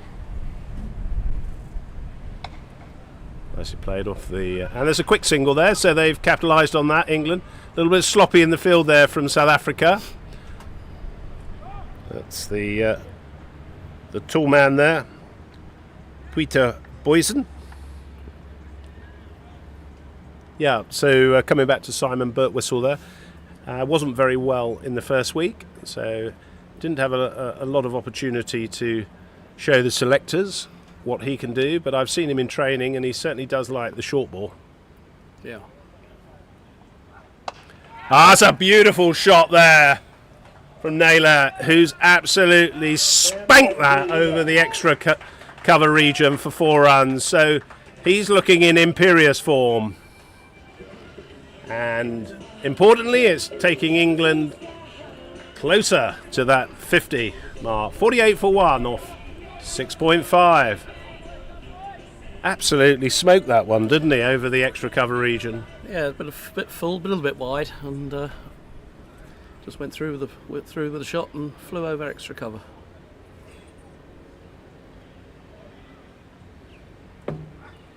And it's gone through the slip region again. That could be 4 runs, and it is. So that's just gone wide of the second slip, or first slip, sorry. It's Warren Dugmore there. So after the 7 overs, England are 52 for 1.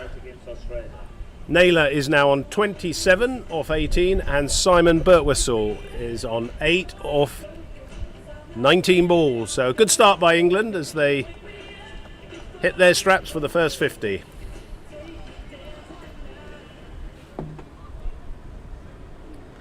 I wonder if we're going to see a little change of bowling there, and maybe whether they take Steyer off, because he's certainly leaking runs now, isn't he? I mean, the last ball was a bit unlucky for him. He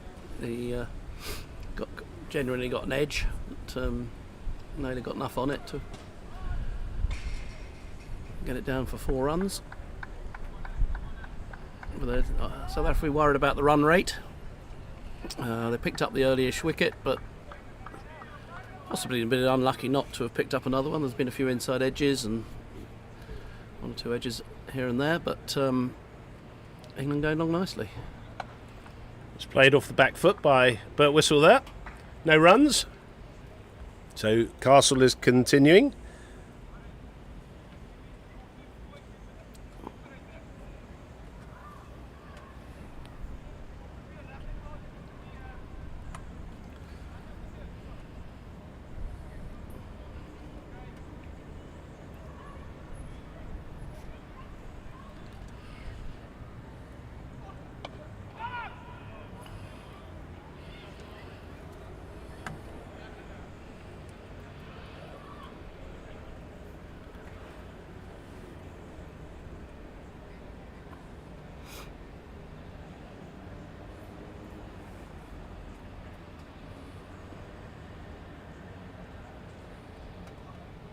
That's very well bowled by Castle. Just past the outside edge of Birtwistle there as he was almost lunging forward. South Africa and England had a great game in the over 50s World Cup last year down at Groot Drakenstein. We had 2 fantastic games, one at Groot and then the final obviously at Newlands.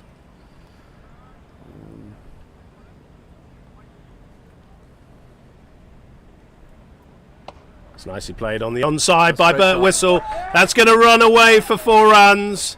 So as the days run on here, the outfield is getting quicker and quicker. So it's another 4 to the total. Yes, I was referring specifically to that game at Groot Drakenstein, which was very much in the balance.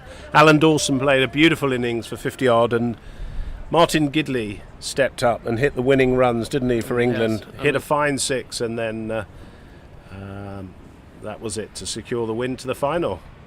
And there's a big shout there. Unmoved Birtwistle there, hit the ground, he's suggesting. After the initial cry for how's that was reasonably muted from the South African fielders.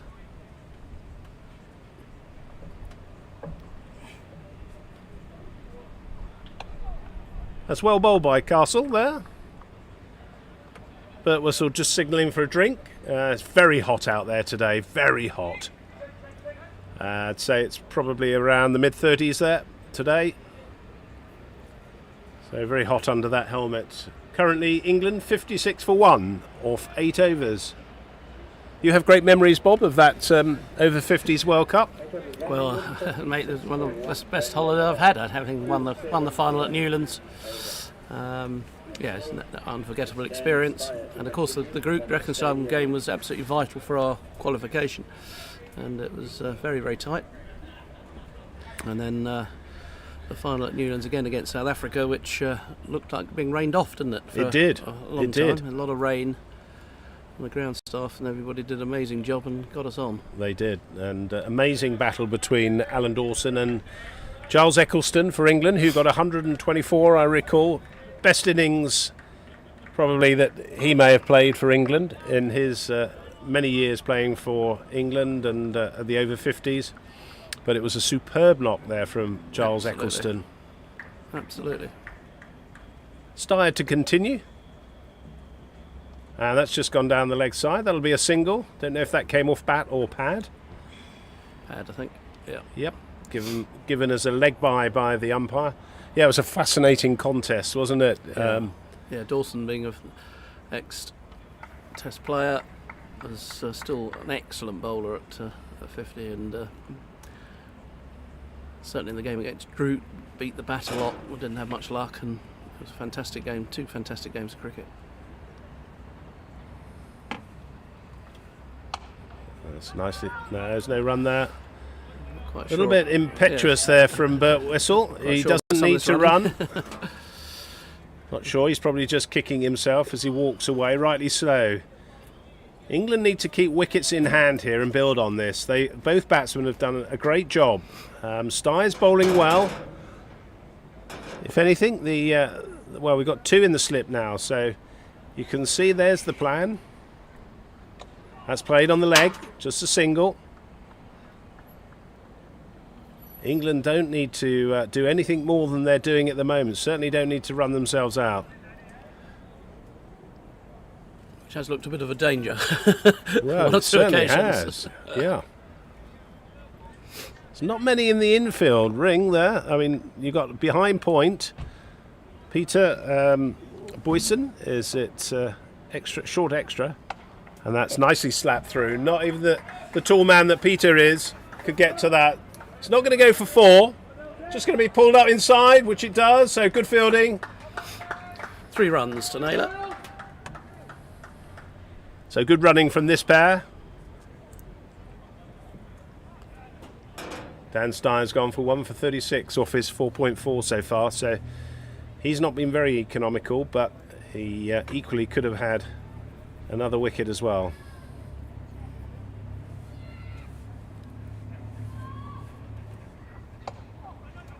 Just another single there on the leg side, just wideish mid-on.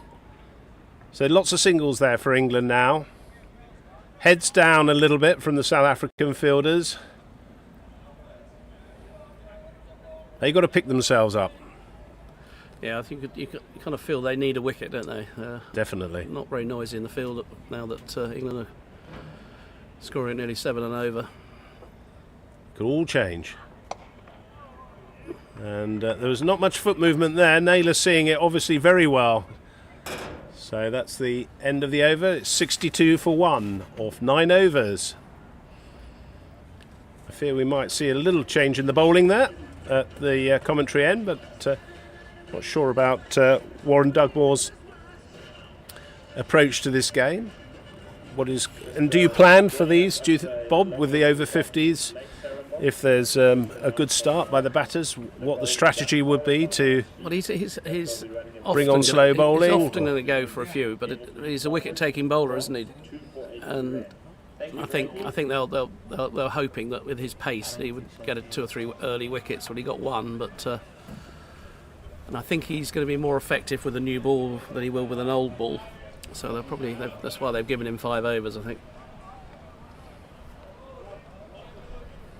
Yakko Castle still to continue. He's bowling his 5th over, and that's just gone off the outside edge, or leading edge there, I should say. Just squaring up Bert Whistle, giving him a little stare. Nothing confrontational, just letting him know he's there.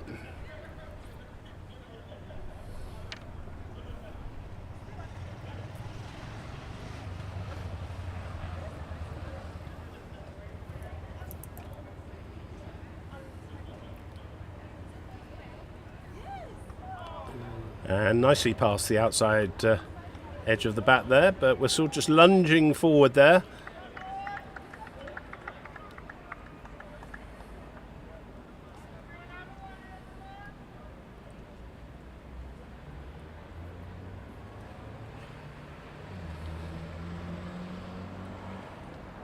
It's just dropped short of first slip.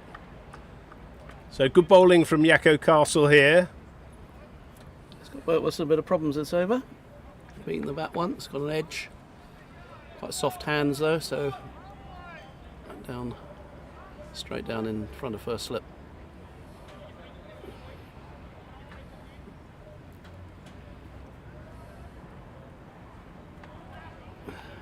It was reasonably wide there to either leave, but Whistle's keen to trying to keep hitting the boundaries and getting runs.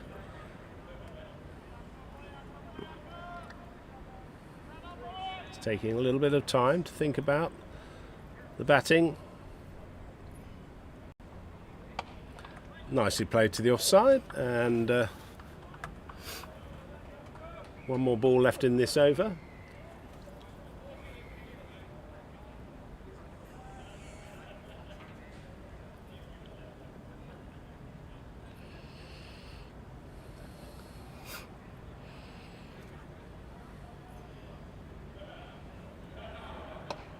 That's nicely driven and well ran as well. Good throw from, I think that's Peter Boyson there, the tall man at mid-off. So that brings up, after 10 overs, England 63 for 1. So a good run rate, 6.3 and over there. I think we've got a change of bowling in the which we anticipated.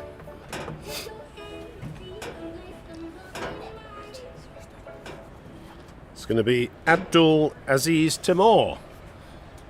So 5 more overs until the end of the first power play and the drinks break for the players.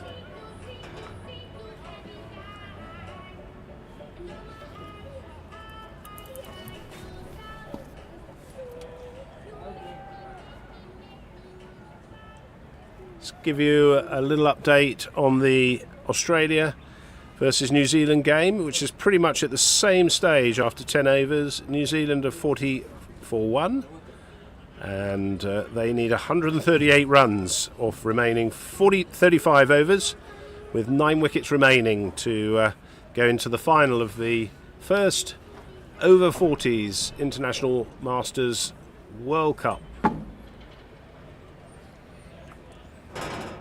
So Abdul Aziz Timur, number 66. Good number, that. Joe Root's number. Joe Root's number, yep. Bowling his right arm off spin.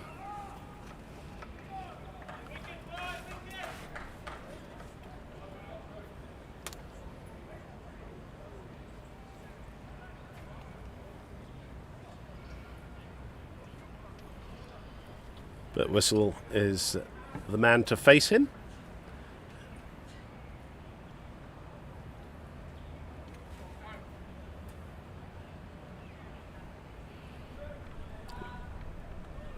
Actually, leg spin there. Leg is, yeah. Is the power play done?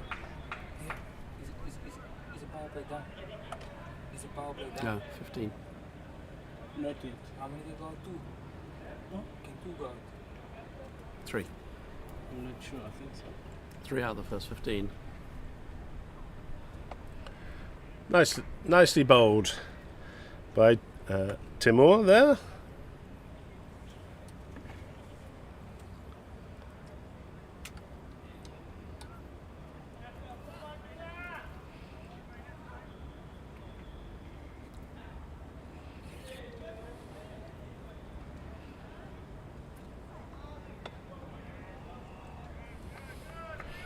Yeah, we're still in the first power play, and 15 overs. You'll be able to have, or the South African team will be able to have 4 outside the 30-yard ring. That's a good fight. No runs there.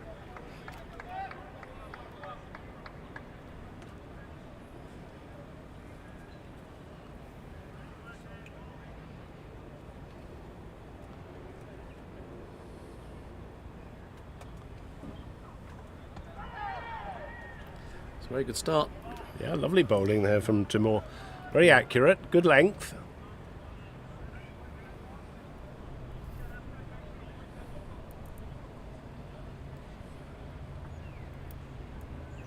Needs to finish this off. short. Pulled, but for no run. Yakko Castle's the man there at mid-wicket. So that's a lovely maiden there for Abdul Aziz Timur. Maiden takes the score on to 63 for 1 off 11. Yeah, pretty accurate first over. Last one a bit short, but got away with that one.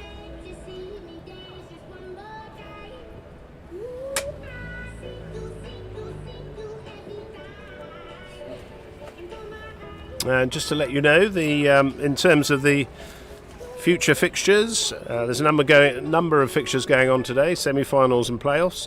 The finals are actually on Thursday of this week, and then the main cup final, which is the winner of this game versus the winner of Australia or New Zealand, is on Friday the 1st of March, and it's at Western Province Cricket Club. So if you got an afternoon or a day spare there, come along to watch. Meanwhile, in the other semi-final, it's New Zealand 58 for 1 or 14, chasing 178 against Australia. As Yakko Castle continues from the... Naylor's not had a lot of the strike recently, has he, Bob? No, hasn't, no. So there wasn't a lot of foot movement there, but Castle continuing. Just a little too wide there to be any danger for Naylor. That's a bit better. Just down the leg side. Trying to flick it off his legs. No contact.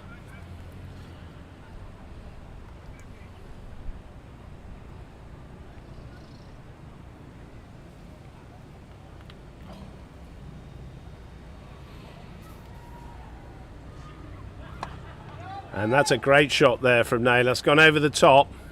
Looks as though it's going to run away for 4. So that's 4 for Naylor over the long off region. Yeah, fine shot from Naylor. Pitched up. Took advantage of mid-off being up in the circle. Who's now gone off, back off to long off after that shot. Slightly shorter this time.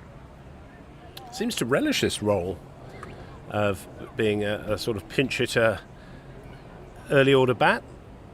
Good hand-eye coordination, Naylor, and has bowled well throughout the tournament as well as batting. So good to see him as an all-rounder for England. Yes, he opened in the game here a couple of days ago and got 50 odd, but in a Yep. rather different role really. It was Yep. more circumspect. Today he's come out and played shots almost from the start.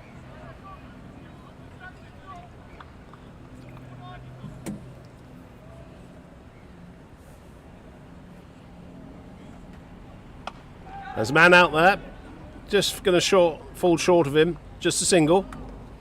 Don't think he got all of that, did he? No, I don't think he meant to hit it too hard. He was fairly safe. It's the end of the over, 68 for 1 off 12, so run rates come down a little bit, but England's still on course with wickets in hand and the run rate. But South Africa just starting to peg England back a little bit. Yeah, it'll be interesting to see what they do if they bring another spinner on at the other end at some stage soon. Certainly Timor had started with a maiden and looked a useful bowler. Yeah, it's been a wonderful World Cup, and the 3 Fs, as we call it, the fun, family and friendship, that's certainly been on display the whole World Cup. It's nicely placed by Naylor. Misfield there from the South African fielder there. It's Brandon Buckley in that extra cover region.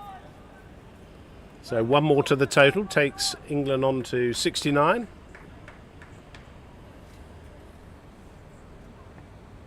Well bowled on Timor. On the money there.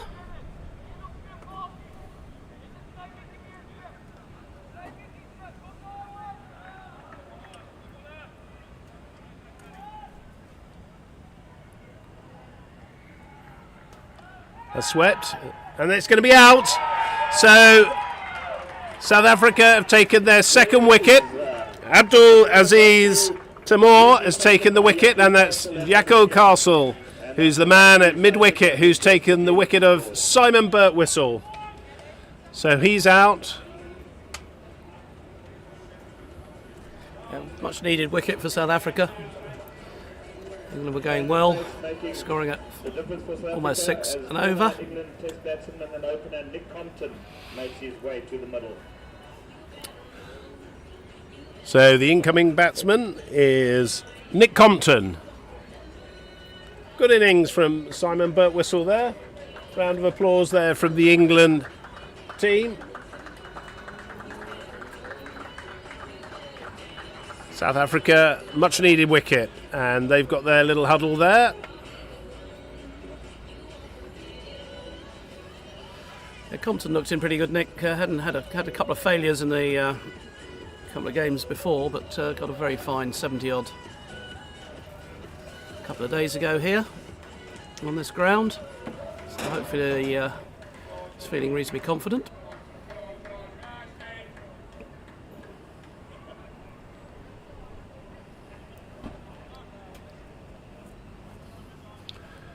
So all to play for with both sides here.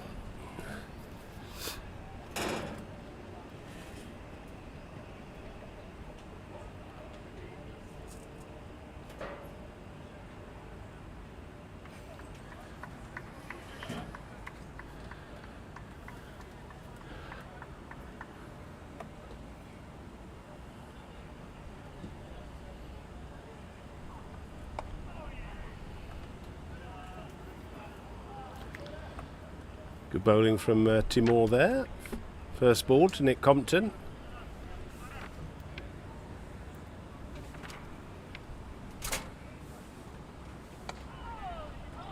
And it's fielded by Jacko Castle. He's the only man in the ring on the leg side. South Africa have got 4 fielders on the offside, including, well, 5 if you include the slip.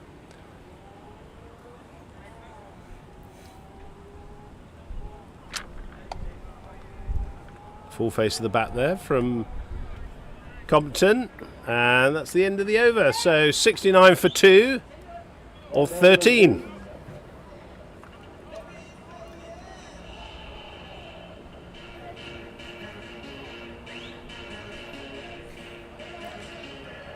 DJ's just starting to crank up the music.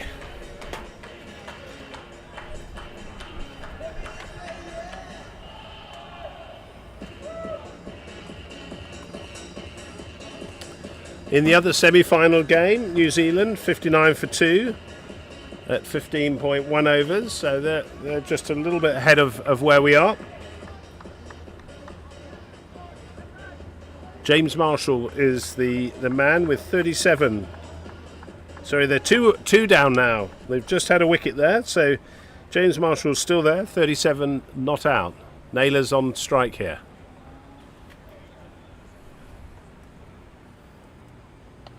Inside edge, no run there. So it looks like Castle's going to carry on and bowl his overs through. And who's taking the wicket there?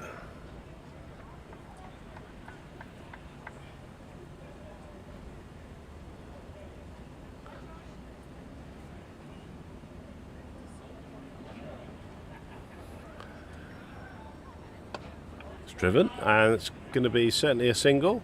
Compton's pretty quick between the wickets.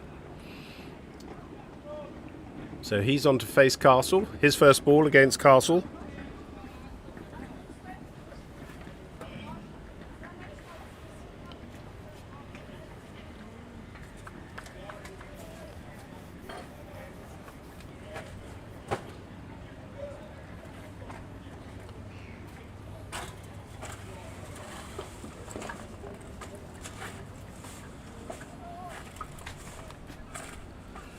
The new batsman they're bringing along off into the circle.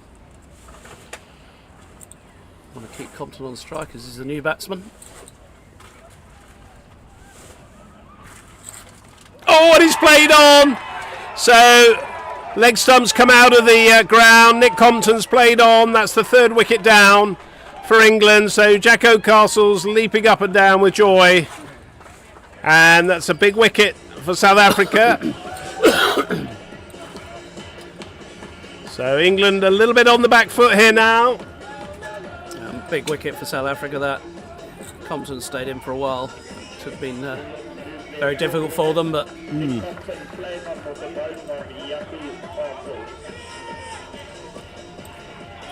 the crease comes the veteran of the Kent and England Lions, Darren Stevens. So coming to the crease now is Darren Stevens in at number 5. Very cool customer. yeah, very big blow for England. That South Africa tails will be up now. We've got to say that they, having been under a bit of pressure, have taken 2 quick wickets and will be, I suppose you could say, they're slight favourites now. That's amazing how the game of cricket can change, isn't it? An ebb and flow. Yeah. A couple of wickets. So this middle order for England's going to be crucial if they want to advance into the final of the over 40s inaugural World Cup.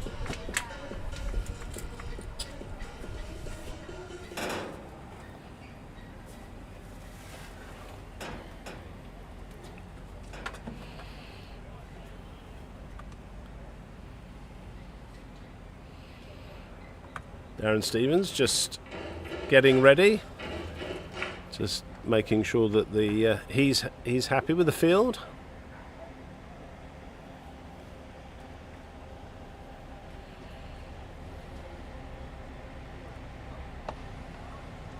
It's well fielded by the fielder at the short extra there.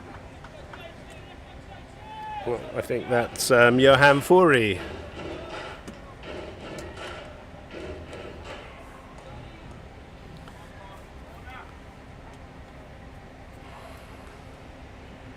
Nicely played on the onside. It might run away for 4 runs with the... oh no. Oh, it looks as though his foot was over the boundary there, but clearly not. I'm sure he would have said that. So just the 2 runs to Stevens. Don't have a great view here in between the monitor and the microphone.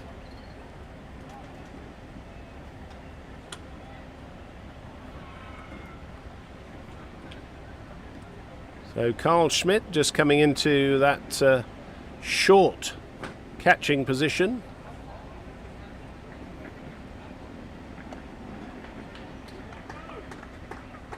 He's got across the way at Rondebosch in the Trans-Tasman Derby. Australia, New Zealand. New Zealand has now lost their 2nd wicket and are 79 for 2 in pursuit of that 178. Marshall still at the crease. Looks as though we're going to have Abdul Aziz Timur to continue.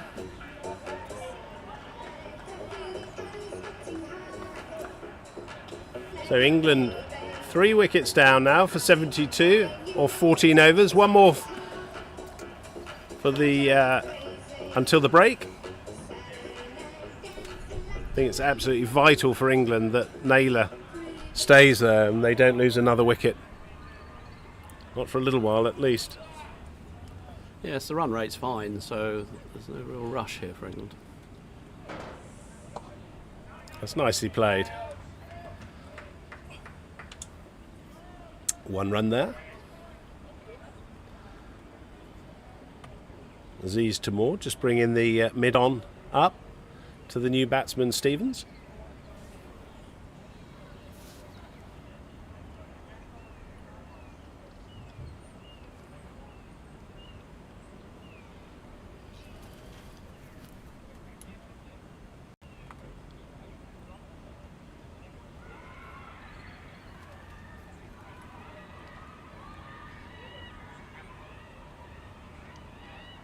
Stevens just getting his guard right.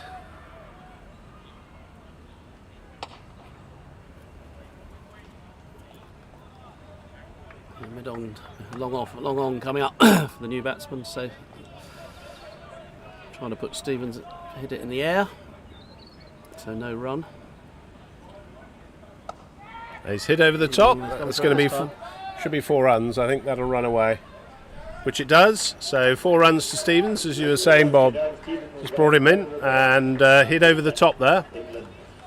Takes the score on to 77 for 3. I don't think the bowler will mind that too much because he didn't really get really hold of it. I mean, it did go for 4, but I think he's going to keep the mid-on up in the ring and try and get Stevens to do that again, I think.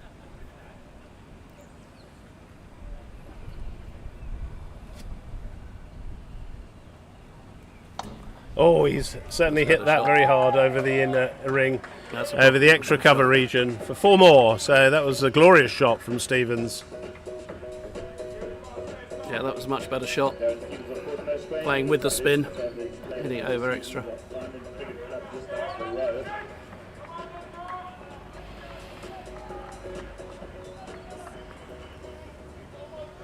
Interesting to see what the field placings do now, and long on's gone back.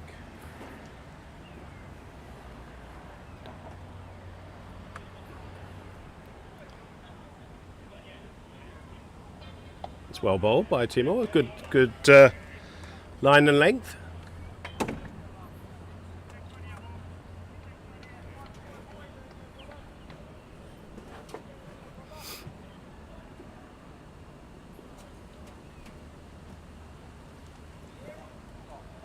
No runs there, so that's the end of the first 15 overs and the first power play.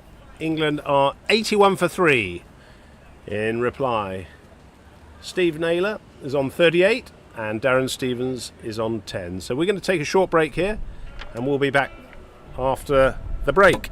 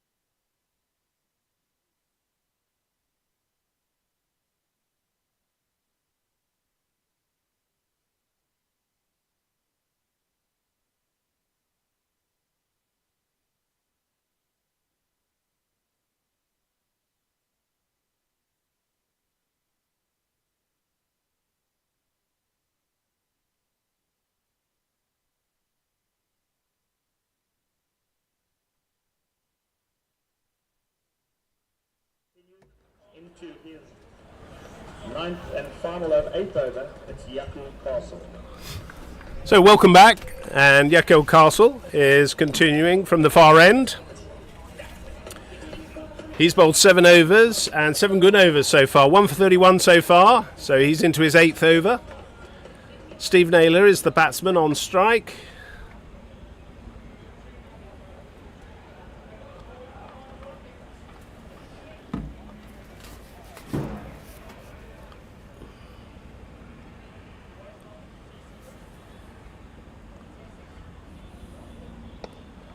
Nicely played onto the onside for a single.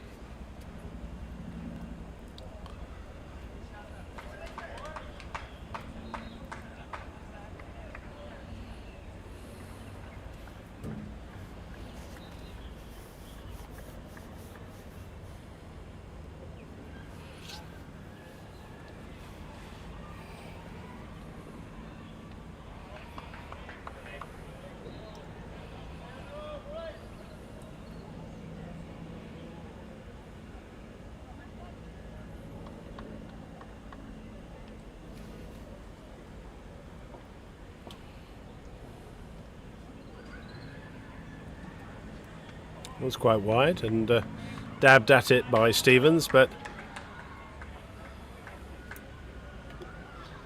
no run.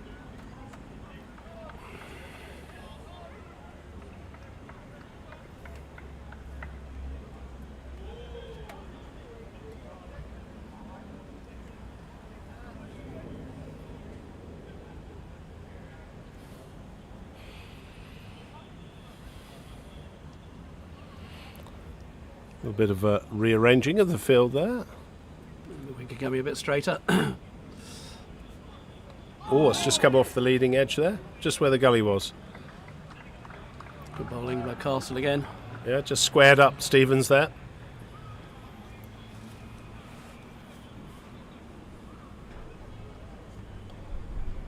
He's bowled well, Jacko Castle. Yeah, very consistent. That's well left by Stevens. With us in the studio this afternoon, Sarah White, born in Guyana, grew up in England, now applies her trade in the Greenpoint 5th 11. Sarah, who are you supporting this afternoon? Can't be doing this. Jacko Castle has got one ball left in the over. Unfortunately, we have a PA that is continuing to speak while the bowlers are coming in, and it's really not appropriate.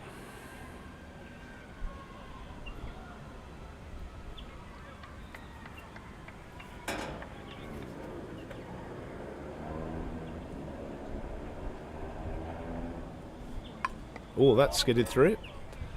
Stevens just got a bat on that to the man just behind point. That's the end of the over. 82 for 3 of 16.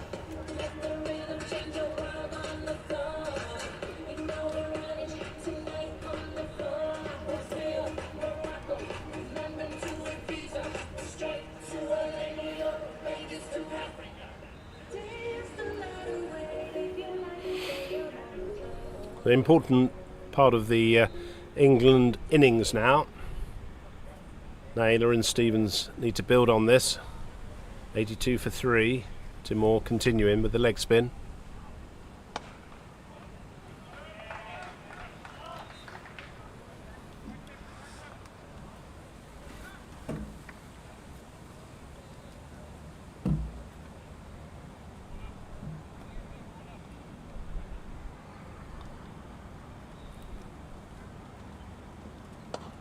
That's nicely played by Naylor to the onside.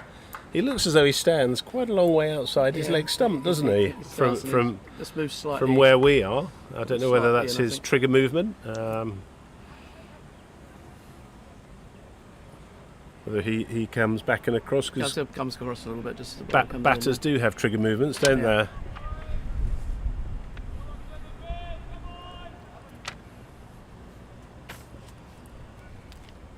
That's quite full. It's nicely played by Stevens there. Well fielded by Timor.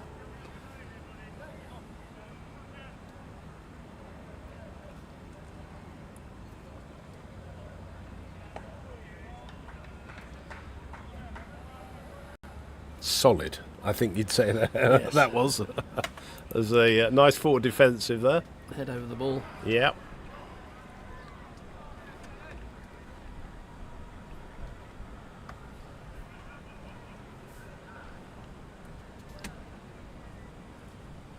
Quicker ball there, and punched off the back foot by Stevens.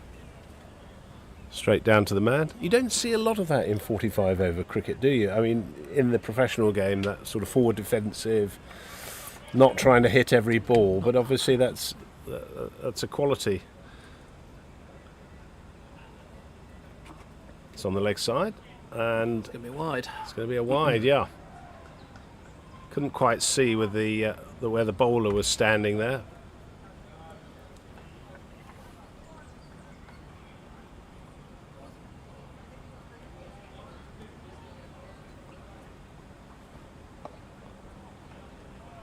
It's well bowled. That looks like the off spinner there.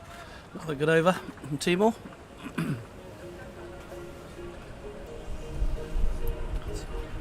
85 for 3 of 17.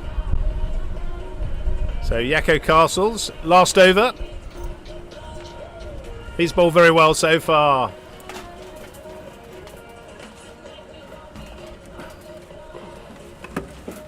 Got the 1 wicket of Compton, and he's 1 for 32 so far, off 8. So this is his last over of his allocation of 9 overs. For those of you that are new to the streaming, we're in Cape Town, and Darren Stevens is facing. Oh, that's almost a nothing shot there. I don't know if he was trying to get it up and over the infield, but it's always a get-out shot, I think. Yeah, it's not a slightly odd shot. I think he was trying to put it wide of third man, I think. But, made no contact. More orthodox this time. Yep, looked very solid there.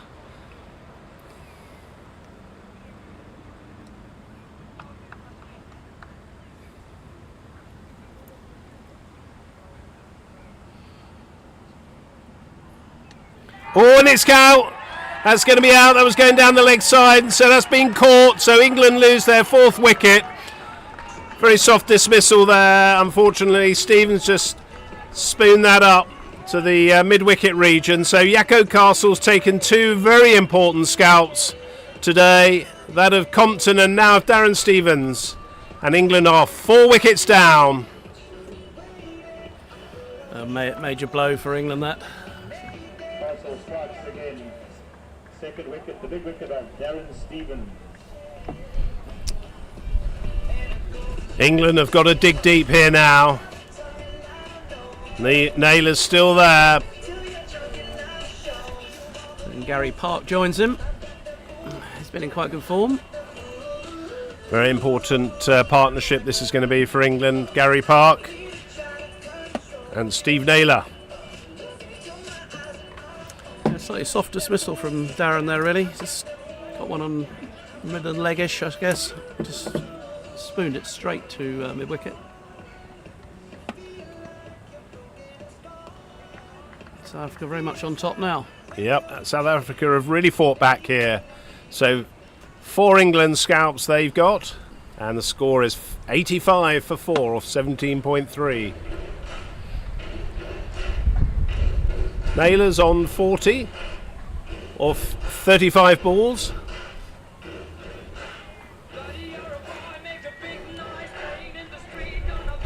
And there's 5 in the ring. Six now. Sorry, apologies, 6 now. Got a third man and a fine leg.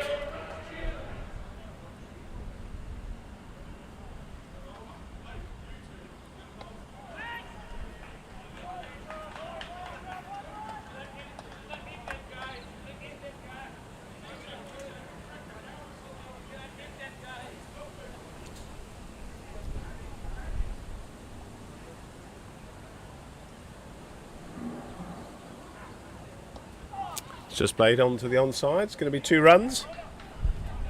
Gary Park's very quick.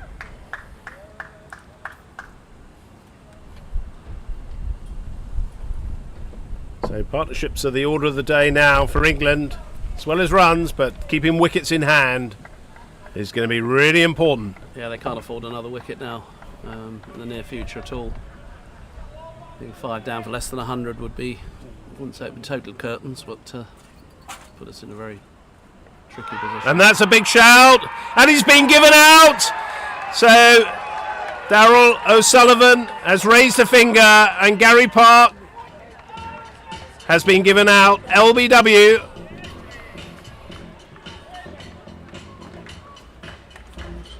England in terrible mess now, I think. 5 wickets down. Gary Park didn't look too happy with that. It took a lot of time to look at the umpire there, almost to say, what's that for? But that 5th wicket falls now.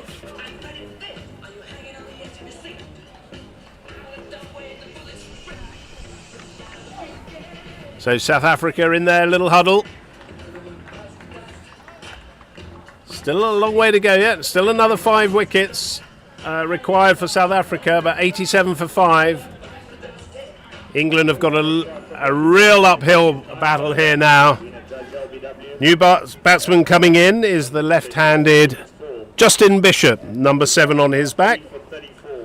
England do bat all the way down, but obviously the main batters so far have failed to deliver for England, except Steve Naylor, who's still there, not out.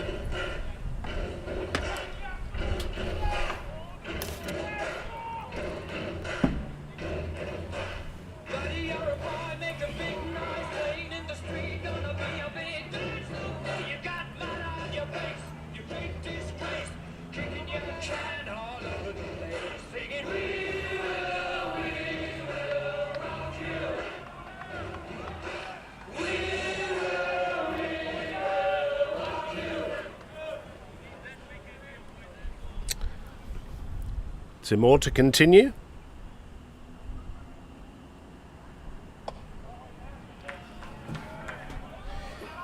And just to give you some stats there on Yakko Castle, his 9 overs, no maidens, 3 for 34, an economy rate of 3.78. So he was very, very effective for South Africa. Yeah, with his batting, he's put himself up for man of the match, and it's 46. A very good spell, which has put England in a bit of a mess, in big trouble.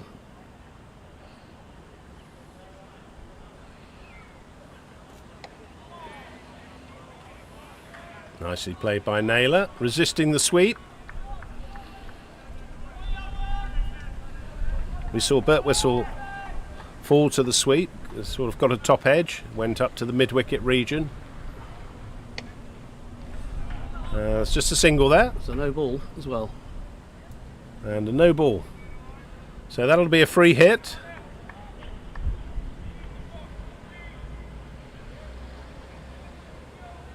Still a long way to go in this game.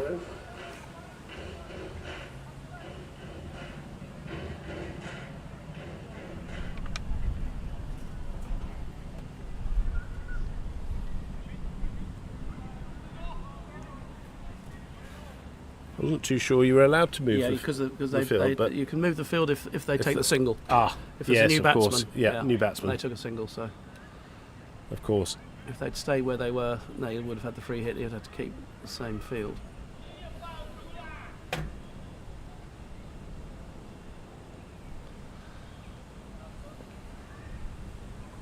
So Bishop's first ball will be a free hit.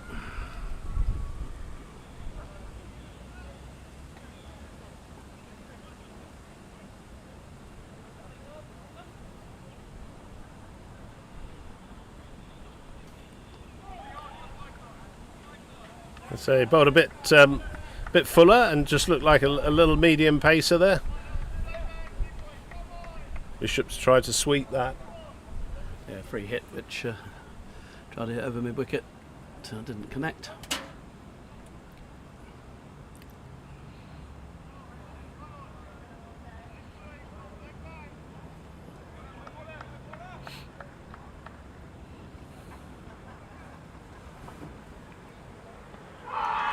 That's a big shout from... Outside the line, I think. Yeah, it looked as though it was outside the line, but the big shout from the South African fielders and bowler.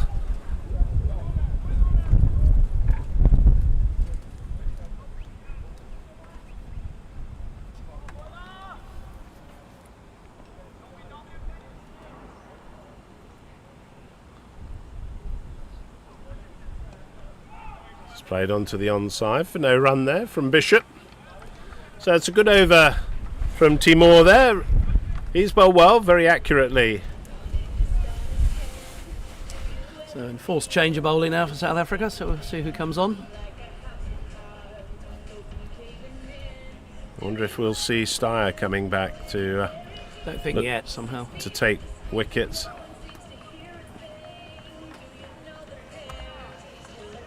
Might be Alundi Mbani, who I think bowls left arm. Abdulaziz Tamura, 5 overs, 1 for 15. Yaku Castle having bowled his 9 overs, 2 for 34 to be replaced by arguably South Africa's best bowler in the tournament and second leading wicket taker, Lumi Mbani. So Lundi Mbani coming on. You may have heard on the PA system there, he's been very successful for South Africa in this tournament so far.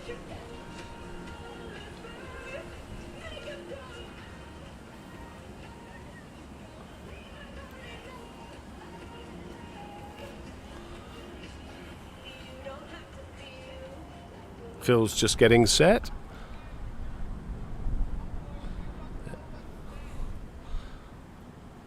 Four players on the ring. On the offside, we've got an extra cover,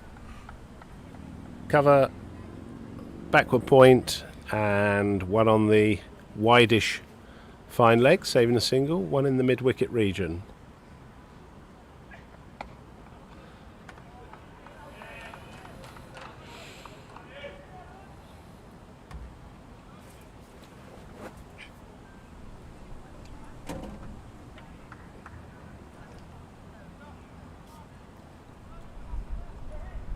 So Yakko Castle just roughing up the bowler's footmarks a little bit to help his colleague.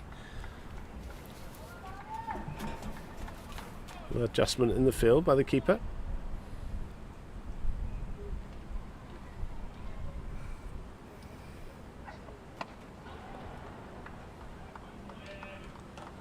South Africa have worked hard to get back into this game. 5 wickets so far. Yeah, England were flying along around, I think they were 69 for 1, were there somewhere around there? Yep. And they've had a bit of a collapse, which has put us in... Oh, that's just nearly played on there by Naylor. He's got to keep his wicket. Absolutely vital for England. He's there. Probably at the end, I would say. He's got to hang around. Yeah, to get another wicket, with, as I said just before the 5th wicket. Couldn't afford that one, really. We certainly can't afford a 6th.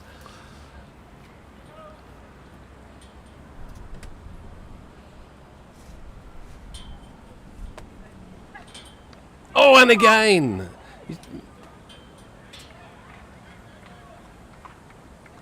Little inside edge there. Onto the pads.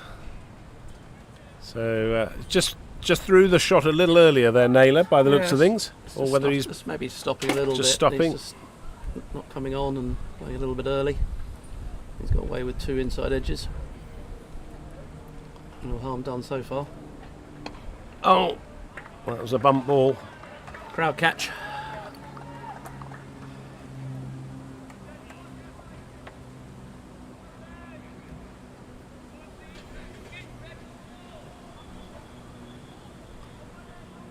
So 1 ball left in this over.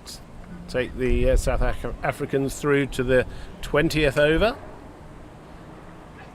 And that's nicely bowled. Mbani, so that's the end of his first over and a maiden. England 89 for 5 of 20. Yeah, it's a very good start. He's obviously, people have been saying he's been one of the most successful bowlers in the tournament, and no real pace, but accurate, and obviously moving the ball around a little bit.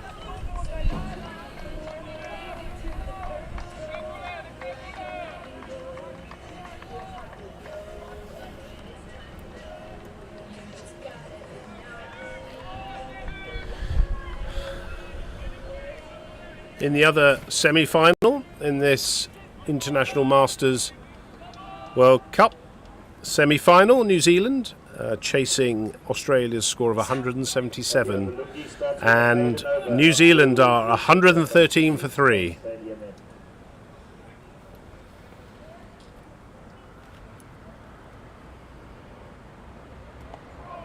$113 for 3 off 23.4, so looks as though they're going good guns, but anything can happen. A couple of wickets. James Marshall's still not out on 69, so he's providing the backbone of New Zealand's innings, and Scott Mara's there, not 3 not out.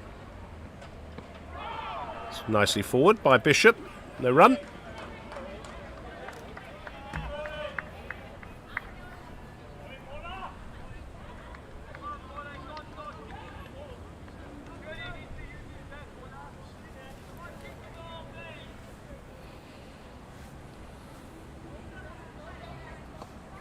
Oh, it's just fallen short of the mid-wicket again. Timor's bowled 1 for 15 so far, and this is his 6th over. So England need to see off Timor, I think. That's nicely played by Bishop. Tickled off the legs just for 1. There's a slight misfield there, but no extra run.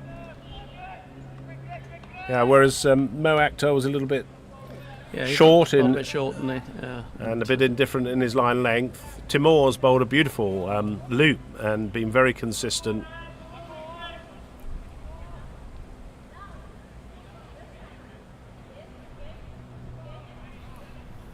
A little bit of a field change, just bringing Long off up into the ring.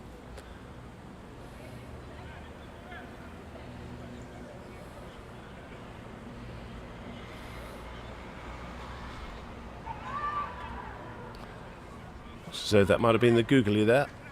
But well played by Naylor.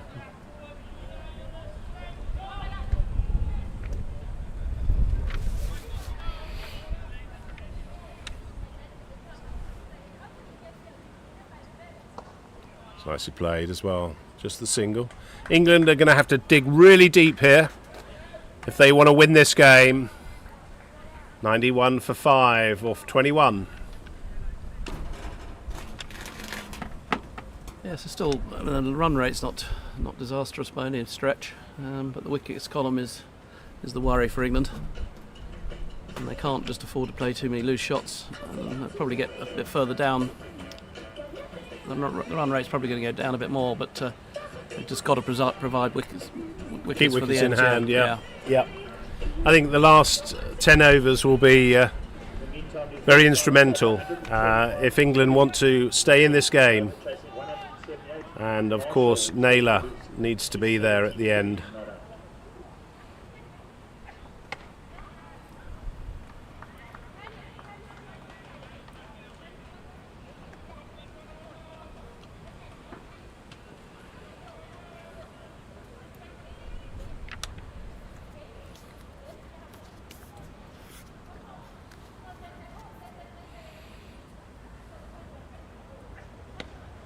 It's nicely played by Naylor. Fascinating contest between these two sides, and how the game's ebbed and flowed from the initial onslaught by the England openers. And not much luck for Steyer, who had a couple of drop catches, I think it was, wasn't it? One, I think. One, was it, through the slips? And we had quite a few inside edges, which... Yeah, just a single there. Could have nicely gone anywhere. Taken. So consolidation required from England here.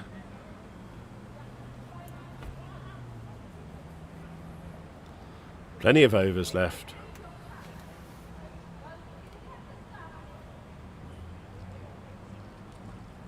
We come round the wicket to the left-handed Bishop.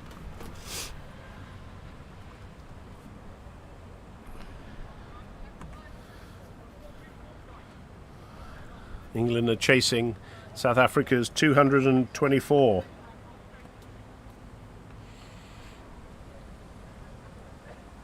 So nicely played off the legs. It might run away actually for 4 runs. It's running quickly across the outfield, so that's 4 runs. So it's a nice shot by Justin Bishop there. Yeah, it's coming round the wicket and is just sliding onto his pads and nicely put away through square before taking the slip out. And that takes the score up to 96 for 5. So 4 away for England from the 100.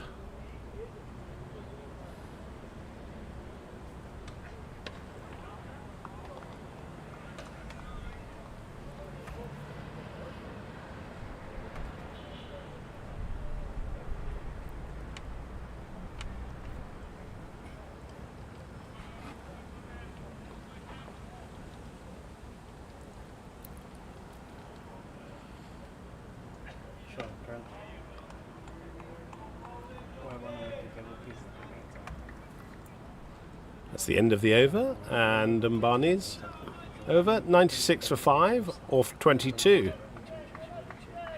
Should see the continuation of Timor from the commentary end. Been very impressed with his line and length, Timor. Yes, he's bowled well the other day when I was watching some of their game. Today he's been almost exemplary, hardly a bad ball.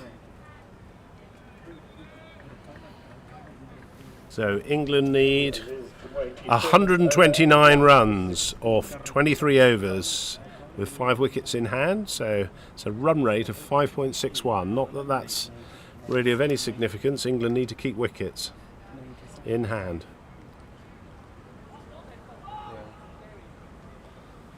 There's a shout from the mid-wicket region there. I don't think they've got enough men They in haven't the got circle. enough men in the circle. Don't know if the umpires had that. Did they? Under control? We'll never know. But We'll never know. square leg. Darryl O'Sullivan's very watchful of what's going on.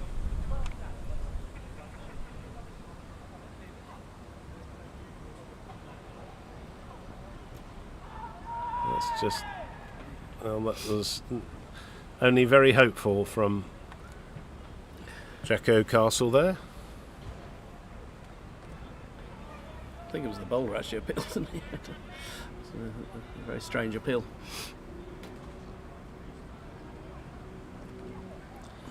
There's a single. Could be 2. No, it's well fielded by the man down there. Good sliding stop.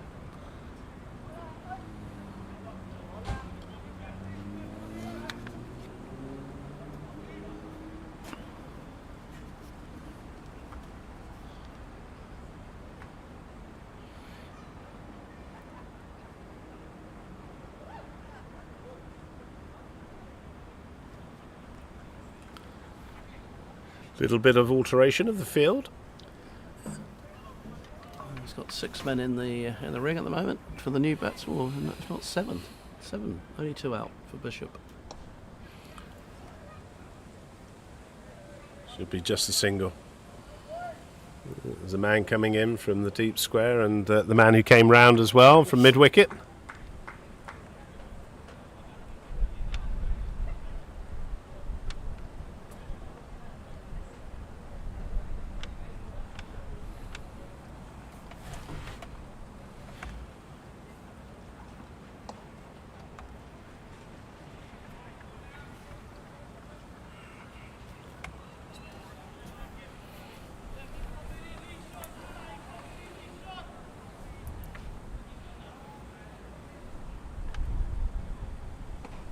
That's nicely played on the onside by Naylor. Takes the score on to 99. And Naylor's score 45 of 54 balls so far. Change of plan from the bowler. He's going to come round to the left-hander.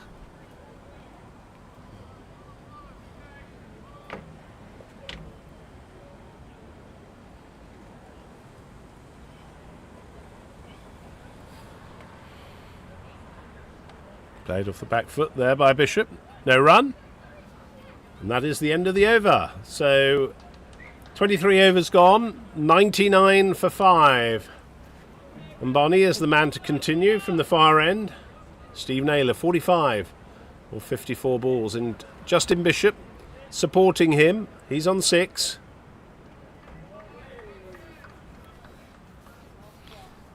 I feel this game has got some twists and turns in it yet.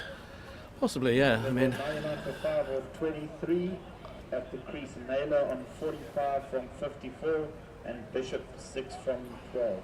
To continue from the bottom end, Lungu Barney. yes, England can afford for the run rate to go a little bit higher than this, but they mustn't, as you keep saying, mustn't lose any more wickets for the next few overs. And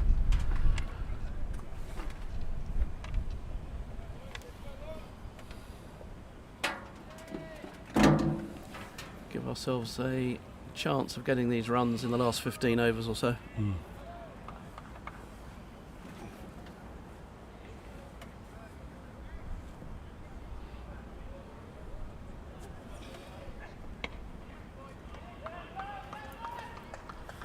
Solidly behind that Naylor. In the other game, the New Zealand versus Australia, the other semi-final, New Zealand look as though they're cruising to a win there. They're chasing 178 to win, and they're currently 130 for 4 off 26. Lost another wicket though, so make it slightly more interesting. Is Marshall still in? James Marshall is still in. Yeah, he's 71 not out of 76 balls, but they need to get him out, that's a certainty. sure. Very good player.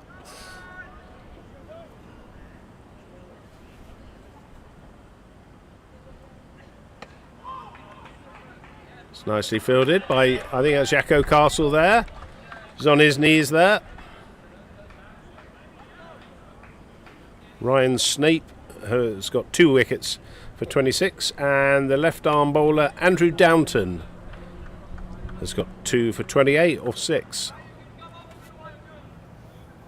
South African tails still up in the outfield here at Greenpoint Cricket Club.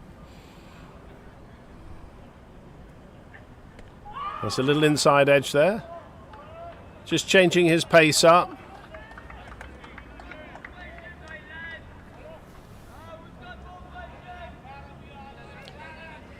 Wicketkeeper deciding there's not much bounce, so he's going to come up to the stumps.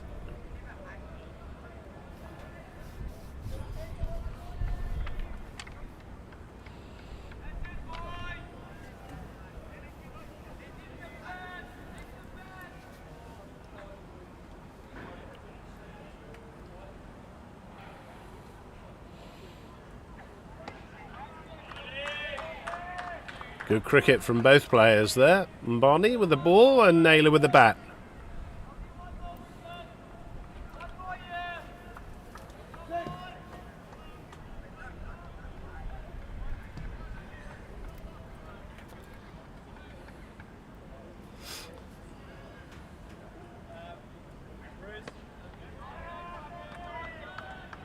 There's good cricket from Steve Naylor there. Doesn't look too hurried.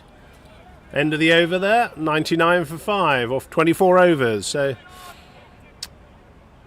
good fight back from South Africa here.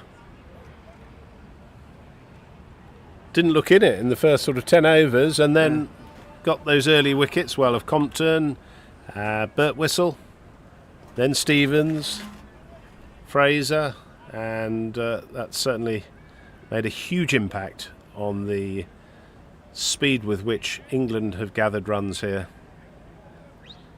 However, Bishop is still there, and so is Naylor. So for England, all is not lost.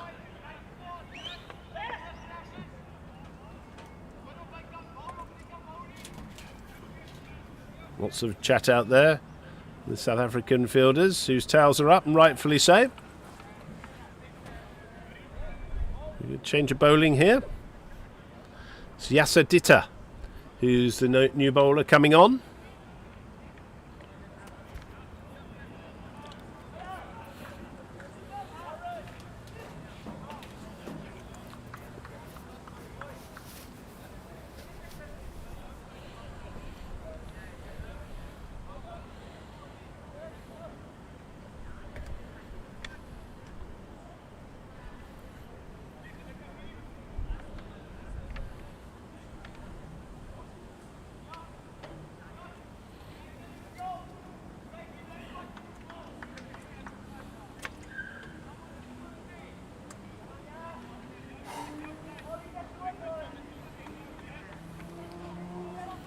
very hot here today for the cameramen who are in the sunshine, square leg, and behind with a roving camera for you.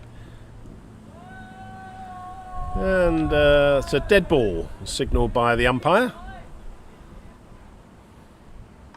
Didn't come out of the hand, I think.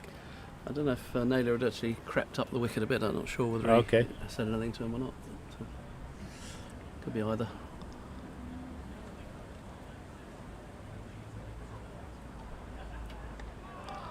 Off the legs there, and that's the 100 for England. So England are now 100 for 5 in the 24th or 25th over.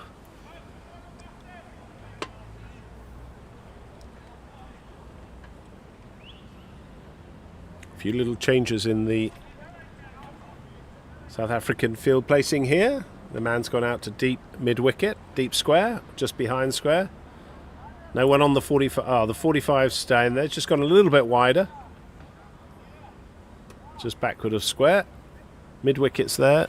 Extra cover, point, and backward point.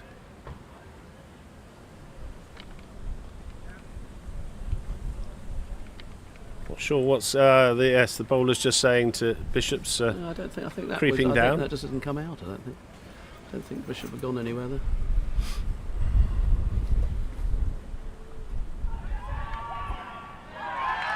It's a big appeal there, but umpire Peter Tate is unmoved.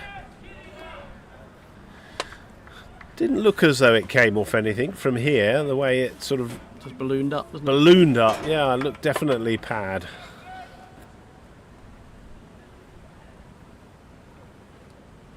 That was quite a long way away from the pad there. Naylor's so far outside his leg stump, and that's well fielded by the bowler there.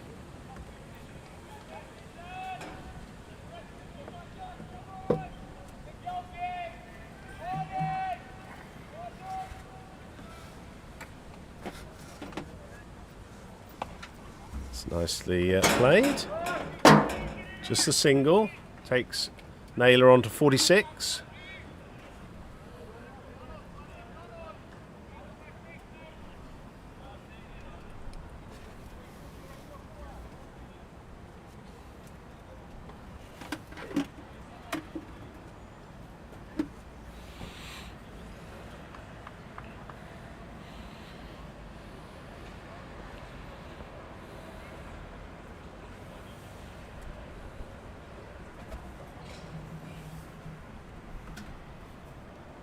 Ooh, that turned a lot. Almost square, that one did. Yasadita, hands up, went up, almost on the head.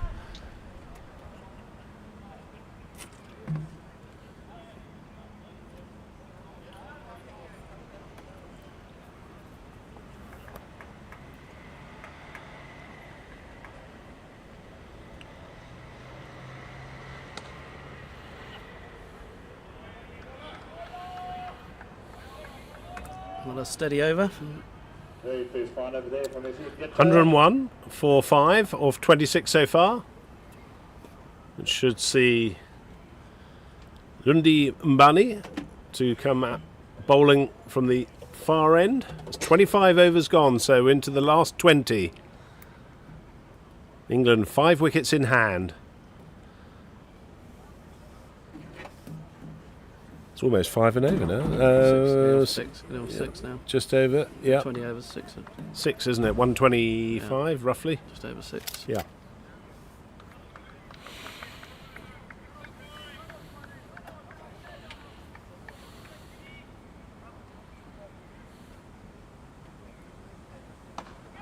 Oh, it's a drop catch there.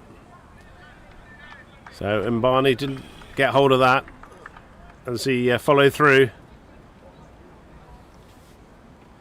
It's been a very good catch, but you didn't get quite a lot of hand on it. It stopped it going down towards the boundary. Yep. So no run resulting.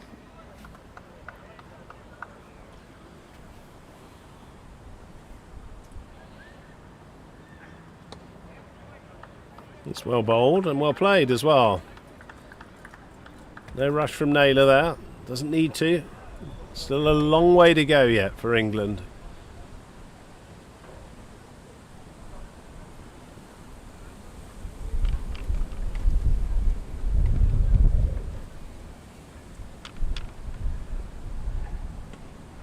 well behind that. And that's going to be a run. England need to take every run they can get here. Keep the scoreboard ticking over. England are a bit stuck here. They can't afford to play any loose shots. And the run rate is now beginning to, I wouldn't say getting worrying yet, but if it gets towards 7, it'll be making England's job a lot tougher. So they need to start certainly taking some singles. And there hasn't been really any bad balls to. No, it's been very tight from the South African bowlers. Yeah, those wickets have kind of given them a fillip, and they've bowled very well. Wind's just coming back now, and Barney's bowling into the wind.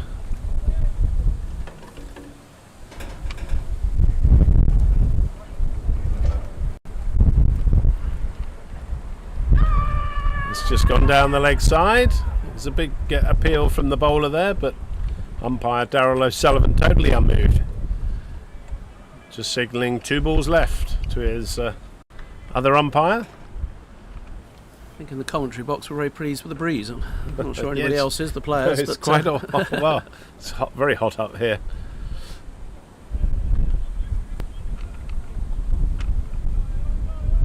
It's been very pleasurable though, working with the guys at Pitch Vision.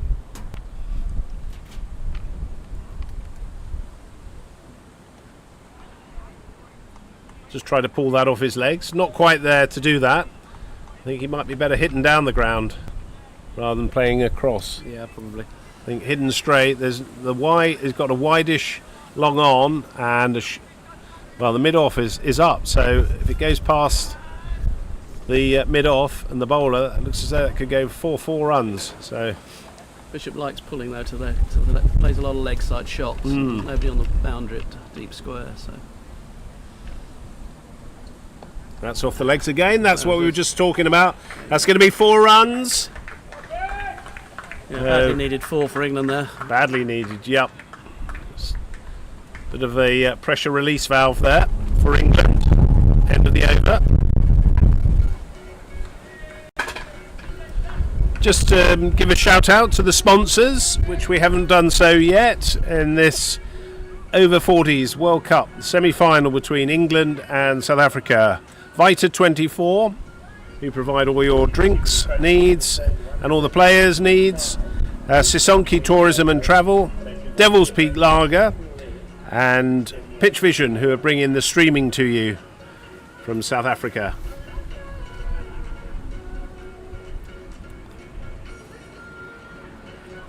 So it's going to be Yasser Dita to continue with the right arm off spin.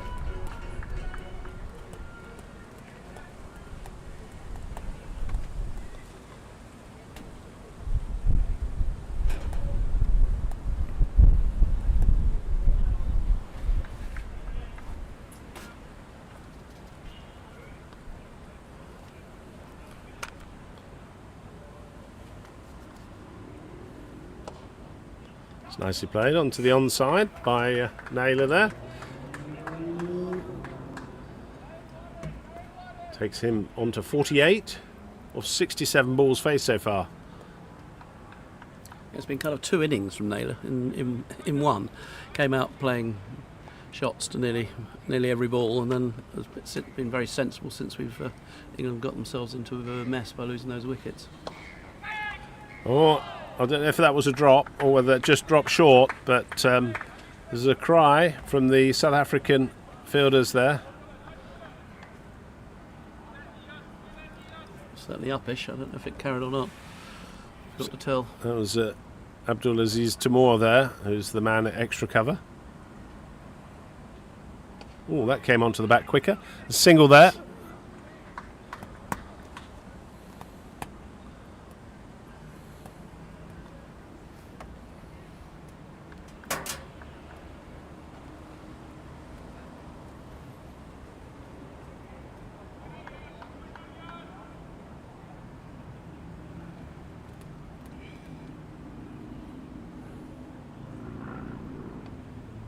It's played onto the onside. That takes Naylor onto 49. Yes, you're right, Bob. Thinking about it, that's exactly what it's been, hasn't it? Almost A tale of 2 innings so far. Yeah, I mean, flew up to 30 and was playing shots to most balls. And obviously, since the wickets have been falling, it's a change of tactics and just stay around to make sure that we can have a bit of a dart later on with a few wickets in hand. Yep. I want to get to the next drink break with 5 intact. Oh, that's just gone a little uppish. I think Tiny bit of turn, I think, there, and yes. just caught the outside edge. Yep. And I don't know if Bishop's just gone into his shell a little bit. He normally plays very positively, doesn't he, against the spin driving, and whether that's the loss of wickets. Yes, but I think it is. I think they just know they can't afford to lose another wicket in the next few overs. But equally, you've got to keep playing your game, haven't you? Otherwise, you'll end up I think they need playing into the wickets in bowler's hand for hands. the last 15, though, don't they? Last 10, 15. Oh, yeah, And you can without have a doubt. bit of a dash. Yeah, they've still got lots of batting to come, England. So, got Sean Park, Chris Swallow, Mohamed Akhtar, and George Brooksbank, or Johnny Whiteman. I don't know who's been nominated as the non-batter today. No, I don't know that. 15 over 108 balls. The required rate just got above the 6 to the over. As that So, bowling continues. England 109 for 5.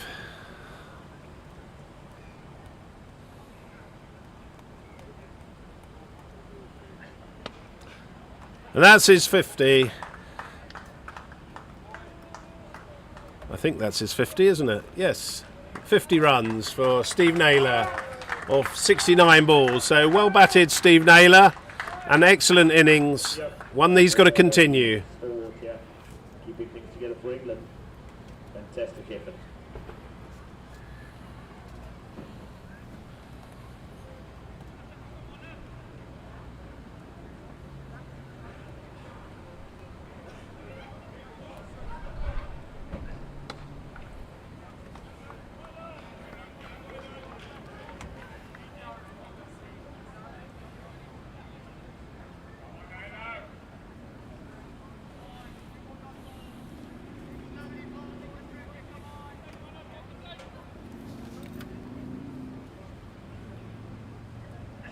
Oh, there's a big shout for LBW there. Given not out by the umpire there. All I can think of that it might have pitched outside leg stump, but he certainly was back. Barney was down the wicket. I don't think he even looked at the umpire. He was he just thought it was he was convinced it was out. That kept low a little bit. It looked as though it kept low, and I think England can't play into the can't go into their shell here. Whatever the state of play here, I think they've got to keep playing shots and keep working the field around. I think that's vital, personally. I think if you start not playing your shots in your normal game, that's better. That's better. That's a good drive and well ran from Bishop. So that's good cricket from Bishop. Good comeback there.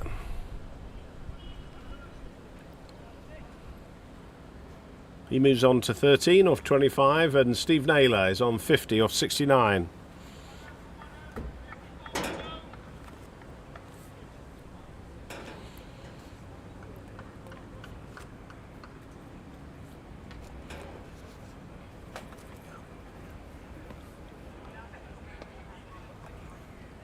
Guys, there's a Renault, could be a rental, KC87. We're on 111 for 5, so all of those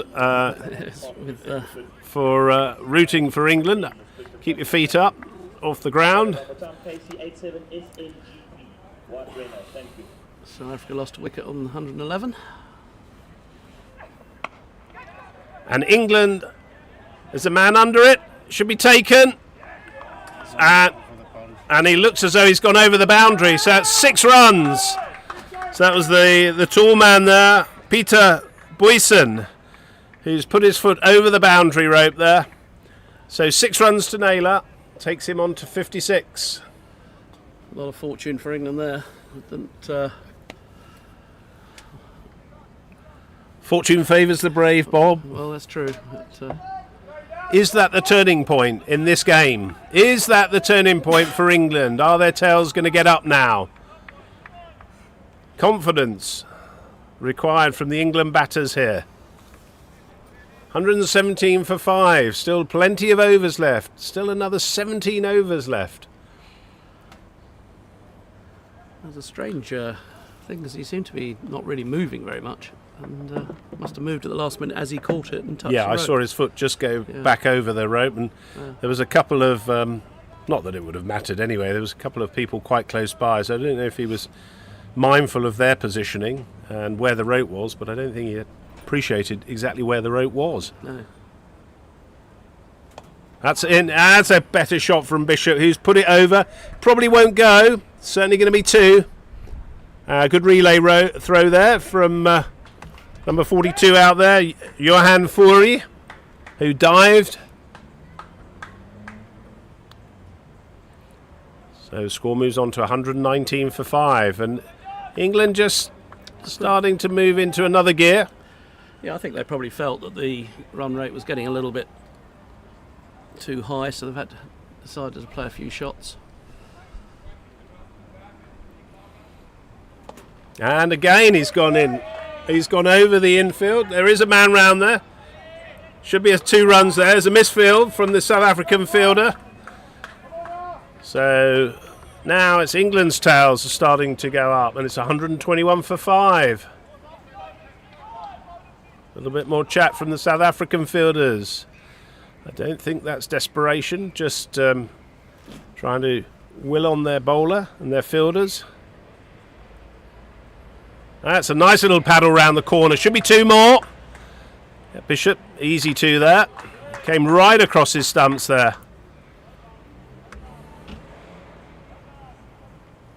That's much better over for England here. Yeah. And that's 6 off the last ball of the last over. So England just starting to put a bit of pressure back on the South Africans here, getting them to think about their field. Still the slip in. He's come out now. So it takes a little bit of pressure off Bishop perhaps in the catching department there, close by.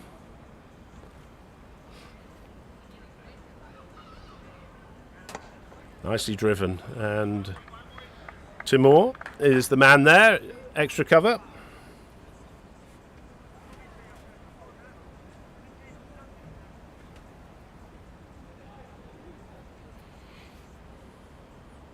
Oh, that turned nicely. That was very well bowled by Dita.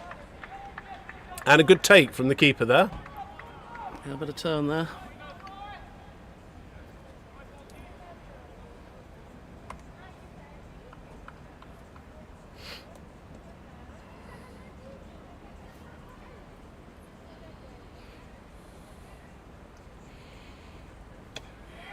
Oh, that's an easy catch. He's just lobbed that up to... Thought it was a bump ball there. And that's been given out. I think Bishop thought that was a bump ball, but that's popped up to extra cover there. And that's another England wicket that falls. So that's the 6th wicket down. A very simple catch.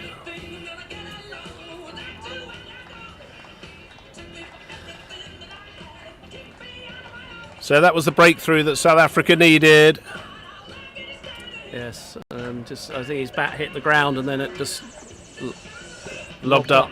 Um, Brings to the wicket Sean Park.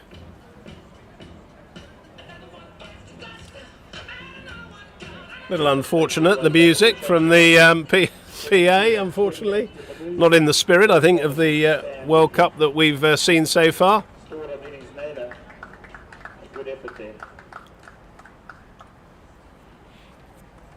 So Sean Park is the new man in with Naylor.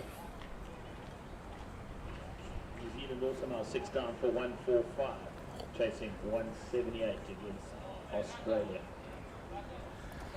Yep. So Australia against New Zealand in the other semi-final. New Zealand are still in the game there. They're 145 for 6 or 30.5. 33 runs needed in 14.1 overs, but the main man there, James Marshall's still in, 77 not out. He's got to stay in. I think if New Zealand are going to see them into the final and play either of these two teams.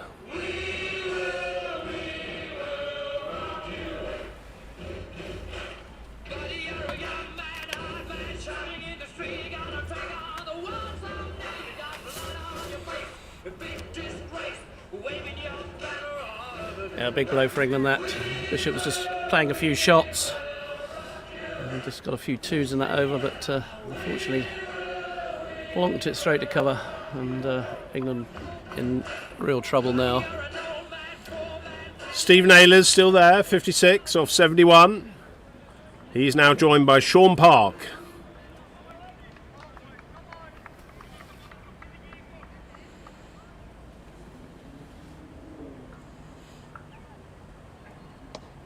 Oh, that's a drop by Mbani again. It's a second drop in as many overs. That could be crucial for South Africa. Just not coming on as quickly as probably he was hoping there to the bat. Or he's just looking at the wicket there. Or stopping maybe on him. A little bit, yeah. But I think it's done that a little bit all day, so should be used to it by now. But yeah, second drop caught and bowled. That was a bit easier than the first one, I think. Yeah, certainly not hit as hard.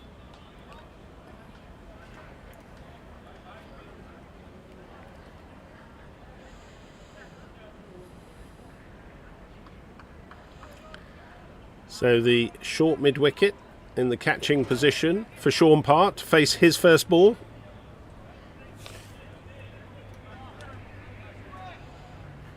Change in the field here for the South Africans.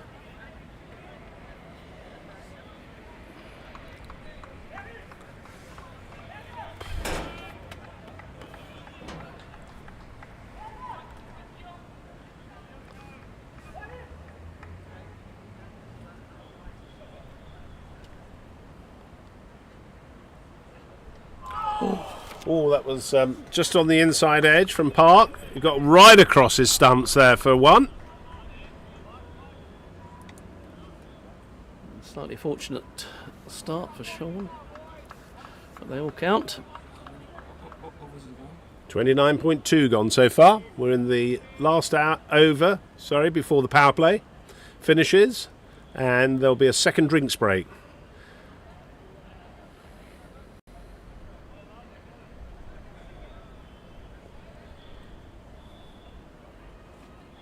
Oh, that's gone. Naylor's nailed that over the deep mid-wicket region for 4 runs, and it's a no ball. So big runs there for England. For England, free hit. So that's going to be a free hit for Steve Naylor. Needs to capitalise on this. England do really put the South Africans under the pump now. This must have come out of his hand because he's bowled very accurately all the time. Just seemed to come out of his hand wrong. And over waist height, Naylor puts it away for 4 and a free hit.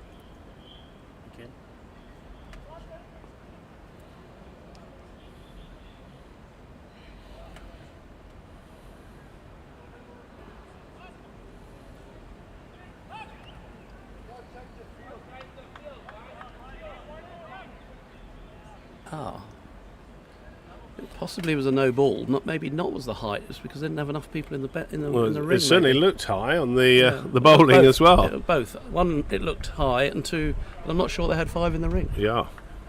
Is that where he came from then? Or yeah. So whatever. It's a free hit. Just the one. So that looks as though it's a leg bye, and that's signalled by the umpire.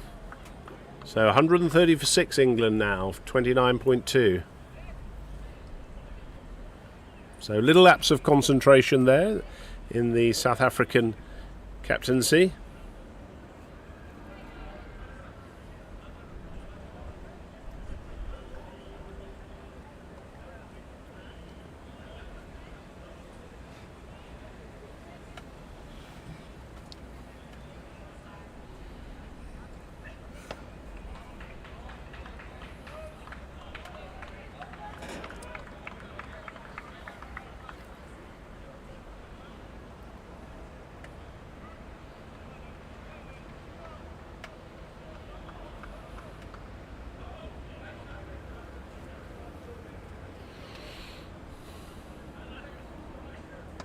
It's nicely driven by Part for a single.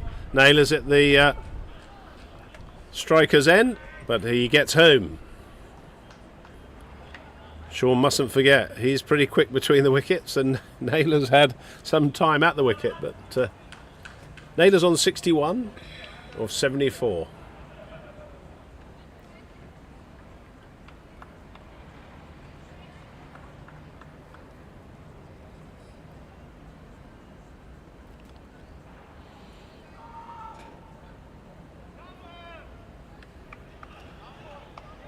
They've got just And again. saved themselves there. There's a big shout to as they didn't have enough men in the ring just as he was about to bowl.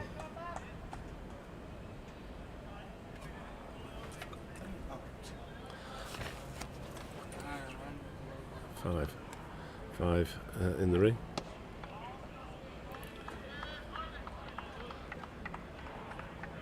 And that's the end of the over and the end of the second power play. Drinks are going to be taken. We're going to have a short break and we'll be back with you shortly.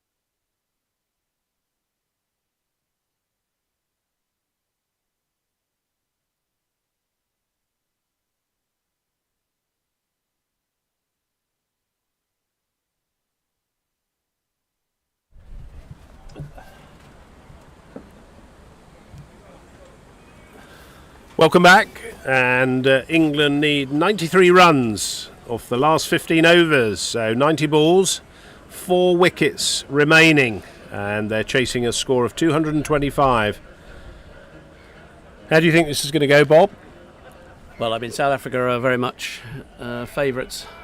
England lose their 7th wicket. Never out to Brazil, Kenya. So it sounds like a tense game at the other semi-finals. New Zealand still need 25, I think, but they've just lost their 7th wicket. So it's going to be tense there. Here, you've got to say that South Africa are in the pound seats.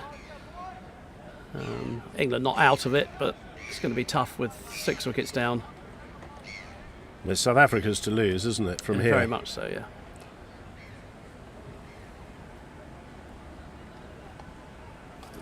Just a single there. First ball from the reset. 1 to par on the square leg. You'd have to think that certainly one of these, and probably Naylor, needs to be there near the end for us to have much of a hope.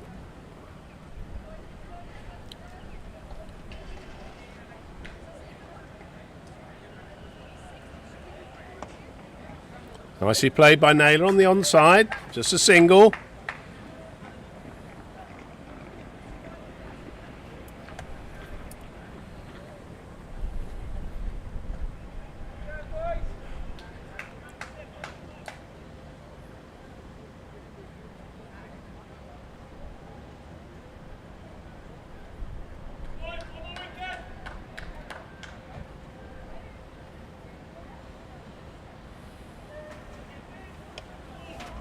Again, it's just played on the onside by Park.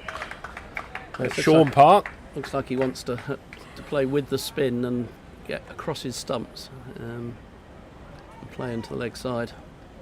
He's got to be very watchful of that. Yeah. Just, it's been a little bit of indifferent bounce and doesn't want to get trapped on that back foot.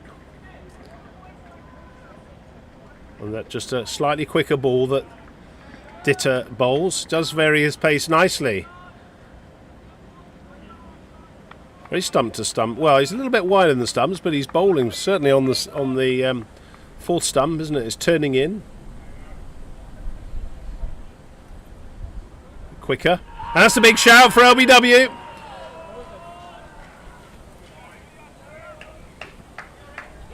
Steve Naylor does get across his stumps because he starts his batting right outside the leg stump, and so he has a trigger movement that does come across. We were just talking about that, weren't we? Got to play forward. Got to play forward on this track because it's looking as though it's keeping low. There we are. The simple runs there. That's good from Naylor. So not many off the over there. 136 for 6 off the 31st over.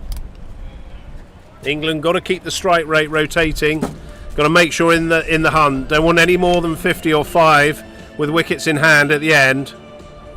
Yeah, 4 off the over. Looks like a change of bowling. Do we have at the far end? Poor old Alan must be doing his nut, actually, the England scorer there. He's got the PA system blasting out on his left ear, and I can see him. He's got his hand on his head. Alan, you've done a fantastic job for England, both over 40s and over 50s scoring. It's been wonderful to be with you on this tour. So we've got Fury in onto bowl now for South Africa. Johan Fury to open his bowling account for South Africa in this World Cup semi-final. A little bit of an Andre Nel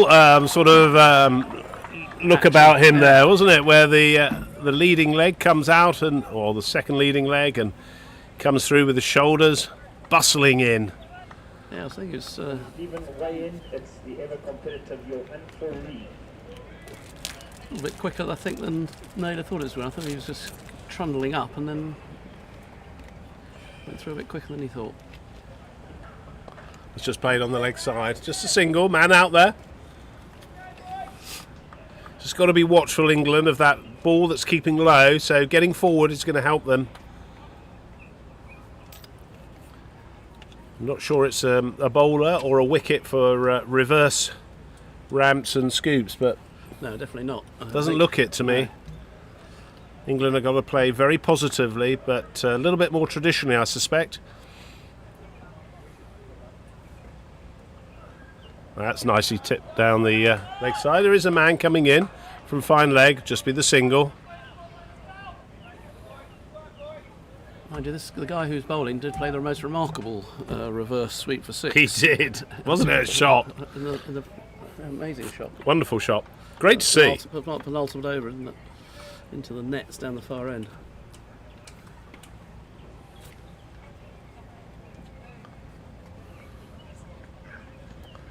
That's on the leg side. That'll just be a leg by, I suspect. Darryl O'Sullivan, the umpire, is just signalling that. 2 balls left in the over.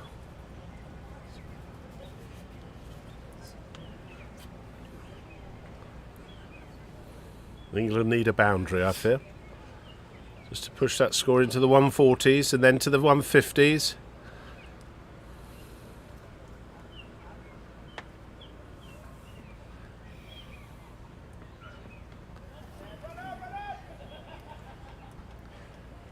Putting too much pressure on the fielder down there, but underarm throw in. Another single to the score. 140 for 6.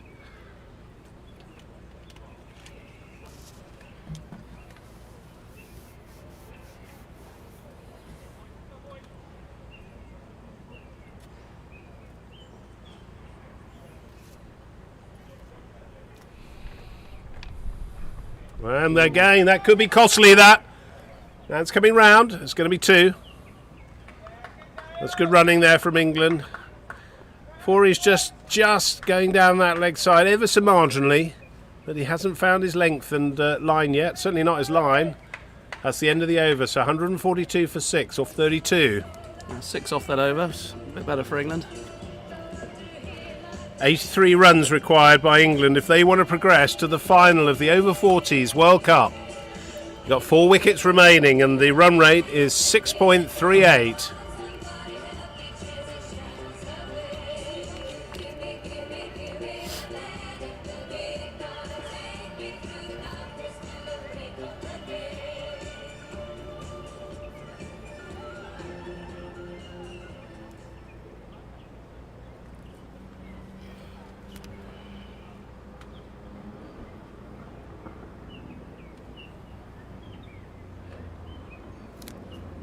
So Yasser Ditter to continue.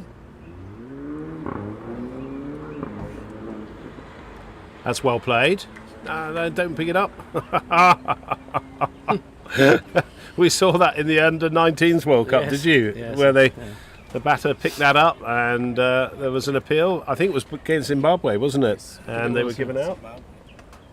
Yeah, I don't think there'll be appeal in this game. I rather hope not. The spirit of cricket is alive and well in over 40s cricket. Yeah.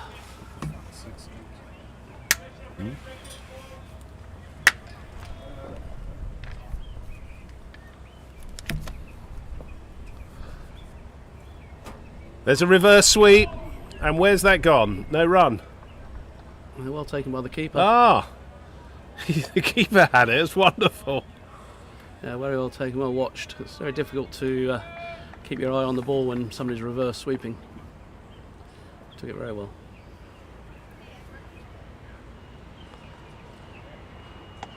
It's nicely played, and that's well bowled by Ditter. Just changed up his pace there.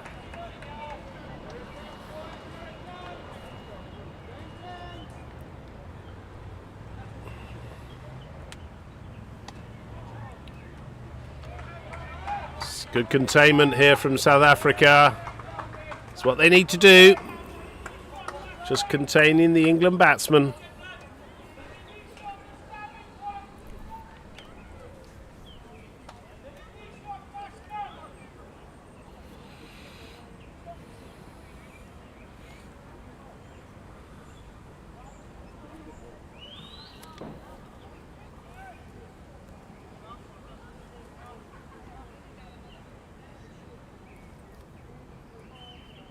It's well bowled. A little bit fuller and straighter. It's a maiden over. Yeah, that's a very good over there. Which is going to push England's run rate to almost 7 now. Needed. 83 off 12.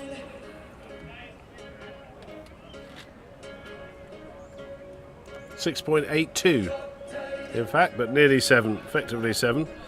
Only 4 wickets remaining. I think they'll be chatting away out there. Rather a lot of music going on, but I think they'll be chatting out there, deciding when they've got to go for it. And I think probably another couple of overs yet, pushing it around, make sure they lose the wickets, and then get to 10 left, and then see where we are.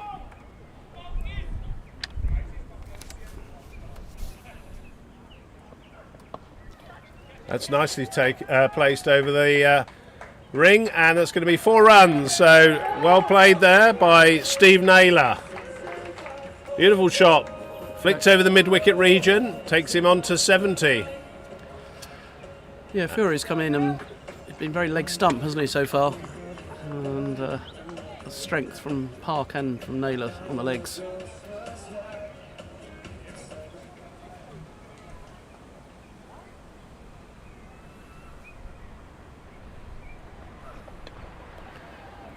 It's the single on the ground, takes England on to 147. So fighting effort here from Steve Naylor, supported by Sean Park from the now striking end. Requiring 25 runs.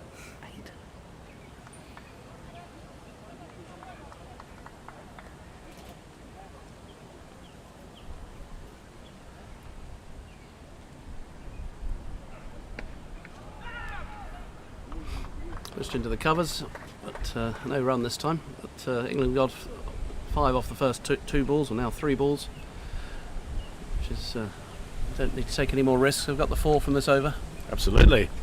Just need to keep ticking that over, get the 1-4 per over and build around it.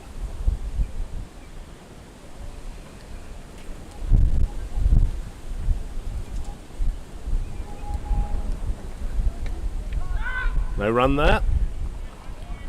Yeah, Fury's got his line a bit better now, isn't he? Just outside off stump. It's very leg stump the first 7 or 8 balls he bowled.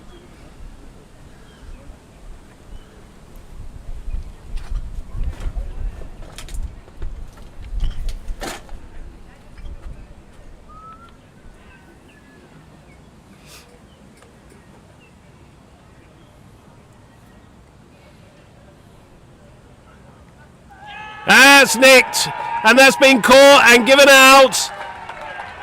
So that's England's 7th wicket that goes down. Darrell O'Sullivan, no doubt about that. And Sean Park is the man out, caught behind off the bowling of Johan Forey. So 7 wickets down, which brings to the wicket the England captain Chris Swallow. A really important time in the England innings now for the skipper, who's not actually, I don't think, batted on the tour so far. I could be wrong about that, but I know he's not been very well. Game, but I'm not sure, but I haven't seen him back. So big moment for Chris Swallow as the England skipper. He's got to keep Steve Naylor, who's been there right from the start, company all the way.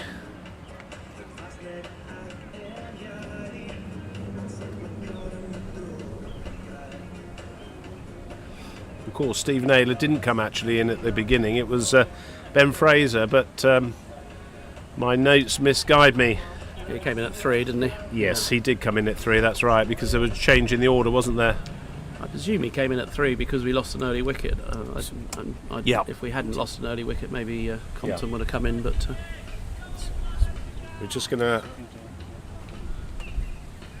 get the cameraman to move back so he can get a full shot in.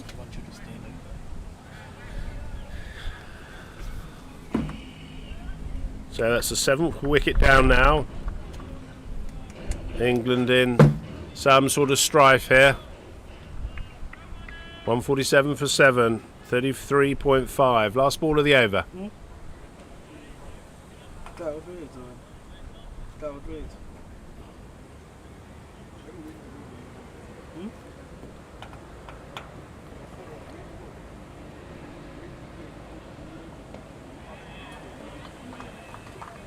So that's a good over from Forey. He's found his line and length.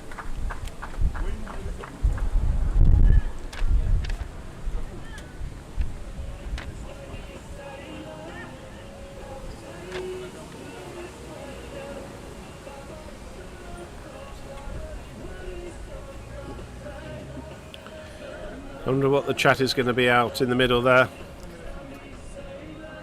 I think it's still what it was last over, really. When do we Keep wickets in hand. when do we have to go for it, really? Losing that wicket has hurt England.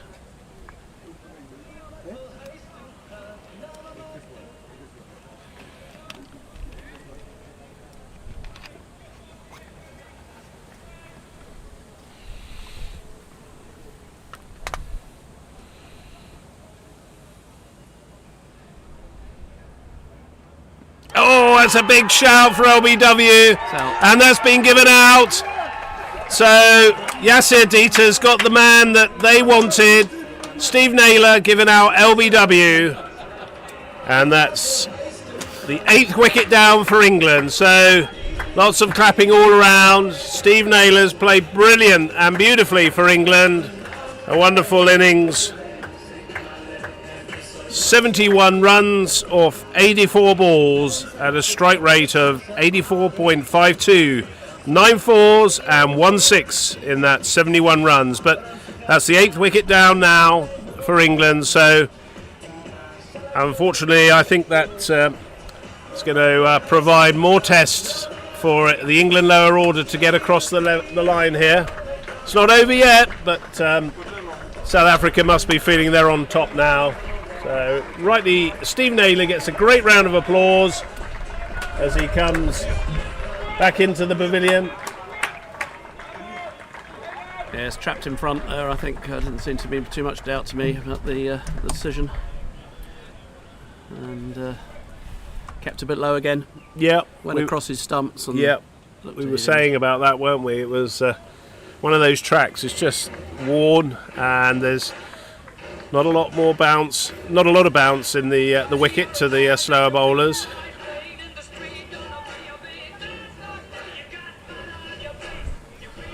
I don't think it's too much here to. I think Mo Akhter's just come in and will probably start playing a few shots, because I don't think by taking singles or wherever. I think we'll obviously take singles when they come on, but I wouldn't be surprised if England. 7 runs, 78 runs needed now, 10.5 overs. It's nicely played by Akhter for a single. Yep. Run rate's up to 7.2 now for England. 2 wickets remaining.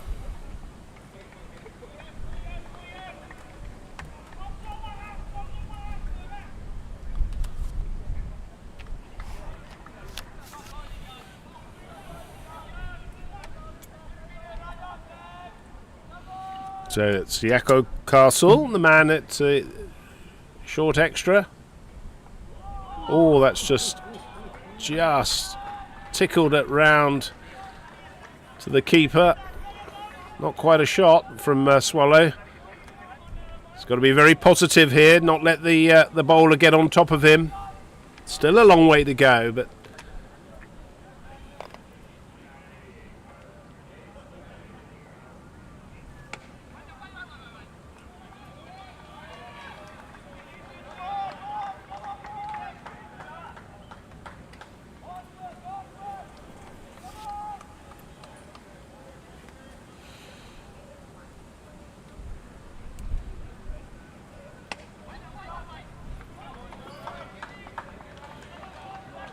Swallow's just got to take time, get himself played in, get a feel for the wicket.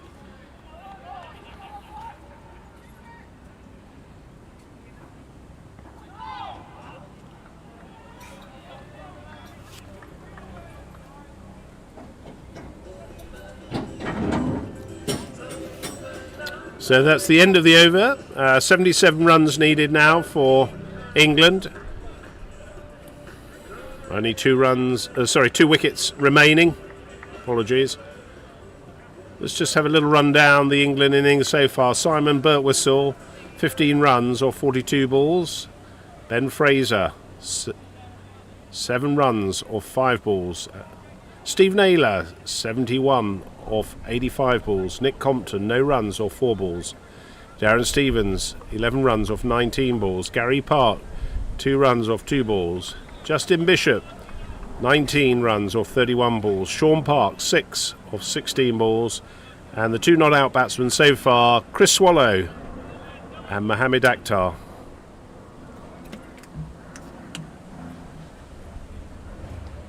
It's just kept low there, but kept out by Mo Akhtar.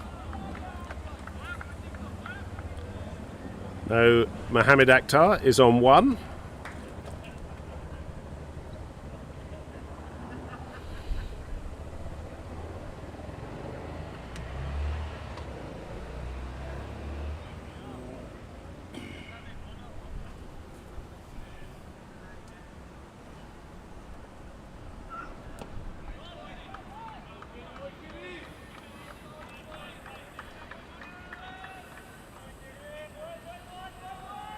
It's good intensity from Johan Furi. He's bowling a lot straighter now, bowling a lot better and fuller, isn't he? Yeah, it's found his line. Leg side to start with, but since he's picked up his wicket, he's bowled very well and looks quite threatening.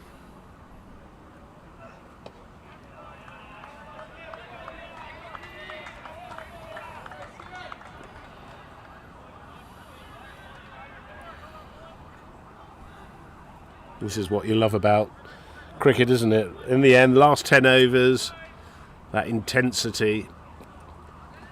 Batter against bowler. Fields, tails are up. Everything to play for. I think you're being a bit hopeful, Woody. No, I quite like the intensity. I think Mo Akhtar's enjoying being out there. Probably hopeful for England's win, but enjoying the spirit of the moment in terms of seeing the South Africans who have worked hard to get the English wickets, but it's not over yet for England.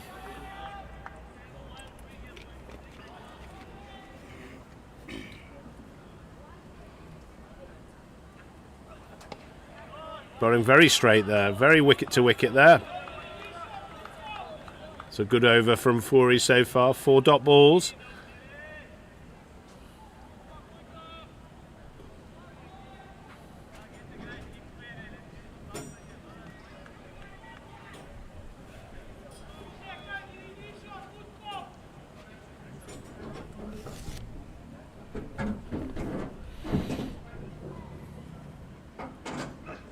That's down the leg side. There's a man down there, so that'll be just a single.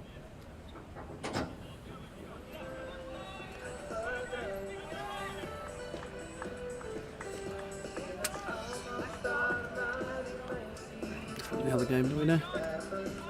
Let's go have a quick look at the Australia versus New Zealand. Currently, New Zealand 164 for 8. 14 runs needed with 2 wickets remaining. James Marshall is still there, 91.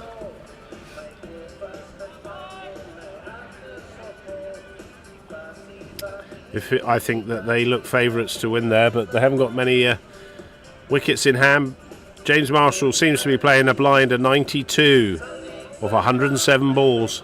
12 fours, no sixes. Yasadita to continue. Mohamed Akhtar, the man facing. I can see a couple of big shots coming soon. I don't think there's...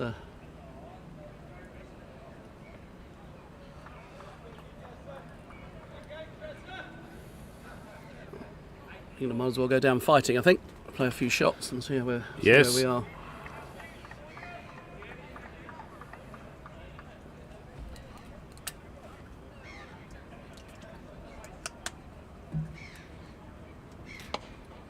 Nice shot there from Mo.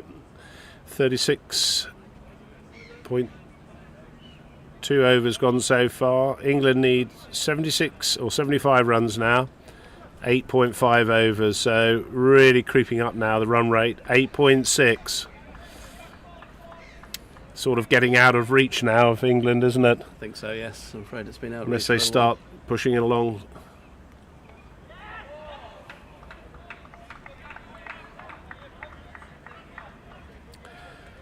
I think we've got to start seeing some swinging from these batsmen here. A few fours required per over now. I don't see any point in just... I'm not going to get that with patting it back.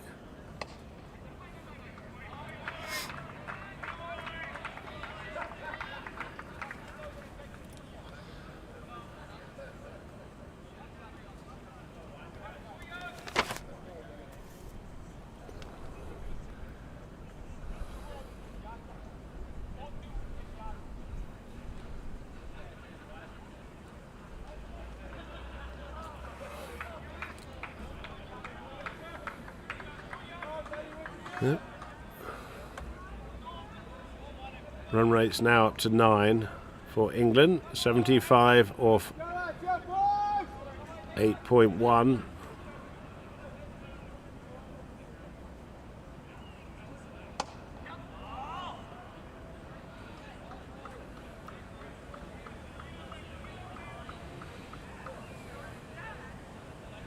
That's the end of the over.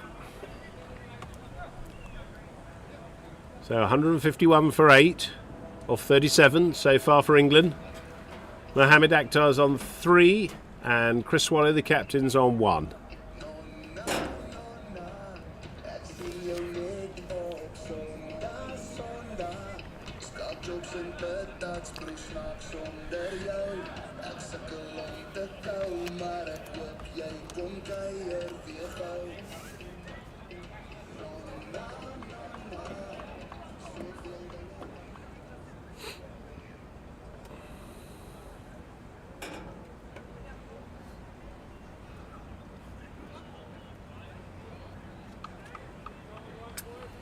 Just a single there.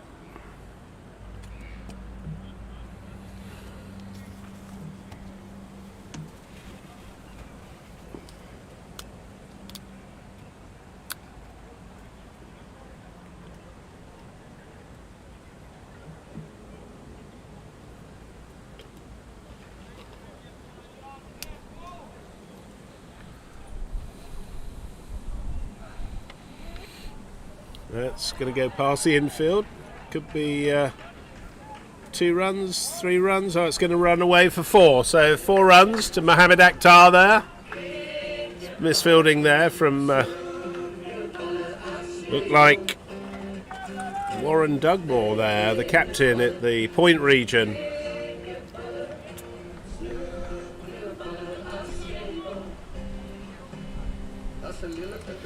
England need rather a few of those. A few more, for sure.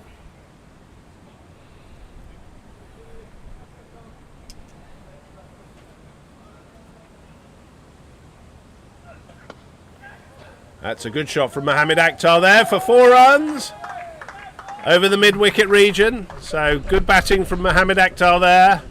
This is more like what we need to do. There's no point in just blocking it and when you need 9 and over. So, but two good shots. Just made the South Africans think a little bit more.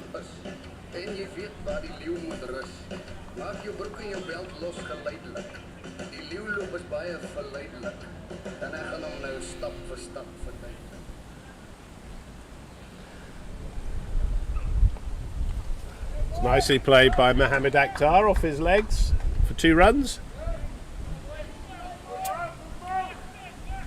63 now is required, or 45 balls, or 44 balls, sorry. 2 wickets remaining in hand.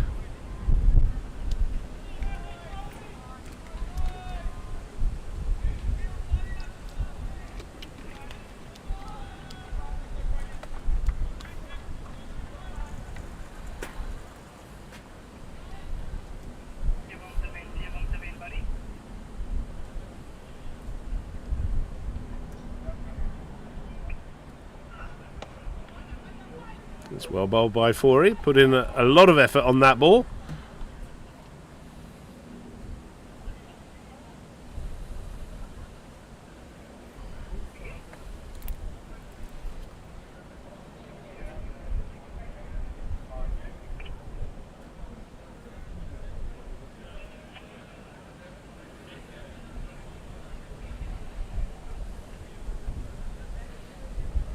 Oh, that's beautifully picked up by Mohamed Akhtar, down to the man at fine leg, just a single, underarmed in by the fielder.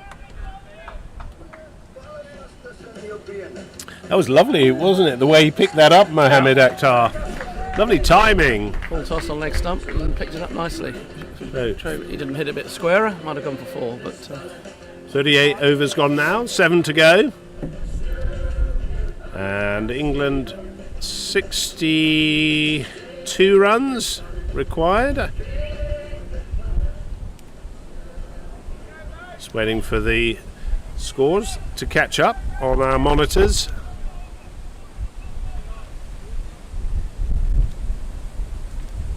Yeah. 62 runs needed in 7 overs.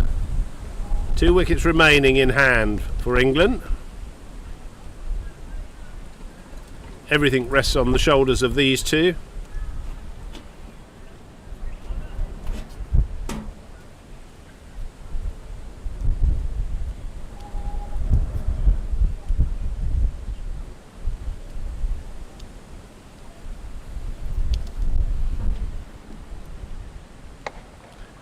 It's unlucky. Get straight down the came down the track. Let's try to hit it straight back over the Yeah, bowler's head. Didn't quite get hold of it. Not fielded by the bowler.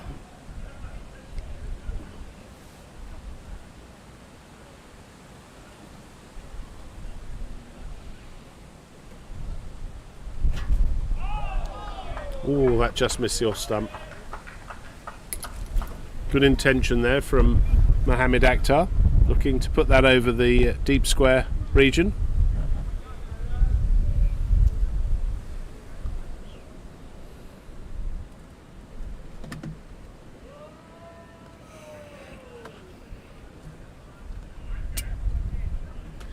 Bowler just pulling out of the delivery there.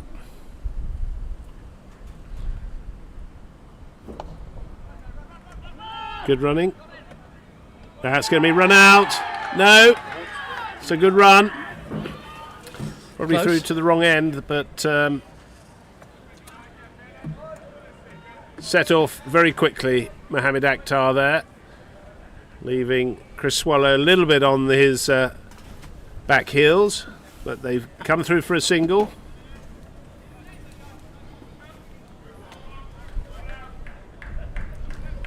England still in this game.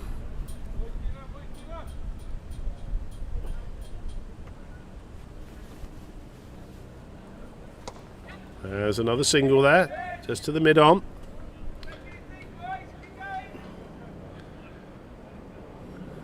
England need to keep going all the way, right to the end.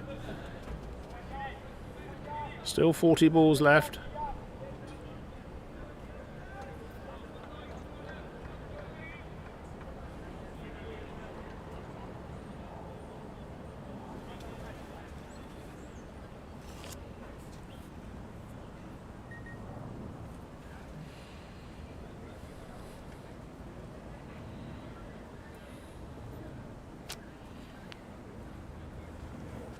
Oh, that's kept low.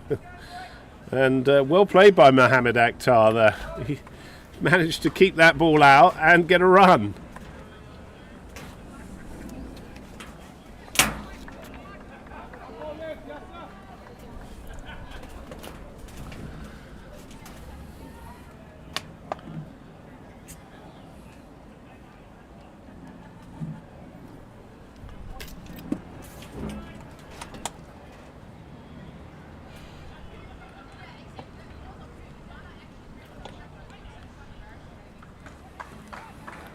It's well bowled by Yasser Dita. That concludes his over, and at the end of his overs, he's had one. Ooh, it's changed too quickly for me, unfortunately. I'll come back to you on his averages, but England 166 for 8. 6 overs still to go. Mohamed Akhtar's on 16 off 18 balls, and Chris Swallow's 3 off 12. Still got some overs left by Dan Steyer, but I suspect that they're going to... Lundi, it looks like Lundi Mbani's coming back instead of Johan Fourie. So a change of attack and approach from South Africa.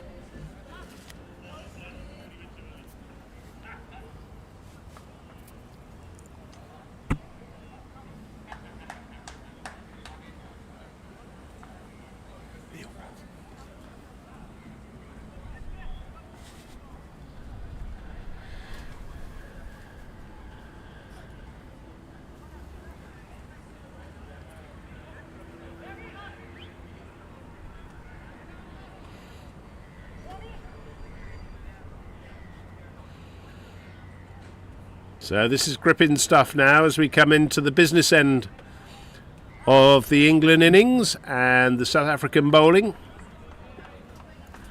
Lundi Mbani is back on, right arm medium pace.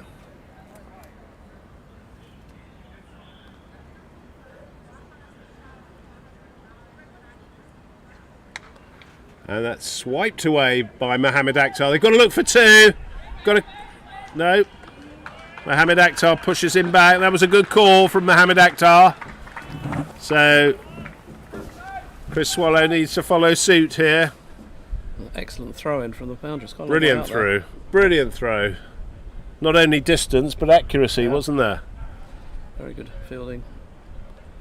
Chris Swallow England need a runner ball really here to keep very much interested at the end. As well fielded. Well fielded.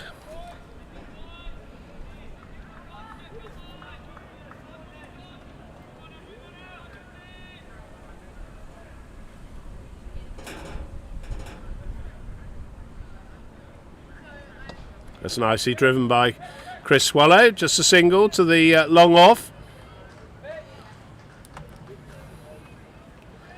England need one big over here, one big over to really put the South Africans under some pressure, but they're bowling so well, the South Africans. I'm not sure where I can see that coming from. No, it's a big field. They've got men out deep mid wicket and where it's like to go. Oh, that's gone a long way. That's going to be 6. So Mohamed Akhtar, take a bow. He's smashed that over long on for 6 runs. Great shot from Mo. Wonderful shot. Didn't go down the track, just stood there and punched it off the back foot. An absolute monster of a hit from Mohamed Akhtar. 174 for 8, England.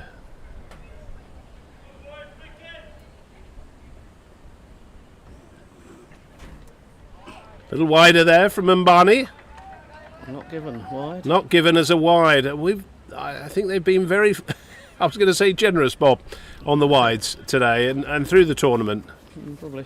It looked a bit wide to me, but difficult to tell with the keeper standing up, but where he took it.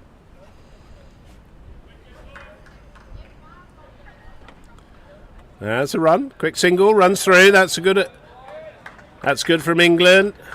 Got to keep wickets in hand, use all the overs. So 175 for 8 off the 40 overs so far. Mohamed Akhtar is 24 of 22 and Chris Swallow is 4 of 14. This is the last 5 overs of this innings. You probably may have heard there the PA here at Greenpoint seeing New Zealand home. So they're the first team to make the final of the inaugural Over 40's World Cup. James Marshall had a fantastic tournament. He's scored lots of runs for New Zealand. He's been absolutely phenomenal for them. He even played well in the golf yesterday, and I think he won something as well. So he's a true winner. How annoying, yeah. But fair play to him. He's played well, true sportsman, and really good guy as well. So he deserves everything, every credit that he gets. Anyway, back to England. England chasing South Africa's 224 for 9.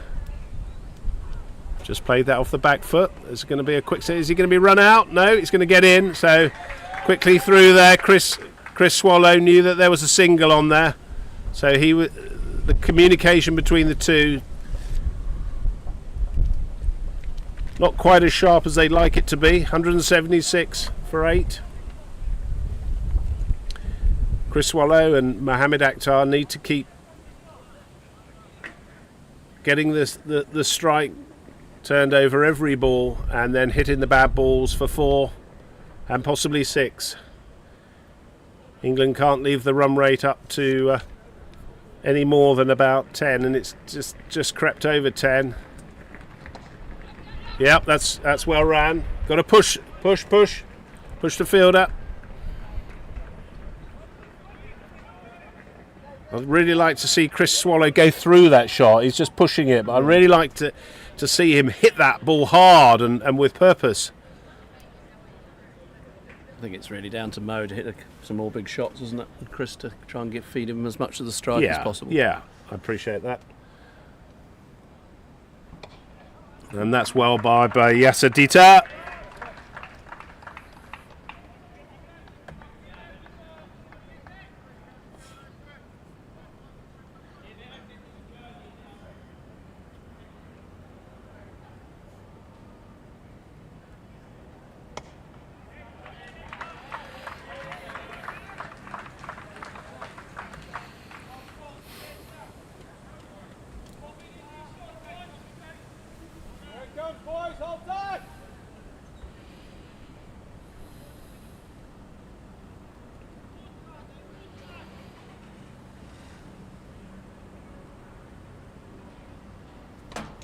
Swept away, just a single though.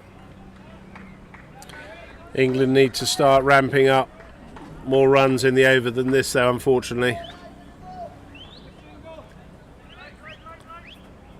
One more ball left in this over.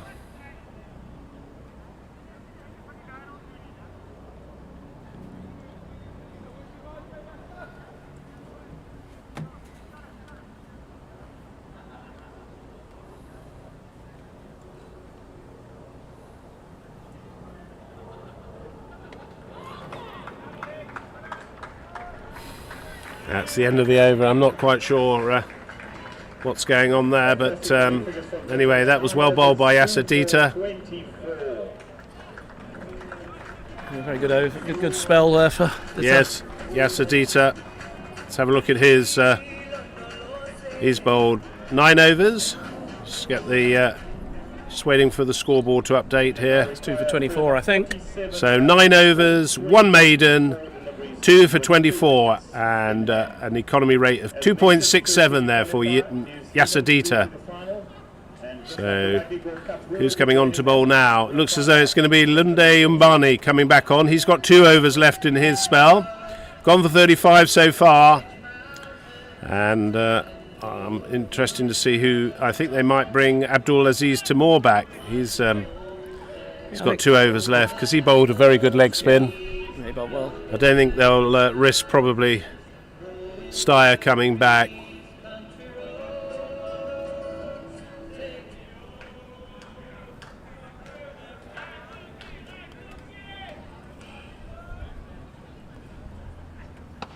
And that's driven over the head. That's 6 runs for Mohamed Akhtar.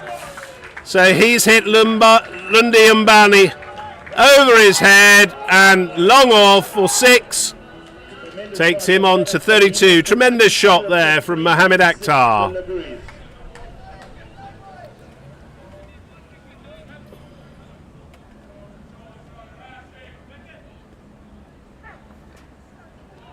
That's well bowled by Umbani there.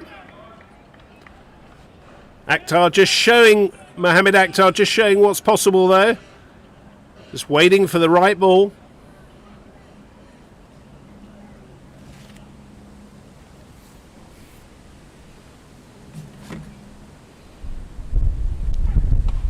And he's hit that to the long on. Not pushing hard though, England. Just a single there. So that's 7 off the over so far. Still around the 10/11 runs per over for England.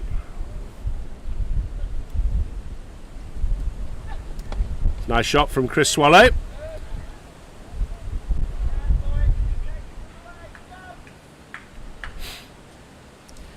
And there was to do with another maximum here, isn't there? Another 6 will be very nice. With 2 balls left in Umbani's over. With the wind. Come on, Mohamed, what can you do? And he's got that in the air. There's a play. It's going to drop short, and it's just gone over his head. There might be a second there. There is. So England have taken a second run. Puts more pressure on Umbani. England fighting all the way here. England need another good, another big one here 10 off the over, so they're up with the run rate. Just a single, which will bring Mohamed Akhtar onto strike.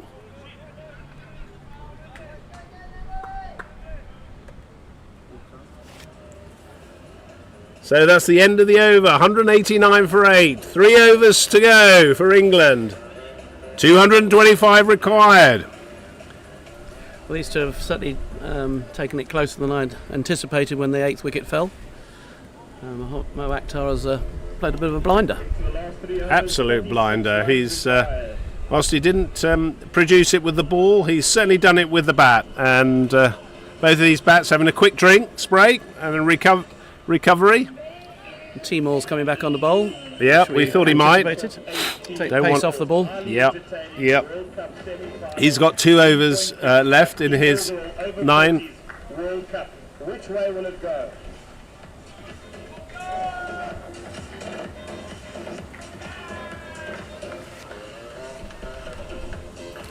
I feel we're going to see some big blows now from Mohamed Akhtar.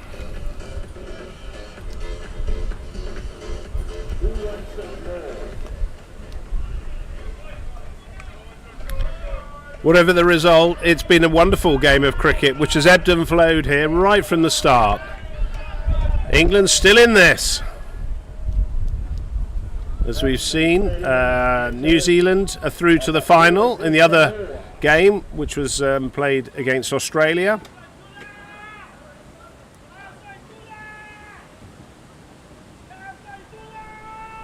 So England need 36 off 3 overs. Run rate is up to 12 now. Still within striking distance. 1 good over will really put pressure on the South African bowlers and fielders. 4 men on the offside, 5 on the leg, 4 on the boundary on the leg side. 4 in the ring. That's gone just a single. No, they've decided not to take the single there. So leaving the strike to Mohamed Akhtar, who's on 36. Here he's got to go for broke soon. That's well bowled. He's not bowling his leg spin.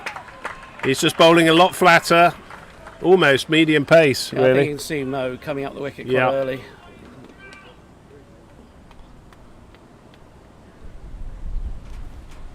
One-handed, just out to the deep square. Just a single though, so that's well bowled.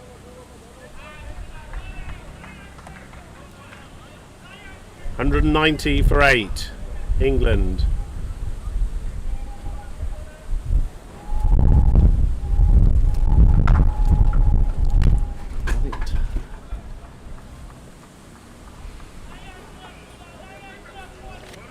A little bit of a mid-wicket conference there between the two England batters. Yeah, ones aren't really enough anymore, are they? No, got to go fours and sixes. Could be 2, got to push them. No.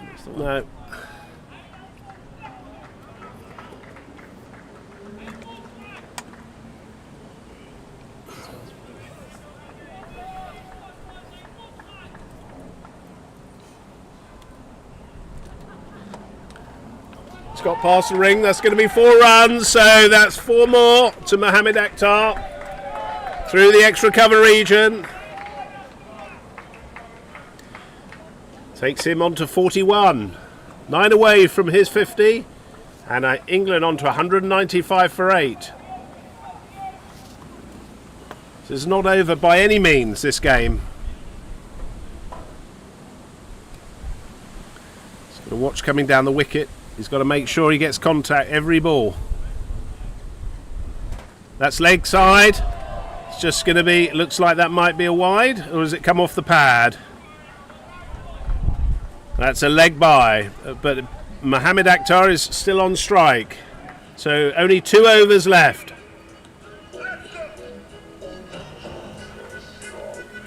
This has got to be the over, hasn't it, Bob, really? Absolutely. Where England have got to get 15, 16 runs off this over and then look to do the same off the last over. Yes, this is the over. We need a big over here. Mo's hit this bowler for 2 sixes. The equation is simple. It's 29 needed from 12 balls for England. Here we are. That's it. 29 off 12 balls. So England's still in this. Excuse me. We've had 90 overs in the hot sun up on the scaffolding. And the sun's coming down on us here. As the sun comes down on the last 2 overs of this innings. I haven't got enough in the circle at the moment. South Africa need 4 in the circle there. Man, square legs coming in. Still not in the circle there. He is in. He is in now. And that's very well bowled by Lundi Mbani there.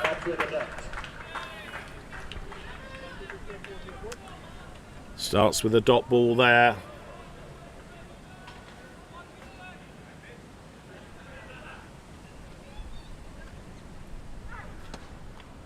That driven out to the offside. England have got to run hard here.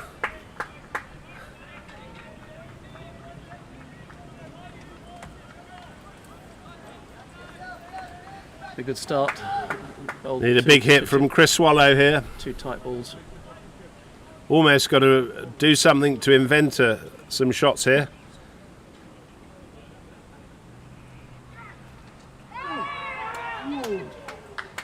It's well bowled by Mbani there.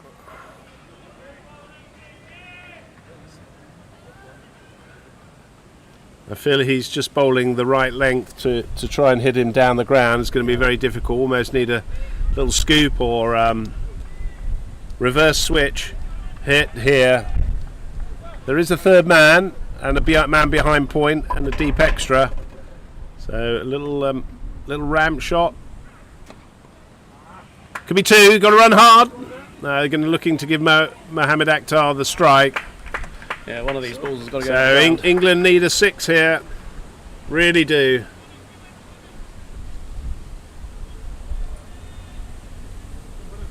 England taking this deep all the way.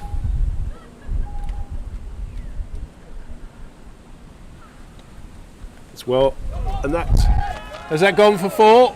That's gone for 4. So that's really good batting from Mohamed Akhtar, who's moved on to 46 of 38 balls.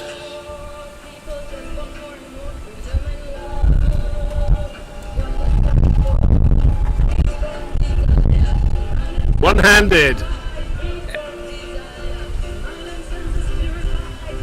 One-handed cover shot there.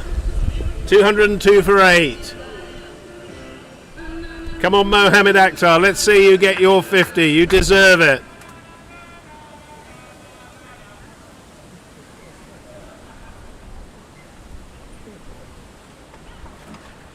That's gone to the man at long off. So it's well bowled by Lundi Mbani there.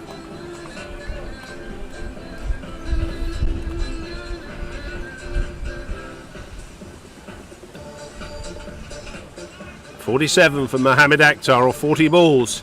Chris Swallow 8 of 20 balls. England 203. They require off the final over 22 runs. That's got to be said to be quite a big ask now. Big ask on this big ground.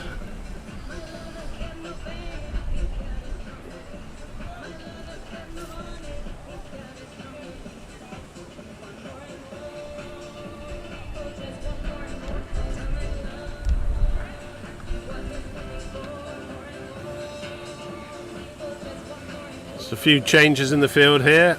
Captain Warren Dugmore just looking to make sure the field's right for the last over. It's going to be Abdul Aziz Taimur to bowl. It's been a wonderful contest between these two in this inaugural semi-final at Green Point. One of these teams is going to go forward to the final, which is going to be played on Friday at Western Province Cricket Club. And they're going to be playing New Zealand.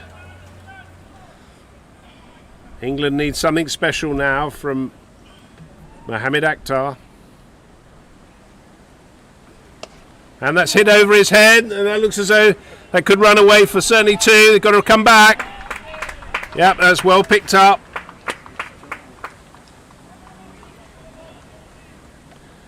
That's 20 or 5 balls. One of these has got to go out of the ground.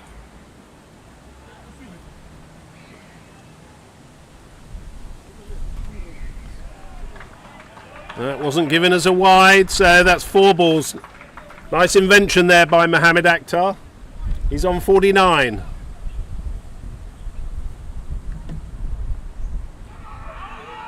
That's come off the leg. I don't see how that's going to be LBW. But that's pretty much curtains for England now, I'm afraid. That's 3 balls gone. Mohamed Akhtar, that's a leg by there, so Chris Swallow got 3 balls to face. 206 for 8, England.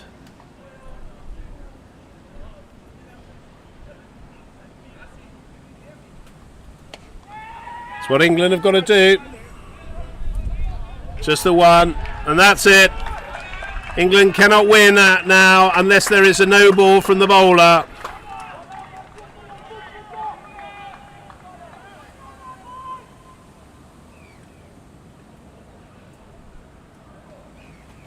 And he's come down the track, stumped Mohamed Akhtar, who's played a very valiantly for his 49. And South Africa are through with 1 ball to go to the World Cup final.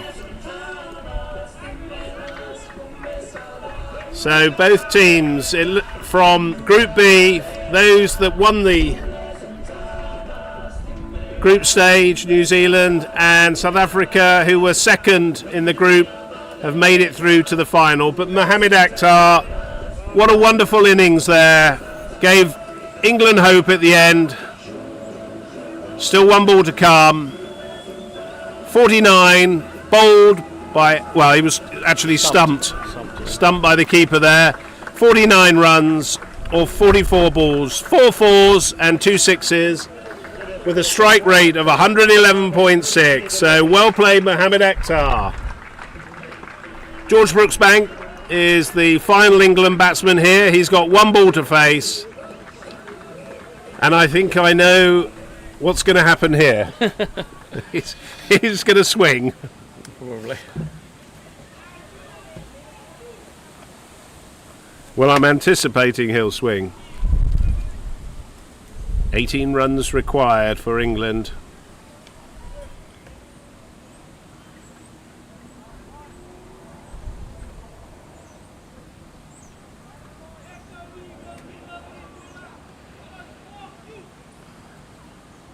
Oh, he's played that back.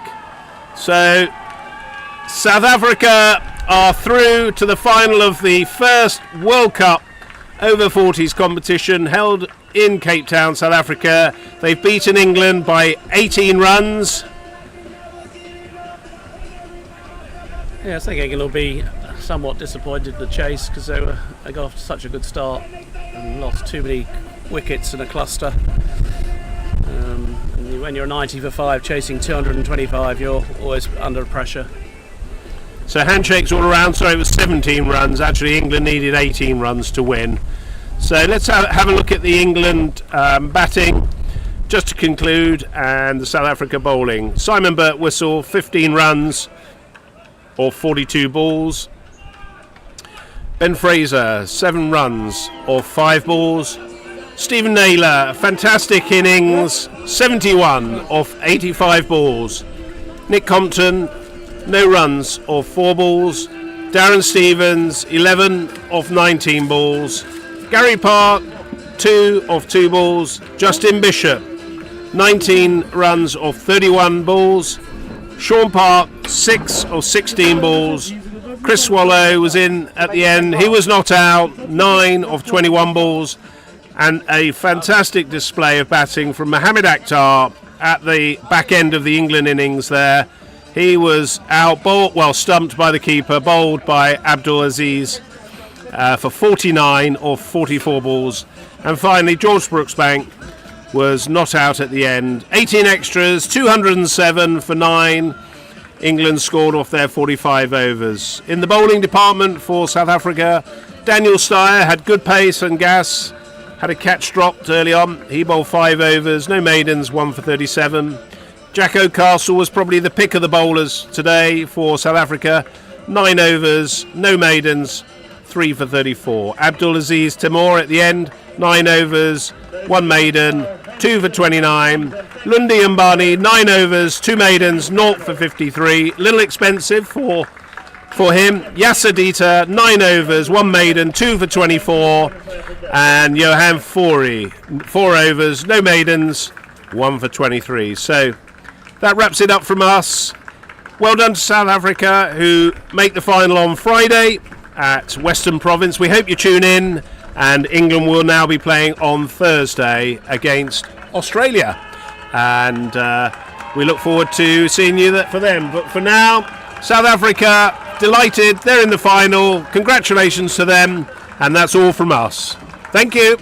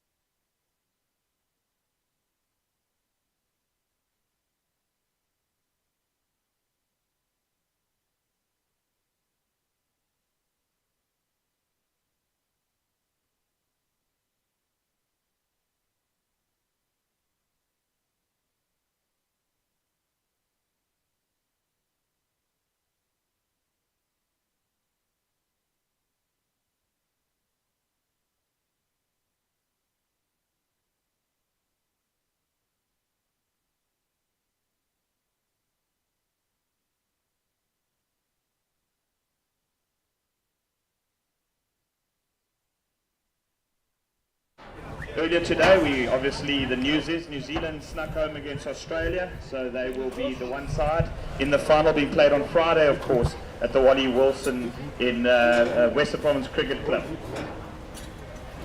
The official result for today, South Africa having been put in by England winning the toss this morning, 224 for 9 is what South Africa posted off their 45 overs. And obviously then this afternoon, England managing just a couple less, losing by 18 runs, also 9 down in a tightly contested match. So the announcement on this day, the Tuesday in Cape Town, is that South Africa have been made their way through to the first final of the Over 40s Cricket World Cup.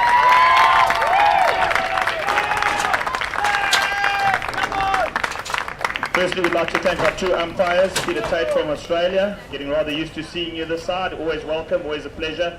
And then Darryl O'Sullivan, also thank you. Well done today, gents, good game out there. Next to our scorers, Megan and Alan, and of course Greenpoint Cricket Club and our dignitary former chairman, EXCO member, fondly known as Big Jeff around here, Devon Jeffrey.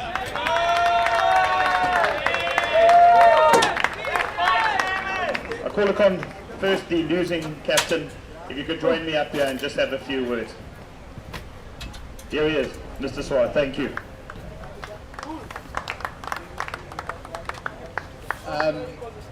Firstly, congratulations South Africa. Your best side I think we've played so far, so I think it was a really, really good game. We were relatively happy with your score, but I think you squeezed us really well in the middle and made it really tough for us. From our point of view, from our boys, we came in to win 7, great first 5, best 6, but we march on to a 7. Make sure we at least finish third. Greenpoint, thank you very much. Second game you've had us here and you've looked after us brilliantly. Good luck, lads. Thank you very much. Good effort, England. Good luck for your third place playoff on Thursday. All good news is good news, and now we call on our South African captain. I also believe it's his birthday today. I'm not sure exactly how old he is, but the South African captain, Warren Dugmore. Number 1.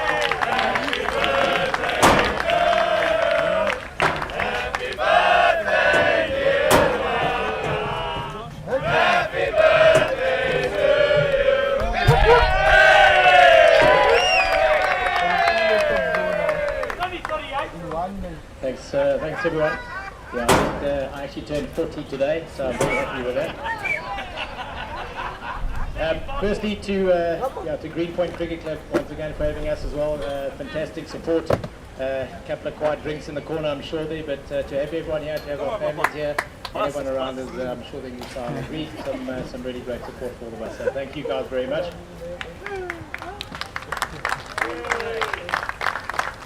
Then a big thank you as per normal to the scorers and the umpires as well. Thank you guys. I know it's a lot for you guys to be running around and doing a lot of things over the past 7, 8, 9 days. So thank you to you guys as well. Then Chris and your team.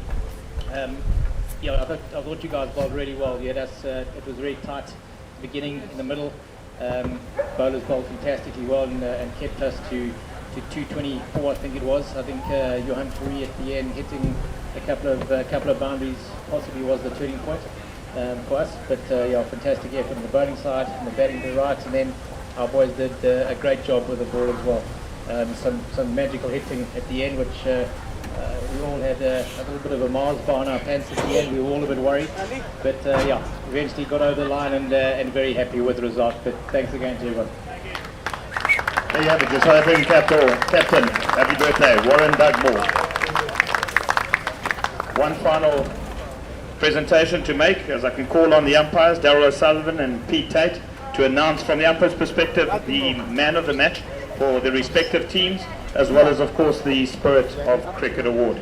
Pete, over to you. Thanks, Steve. A great match. It was a semi-final, and it was living up to the semi-final standard, so congratulations to both teams. For the runners-up, we gave the player of their team to somebody who took wickets, top scorer Steve Naylor.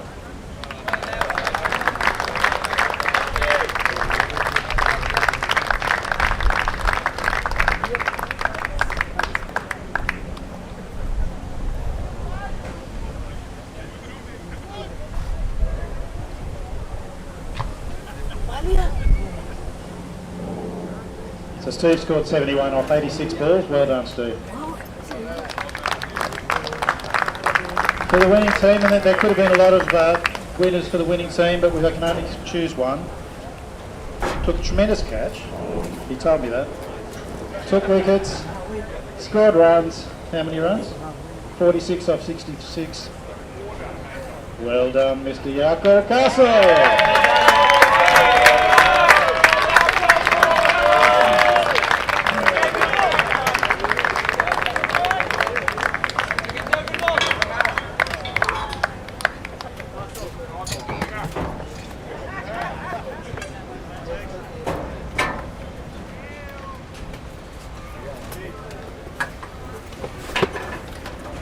And according to Sterling, the most important award each day is the spirit of cricket. That's why we're all here, to enjoy ourselves. Again, it could have gone to a number of people. We gave it to somebody who was not just fielding for his own team, but fielding for the opposition. Ball came in. Yep, I'll take that while he was batting. Big Pete!